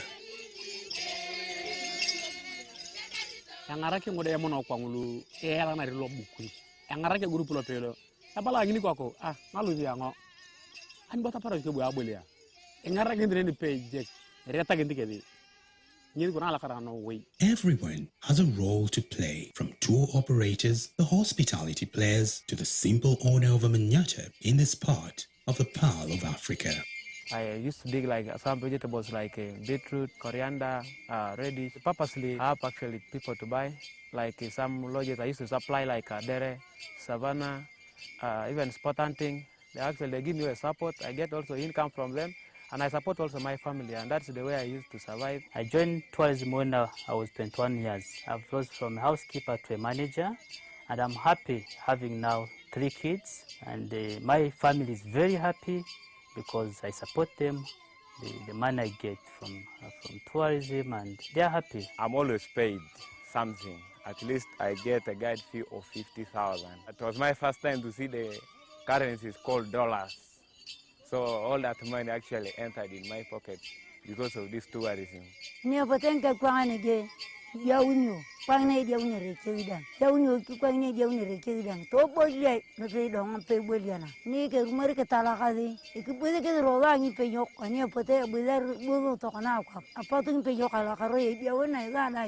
This is tourism that needs all of us. This is tourism that is inclusive.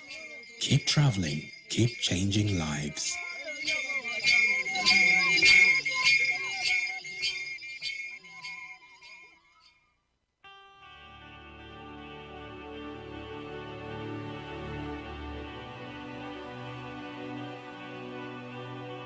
Uganda is a fairy tale. You climb up, and at the end, there is a wonderful new world.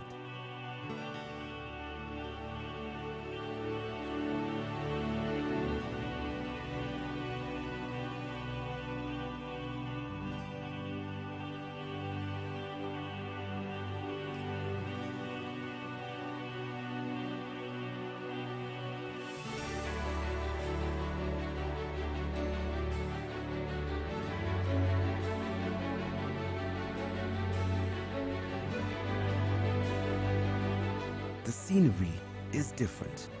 The vegetation is different. Climate is different. And most of all, the people are different from anything elsewhere to be seen in the whole range of Africa.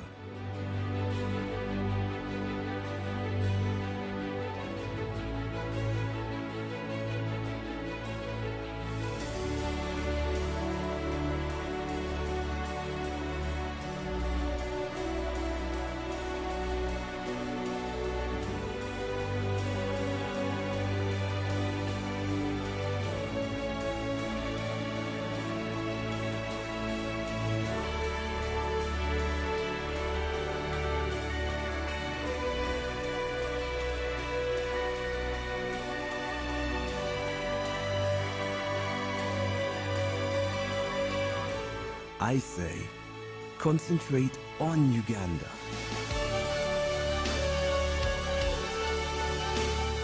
For magnificence, for variety of form and color, for profusion of brilliant life, bird, insect, reptile, beast, and for vast scale.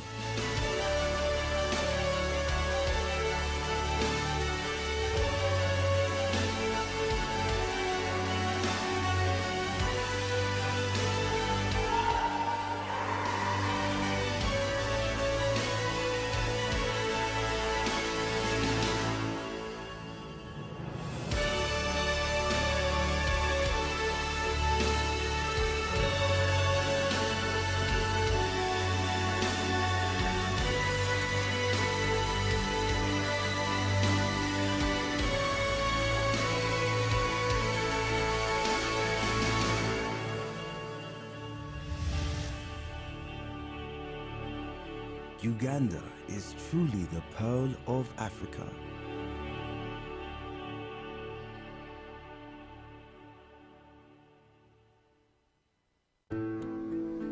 Every waking day is a reminder just how beautiful this, our land, truly is.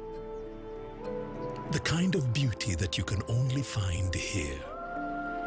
in the lush green all around us and the wondrous sights within. It's what you feel in the gentle caress of tropical wind from the mountaintops, and the glow in your heart from a warm neighborly invite.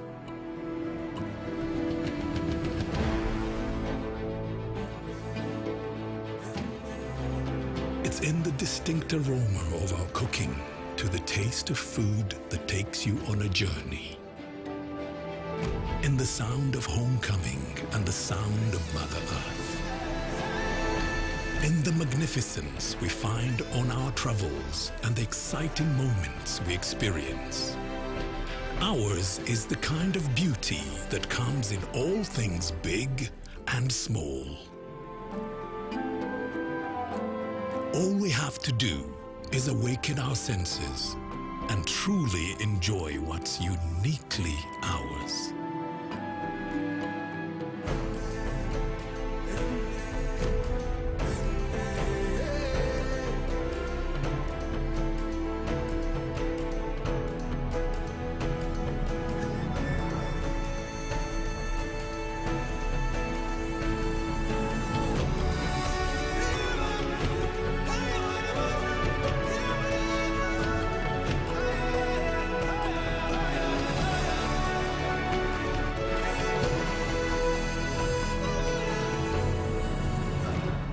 Explore Uganda, the Pearl of Africa. Uganda, the Pearl of Africa, an endowed tourism destination with extraordinary natural beauty and happy people, making it the friendliest country to visit. A home to one of the highest mountain ranges in Africa, the Mountains of the Moon, the source of the mighty River Nile, with vast wildlife and unique flora and fauna.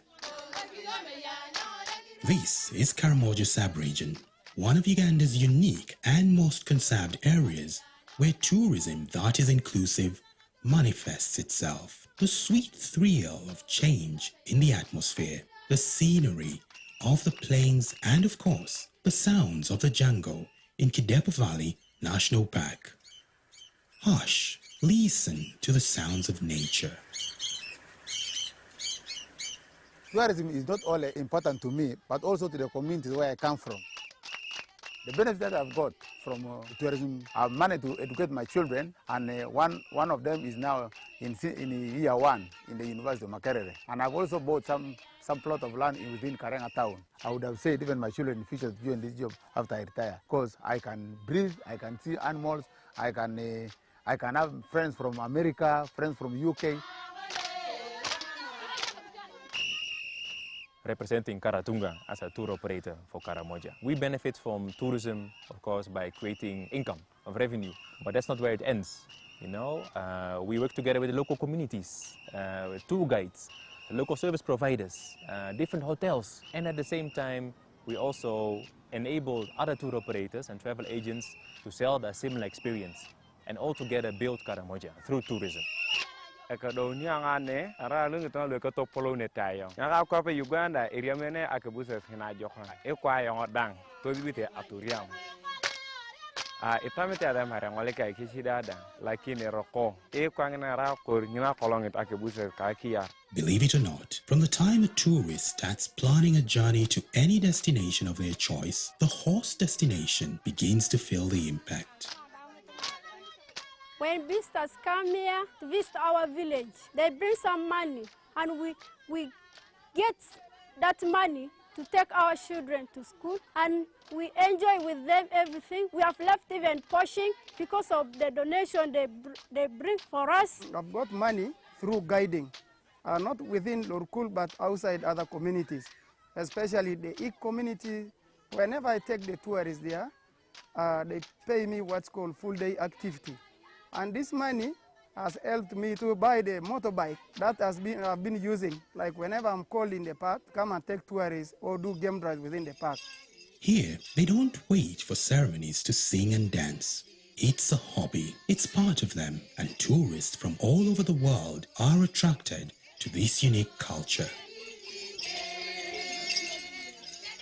Yangarake ngode mono kwangulu era na rilo bukui. Yangarake grupu lo pelo. Abala ngini kwako ngalu yango. An bota para ke bu abolia.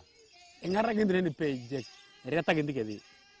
Everyone has a role to play, from tour operators, the hospitality players, to the simple owner of a manyatta in this part of the Pearl of Africa. I used to dig like some vegetables like beetroot, coriander, radish. Purposely, I have actually people to buy.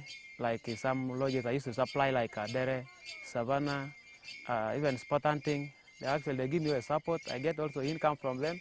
And I support also my family, and that's the way I used to survive. I joined tourism when I was 21 years. I've rose from a housekeeper to a manager, and I'm happy having now 3 kids. And my family is very happy because I support them, the money I get from tourism, and they're happy. I'm always paid something. At least I get a guide fee of 50,000. It was my first time to see the currencies called dollars. So all that money actually entered in my pocket because of this tourism.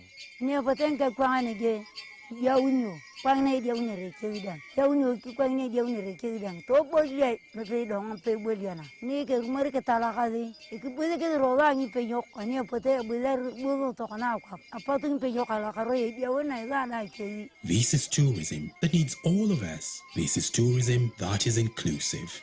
Keep traveling, keep changing lives.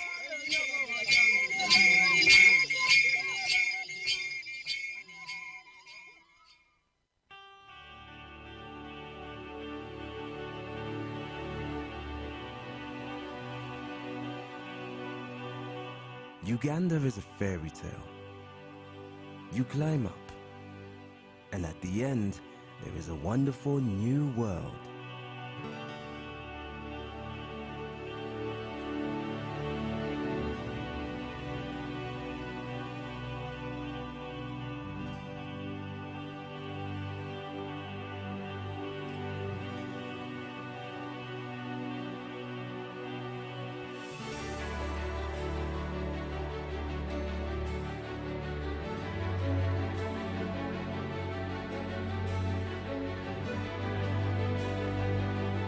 The scenery is different.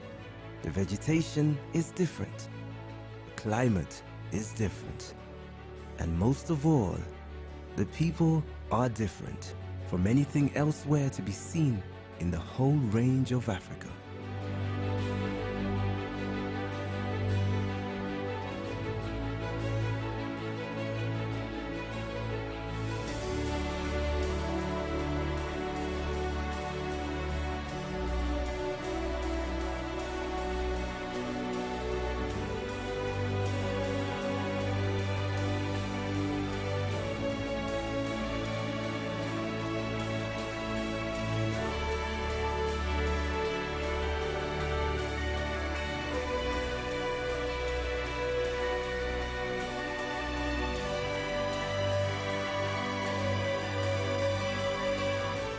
I say, concentrate on Uganda.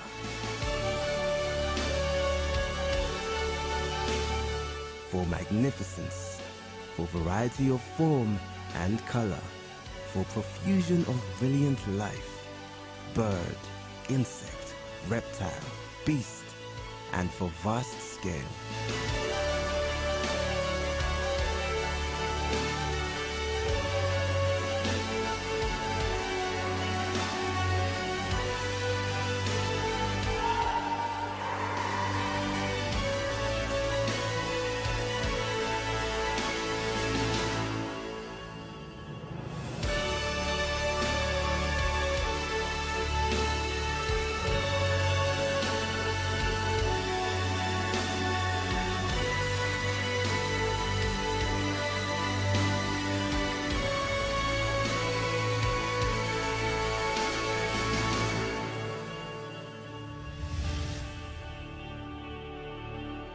Uganda is truly the pearl of Africa.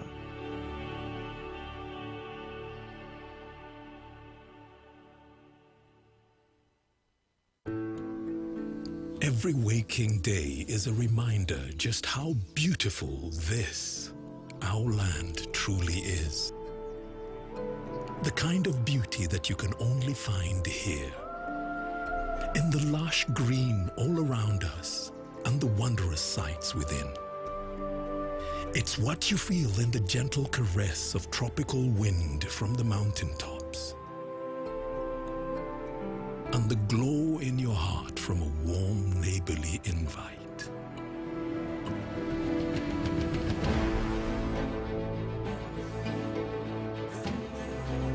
It's in the distinct aroma of our cooking to the taste of food that takes you on a journey.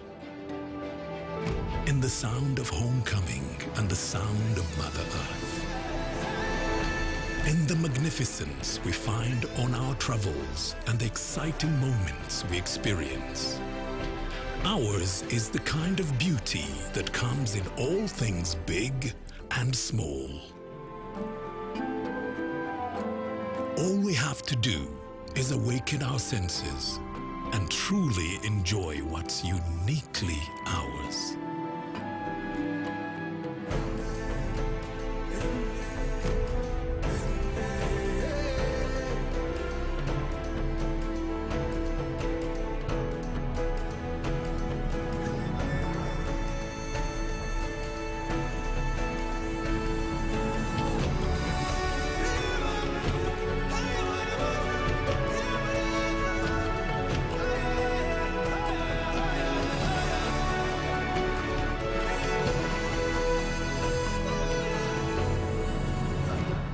Explore Uganda, the Pearl of Africa.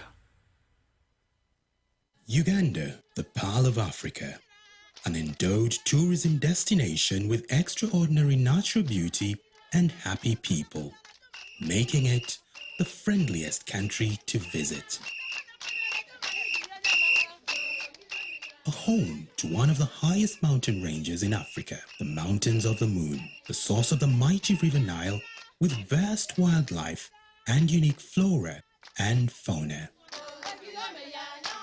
This is Karamoja sub-region, one of Uganda's unique and most conserved areas where tourism that is inclusive manifests itself. The sweet thrill of change in the atmosphere, the scenery of the plains, and of course, the sounds of the jungle in Kidepo Valley National Park.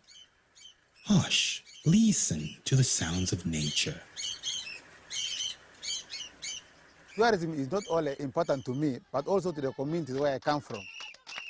The benefit that I've got from tourism, I've managed to educate my children, and one of them is now in year 1 in the University of Makerere. And I've also bought some plot of land within Karenga town. I would have said even my children in future to join this job after I retire, because I can breathe, I can see animals, I can have friends from America, friends from UK. Representing Karatunga as a tour operator for Karamoja. We benefit from tourism, of course, by creating income of revenue, but that's not where it ends. You know, we work together with the local communities, with tour guides, local service providers, different hotels, and at the same time, we also enable other tour operators and travel agents to sell their similar experience, and all together build Karamoja through tourism. Uganda area mene akabusa hina jokha ekwa yodang to bibite aturiam itamite adam hare ngole kai kishidada lakini roko ekwa ngina ra kor ngina kolongit akabusa kakia. Believe it or not, from the time a tourist starts planning a journey to any destination of their choice, the host destination begins to feel the impact. When visitors come here to visit our village, they bring some money, and we get that money to take our children to school, and we enjoy with them everything. We have left even portion because of the donation they bring for us. I've got money through guiding, not within Lorkul but outside other communities, especially the Ikk community. Whenever I take the tourists there, they pay me what's called full day activity. And this money has helped me to buy the motorbike that I've been using. Like whenever I'm called in the park, come and take tourists or do game drives within the park. Here, they don't wait for ceremonies to sing and dance. It's a hobby. It's part of them, and tourists from all over the world are attracted to this unique culture. Yangarake ngode yamono kwangulu era na rilo bukui. Yangarake grupu lo pelo. Abala ngini kwako malu yango. An bota para ke bu abolia. Yangarake ndene page reta gendikedi. Everyone has a role to play, from tour operators, the hospitality players, to the simple owner of a manyatta in this part of the Pearl of Africa. I used to dig like some vegetables like beetroot, coriander, radish. Purposely, I have actually people to buy. Like some lodges I used to supply like dere, savannah, even spot hunting. They give me a support. I get also income from them. And I support also my family, and that's the way I used to survive. I joined tourism when I was 21 years. I've rose from a housekeeper to a manager, and I'm happy having now 3 kids. And my family is very happy because I support them, the money I get from tourism, and they're happy. I'm always paid something. At least I get a guide fee of 50,000. It was my first time to see the currencies called dollars. So all that money actually entered in my pocket because of this tourism.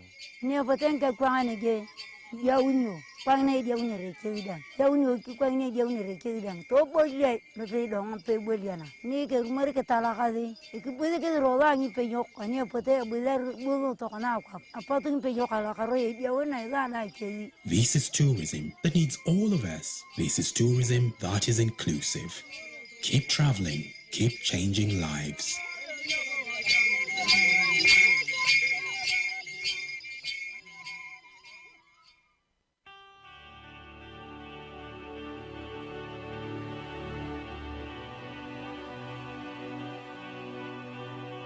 Uganda is a fairy tale. You climb up, and at the end, there is a wonderful new world.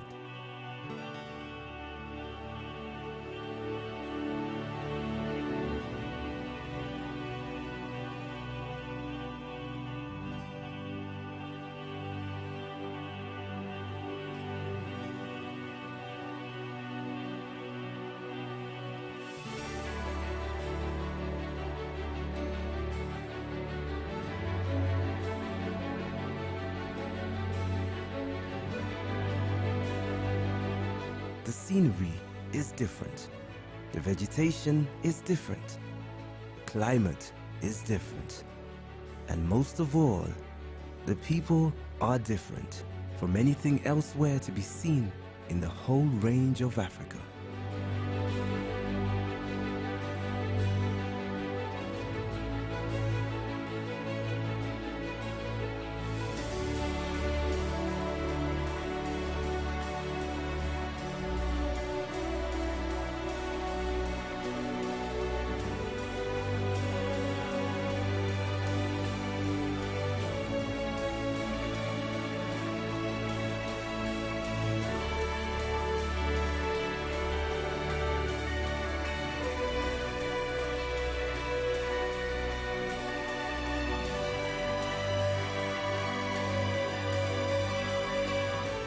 I say, concentrate on Uganda.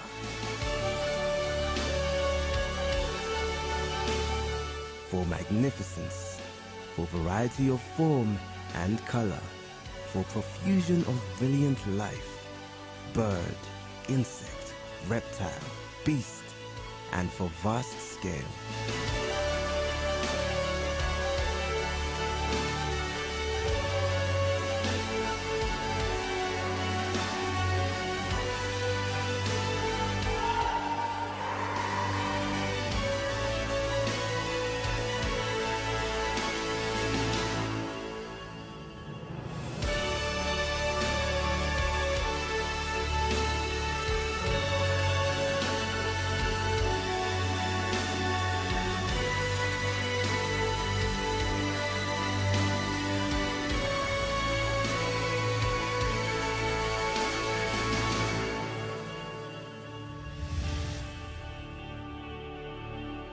Uganda is truly the Pearl of Africa.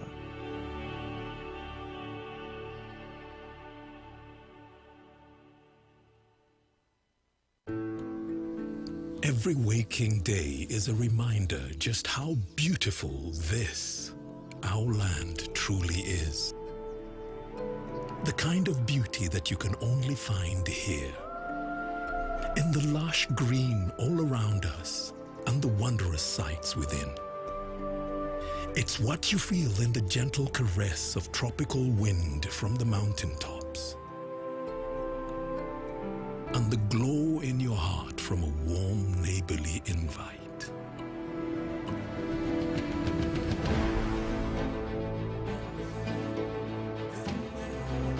It's in the distinct aroma of our cooking to the taste of food that takes you on a journey.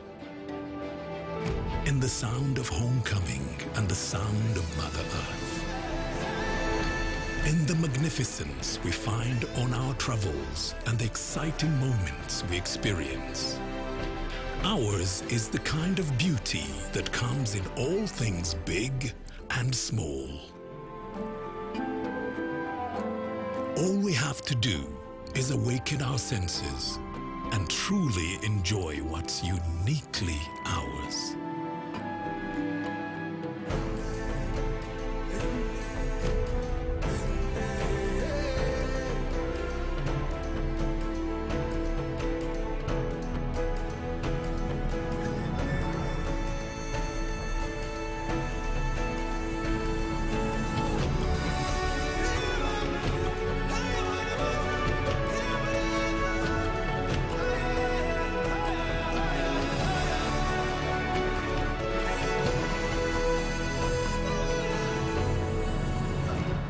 Explore Uganda, the Pearl of Africa.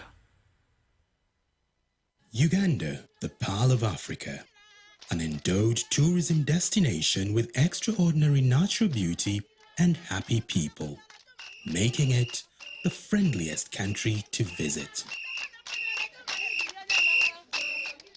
A home to one of the highest mountain ranges in Africa, the Mountains of the Moon, the source of the mighty River Nile, with vast wildlife and unique flora and fauna.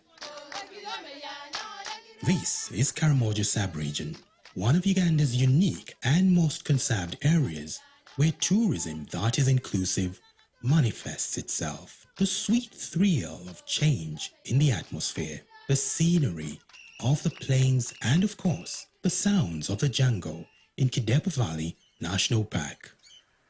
Hush, listen to the sounds of nature.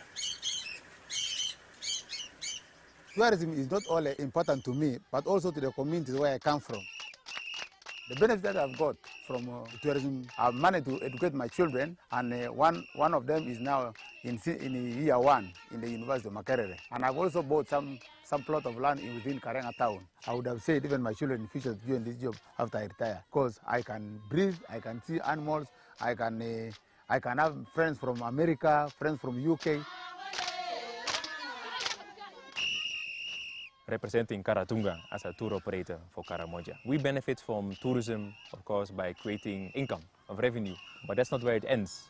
You know, we work together with the local communities, with tour guides, local service providers, different hotels, and at the same time, we also enable other tour operators and travel agents to sell a similar experience, and all together build Karamoja through tourism. Uganda area mene akabuses hina johan ekwa yon dang posibility aturiam itamete ada marangole kai kishidada lakini roko ekwa ngina ra kor ngina kolongit akabuses kakia. Believe it or not, from the time a tourist starts planning a journey to any destination of their choice, the host destination begins to feel the impact. When visitors come here to visit our village, they bring some money, and we get that money to take our children to school, and we enjoy with them everything. We have left even portion because of the donation they bring for us. I've got money through guiding, not within Lorkul but outside other communities, especially the Ikk community. Whenever I take the tourists there, they pay me what's called full day activity. And this money has helped me to buy the motorbike that I've been using. Like whenever I'm called in the park, come and take tourists or do game drives within the park. Here, they don't wait for ceremonies to sing and dance. It's a hobby, it's part of them, and tourists from all over the world are attracted to this unique culture. Yangarake ngode mono kwangulu ela na rilo bukui. Yangarake grupu lo pelo. Abala ngini kwako malu yango. An bota para ke bu abolia. Yangarake ndre ni page. Reta gindi kedi. Everyone has a role to play, from tour operators, the hospitality players, to the simple owner of a manyatta in this part of the Pearl of Africa. I used to dig like some vegetables like beetroot, coriander, radish. Purposely, I have actually people to buy. Like some lodges I used to supply like dere, savannah, even spot hunting. They give me a support. I get also income from them. And I support also my family, and that's the way I used to survive. I joined tourism when I was 21 years. I've rose from a housekeeper to a manager, and I'm happy having now 3 kids. And my family is very happy because I support them, the money I get from tourism, and they're happy. I'm always paid something. At least I get a guide fee of 50,000. It was my first time to see the currencies called dollars. So all that money actually entered in my pocket because of this tourism. This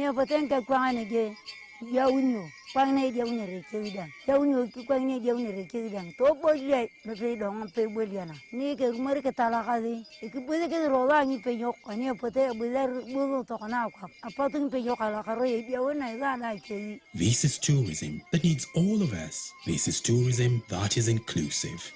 Keep traveling, keep changing lives.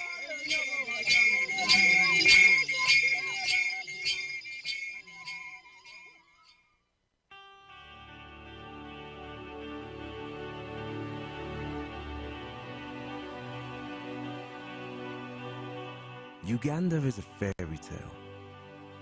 You climb up, and at the end, there is a wonderful new world.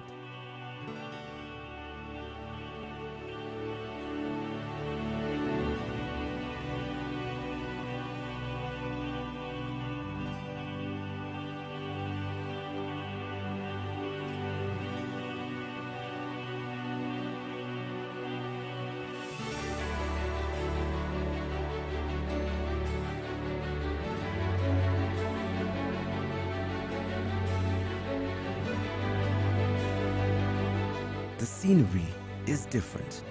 The vegetation is different. The climate is different. And most of all, the people are different from anything elsewhere to be seen in the whole range of Africa.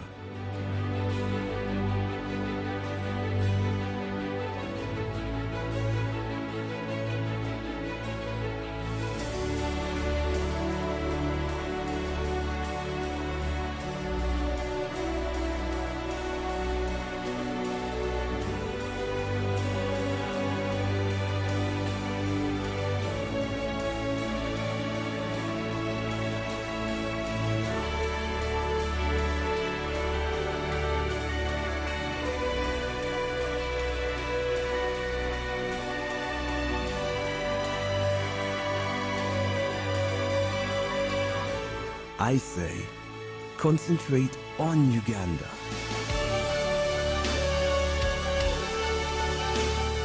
For magnificence, for variety of form and color, for profusion of brilliant life, bird, insect, reptile, beast, and for vast scale.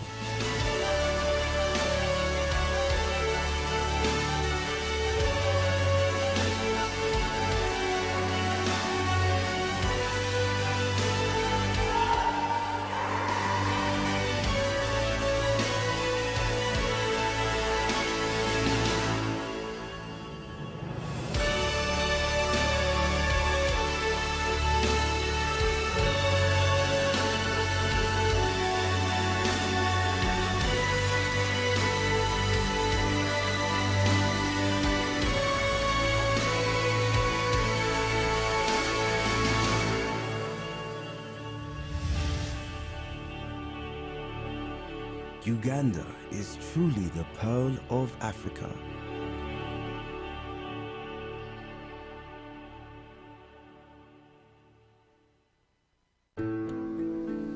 Every waking day is a reminder just how beautiful this, our land, truly is.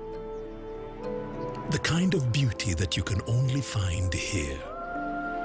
In the lush green all around us and the wondrous sights within.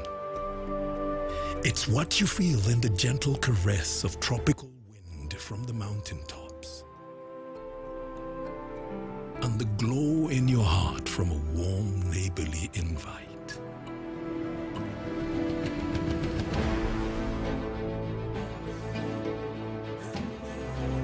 It's in the distinct aroma of our cooking to the taste of food that takes you on a journey.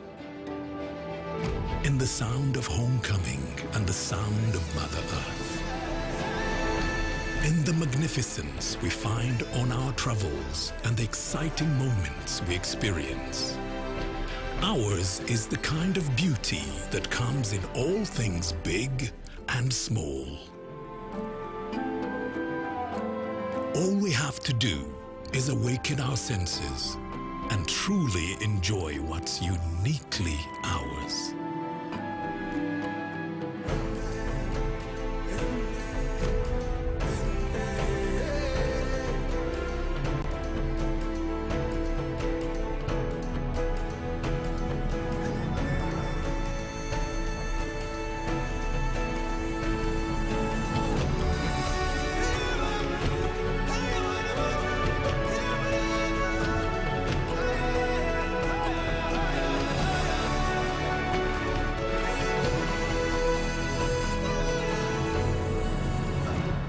Explore Uganda, the Pearl of Africa. Uganda, the Pearl of Africa, an endowed tourism destination with extraordinary natural beauty and happy people, making it the friendliest country to visit. A home to one of the highest mountain ranges in Africa, the Mountains of the Moon, the source of the mighty River Nile, with vast wildlife and unique flora and fauna. This is Karamoja sub-region, one of Uganda's unique and most conserved areas where tourism that is inclusive manifests itself. The sweet thrill of change in the atmosphere, the scenery of the plains, and of course, the sounds of the jungle in Kidepo Valley National Park. Hush, listen to the sounds of nature. Tourism is not only important to me, but also to the communities where I come from. The benefit that I've got from tourism, I've managed to educate my children, and one of them is now in year 1 in the University of Makerere. And I've also bought some plot of land within Karenga town. I would have said even my children in future to join this job after I retire, because I can breathe, I can see animals, I can have friends from America, friends from UK. Representing Karatunga as a tour operator for Karamoja. We benefit from tourism, of course, by creating income of revenue, but that's not where it ends.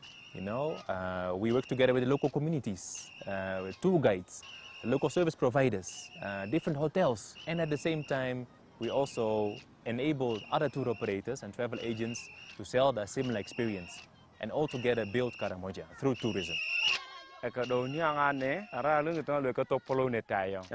Uganda area mene akabusa hina jokha ekwa yodang to bibite aturiam itamete ada marangole kai kishidada lakini roko ekwa ngina ra kor ngina kolongit akabusa kakia. Believe it or not, from the time a tourist starts planning a journey to any destination of their choice, the host destination begins to feel the impact.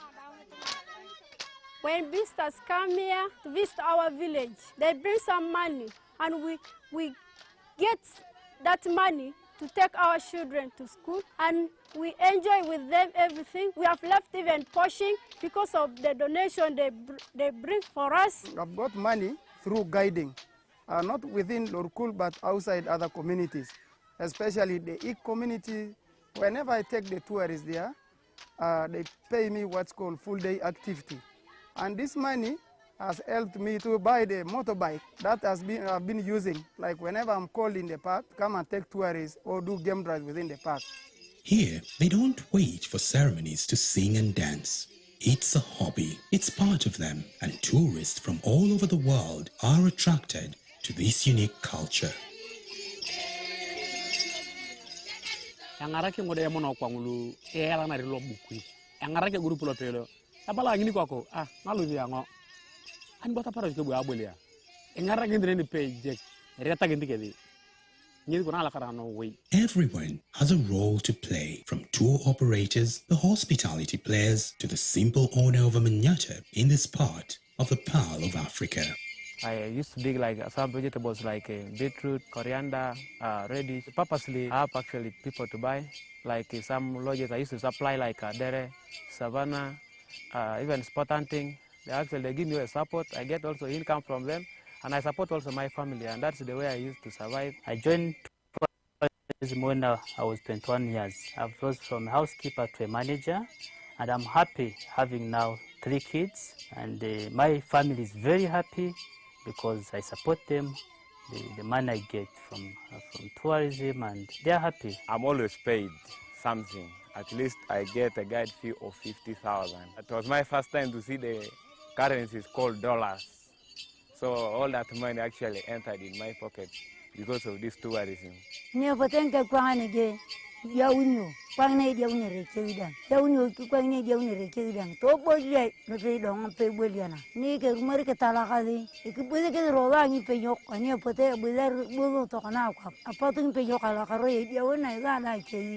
is tourism that needs all of us. This is tourism that is inclusive. Keep traveling, keep changing lives.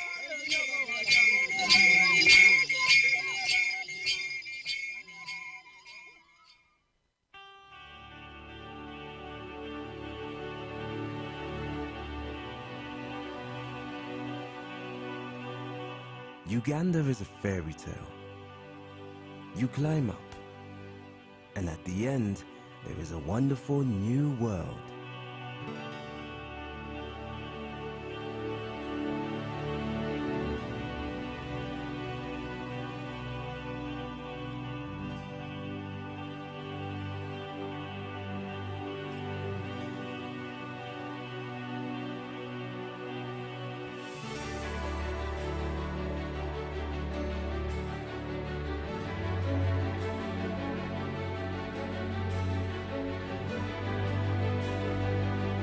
The scenery is different. The vegetation Hello. is different. Ladies and gentlemen, if we could take our seats, please. I want to welcome you to our very last session for today. Our second session will be looking at the domestic resource mobilization for growth. Please note that this already has been captured in the conversations in the morning from both the IGC and the PSST in their presentations. But this afternoon we'll dig deeper into leveraging digital technologies for resource mobilization and growth, realizing the potential of tariff revenues, tax incentives and development, and also look at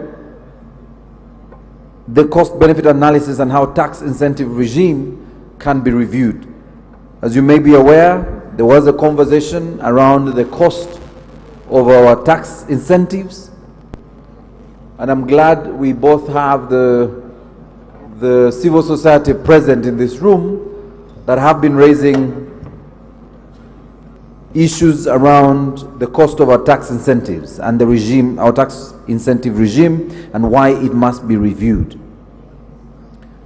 But as we wait for 1 or 2 more people to join us, I want to remind you that tomorrow we'll have session 3 and of course the closing ceremony of this 2-day Economic Growth Forum. So please diarize if you had probably forgotten that tomorrow is another active day. Please diarize that we will have a morning session on exports promote growth, and also look at domestic value addition.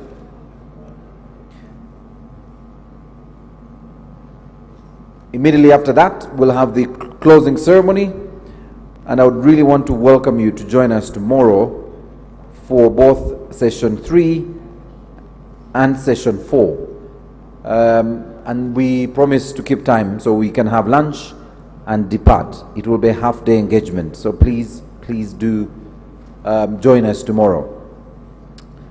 We are using the hashtag EGF6UG for those of you sharing this conversation online, and we are also streaming this particular conversation on YouTube.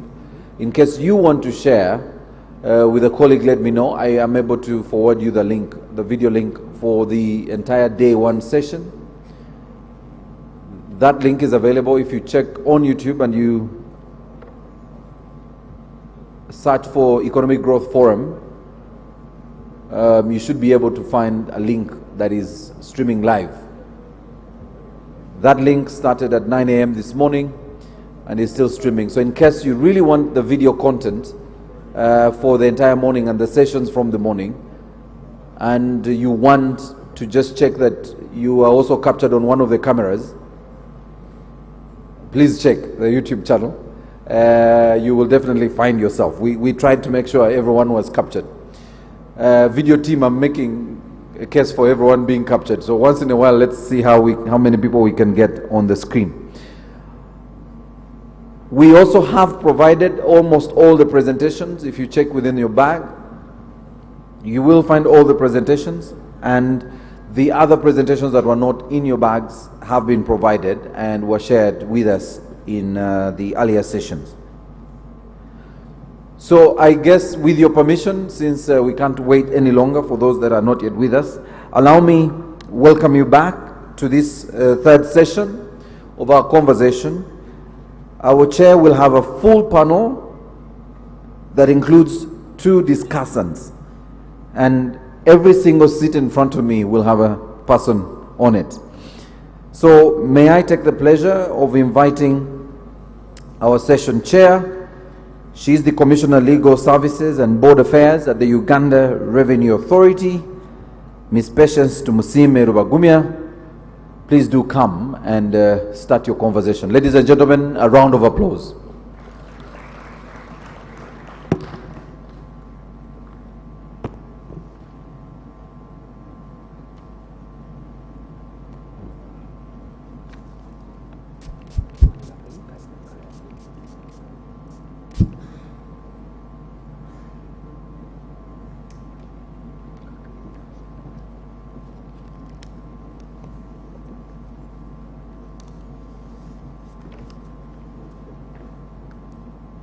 Thank you very much, Mr. Maurice Mugisha.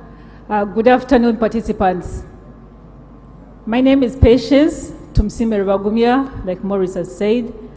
I am the Commissioner for Legal Services and Board Affairs, Uganda Revenue Authority. I am here representing the Commissioner General of the URA. First of all, thank you so much, the Ministry of Finance, our supervisors, for inviting us to take part in this forum.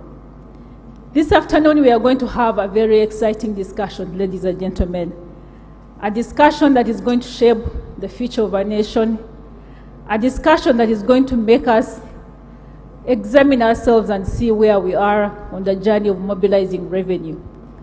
But also a discussion that is going to help us to pick some areas that we can look at in terms of the policy measures that we need to consider for the next financial year. Like you've heard in the morning, PSST was very elaborate in terms of the COVID, and it is in line with the session that we've been having on the theme for this forum. We need to be able to raise sufficient revenues. We need to be able to find ways on how we can increase our resource mobilization. Yes, we were hit by COVID, and I'll not go into our numbers because PSST did cover that. So for the last 2 years, we did struggle in terms of our revenue collections. But I'm glad to say that in the last financial year, there was growth that was picked up. We were able to raise revenues that amounted to 21.6 trillion. And this was against a target of 22.3. So we did register a shortfall, but there was growth. The growth was as a result of the growth that we saw in the economy, but also businesses picking up from the impact of COVID. And that has enabled us to start off this financial year on a good pace. And I'm glad to say that in the months of July and August, the Uganda Revenue Authority has hit the target that our supervisors gave us from the Ministry of Finance. So it is a good starting point, and it is very positive for us. What can we